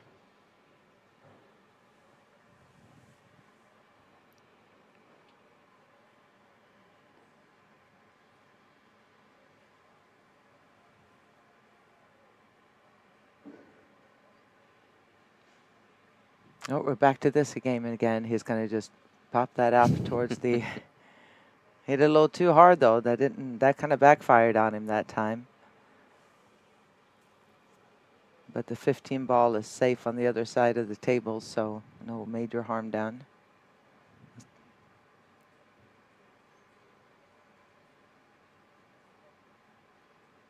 Somebody said, does it get tired commentating for all these hours? Yes. Yes. It absolutely does. And especially in, especially in 8 ball, which is obviously longer than what 9 ball is. But not only that, but these matches have been unbelievably defensive. Other than the second match with Kejun and Leo, they've been very, a lot of safety battles. So it's kind of hard to guess people's personality of what they're going to do. Somebody wants to know if we ever get tired of people complaining about the tables, the brand of tables. Yes, we get tired of that too. But.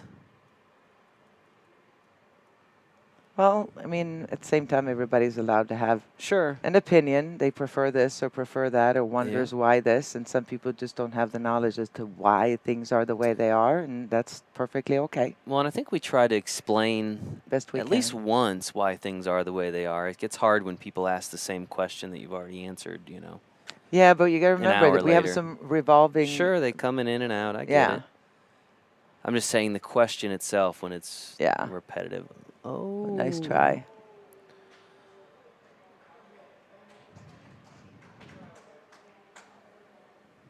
The old debate of valley tables or diamond tables. There was a time when we used diamond tables here at the APA Championships, I think 2002, 2003.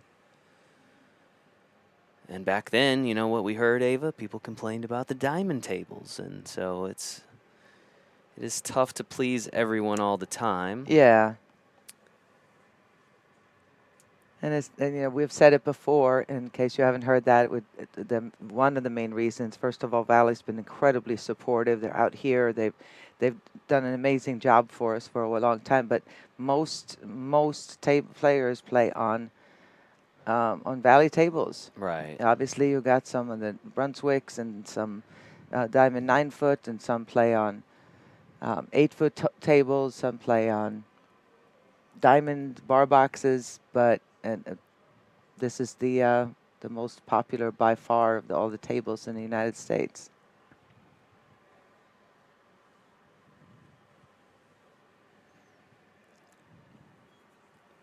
Pablo looking things over.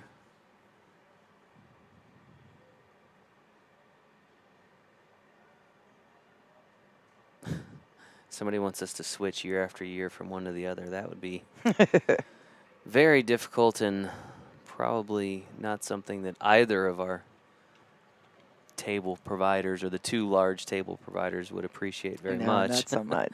They like to be able to plan. Oh, rattles that ball in the corner pocket. Ava, is that it? No, well, you got, you know, no problem with the 10 and the 15, but you see where the 8 is, he's going to have to come all the way down to the opposite side of the table with the cue ball. So a little bit of work left. Here is where you need to be to make that 8 ball, and that's about it.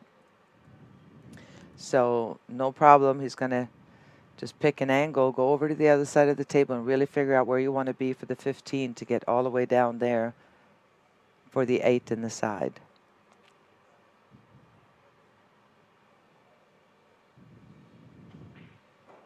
All right, he drew back just enough to have a little more of an angle, and we'll see if he can play the correct speed here. Jason, this could be it.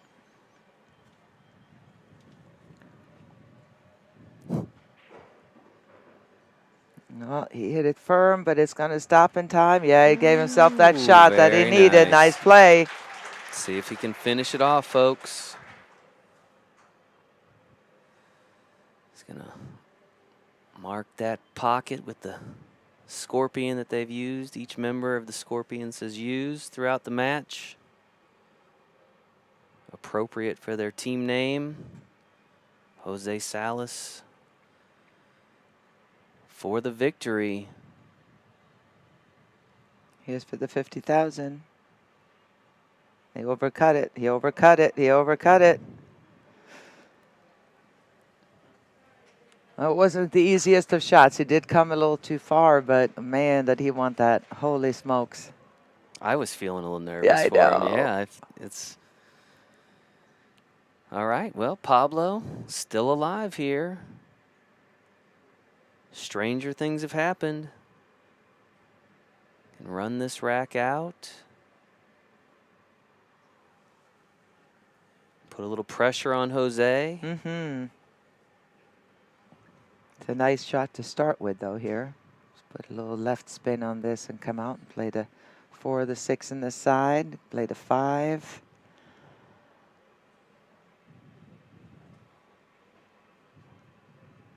That was a big break for him there. Looked like it was going to be all done and over.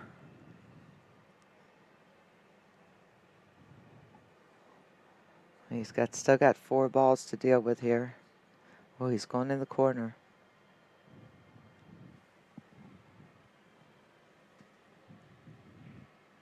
And he stayed down nicely, though. I don't know if it was because he made sure to stay down or if he wanted to make sure the ball went in. Please go.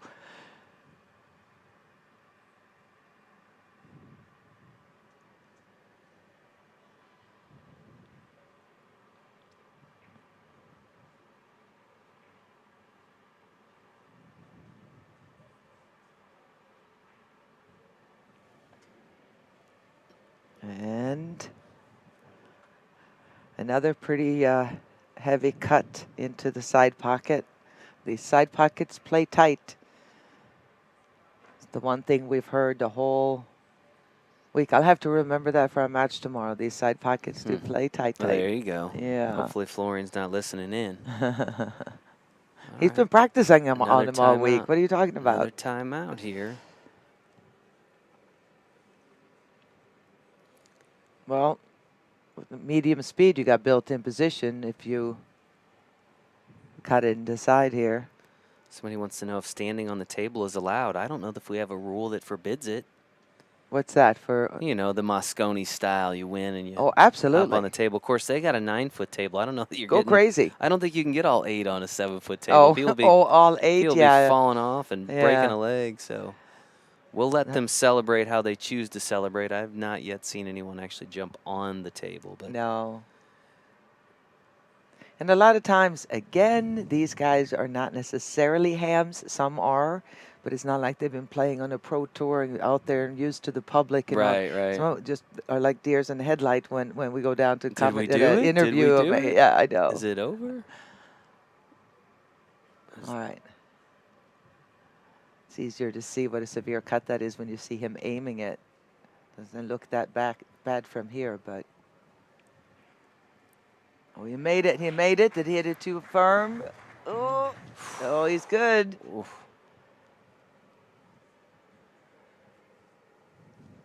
Pressure on Pablo. Looking to extend this match. Needs to pocket this 8 in the side. Same side pocket that Jose missed just a few moments ago. Yeah, this one is quite a bit easier. However, you got to make sure you're paying attention to that cue ball. Either draw it. You want to follow this. If you're hitting it solid. Oh, he jacked up to make sure he did not scratch. Oh, no. And check this out. The whole room was deflated here, except for the fans of the Scorpions and Jose. Holy smokes, I feel bad for him. It's about to get loud in here, folks. It's about to get so. loud. Another opportunity for Jose Salas to finish this match off for the World Championship.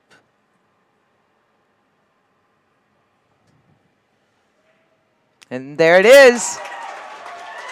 There you go, folks. The Fantastic. Scorpions, Joliet, Illinois. They are the 2020-2021 APA World 8-Ball Champions. They're taking home $50,000. And the celebration is on here at Pool Dog Arena. We'll stick with the coverage here for a few minutes as you see these teams celebrating. Again, the Scorpions, Joliet, Illinois, a lot of emotion there, tears. Very exciting for these teams. They picked a good time to win, huh? You see the team of Must Be Nice coming out, lots of hugs and handshakes, outstanding sportsmanship. An incredible match here at Pool Dog Arena.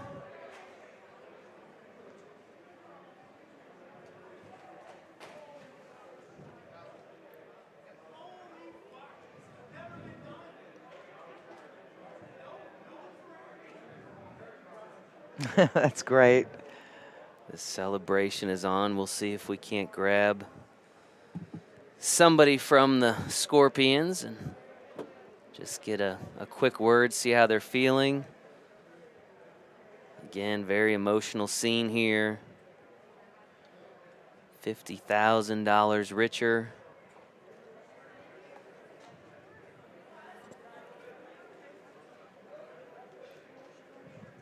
It's a great feeling. And you know what? The runner-up team didn't do too poorly either, did they? 25,000, yeah. Congratulations to the team of Must Be Nice. A lot of folks back in Stratford, Connecticut should be proud of them. Absolutely. They did what over 1,000 other teams could not do. They made it to the final round here. They're taking home $25,000. Just a few moments, we're going to hand out the trophies and then the prize money. But right now, the moment belongs to the Scorpions of Joliet, Illinois. Hey guys, it's Casey. I am here with the Scorpions from Joliet, Illinois, and they are the winners of the World Champion 8-Ball Classic. So congratulations. Has it truly sunk in with you guys that you guys just won? Thank you. Thank you. Oh, thank you. Thank you. Has it sunk in at all that you guys just won? Yes. First of all, I want to say thank you, God. Thanks, God. Thank you, Thank you APA. so much. And thanks to all my friends, my family, mis amigos, mi familia. Muchas gracias también en Mexico.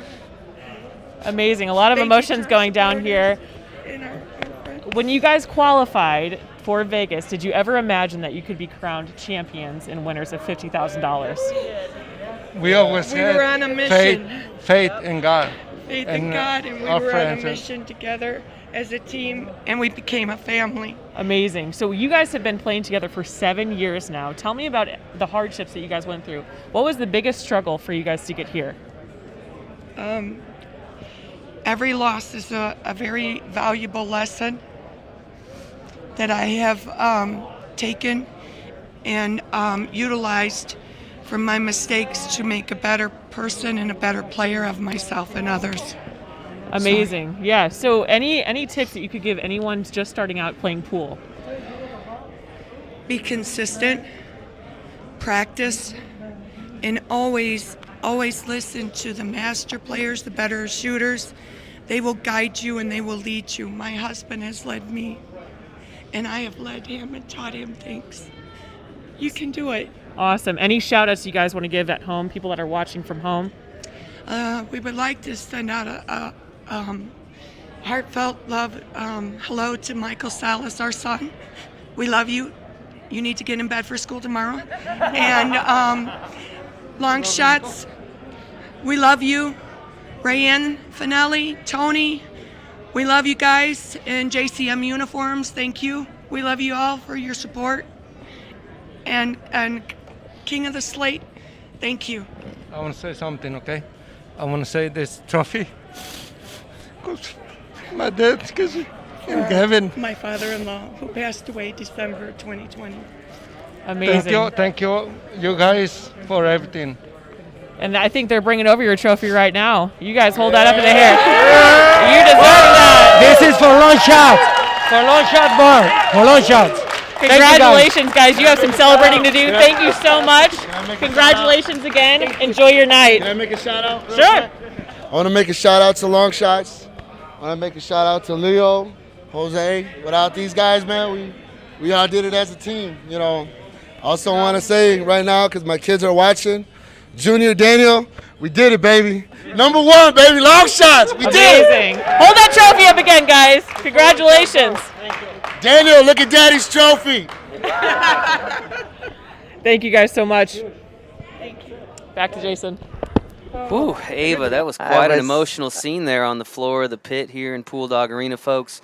What an outstanding match. Again, congratulations to the Scorpions, your 2020-2021 8-ball world champions. Hopefully it was well worth the wait for them. They're taking home $50,000.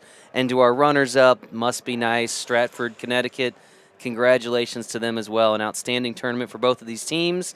And unfortunately, Ava, it's time for us to go, at least for tonight. We'll be back tomorrow, 5 p.m. Pacific, with a Pro-Am featuring the striking Viking herself and Florian Kohler. So make sure you tune in tomorrow, 5 p.m. Pacific. Until then, folks, we're going to say goodbye for just a little while. Bye, guys.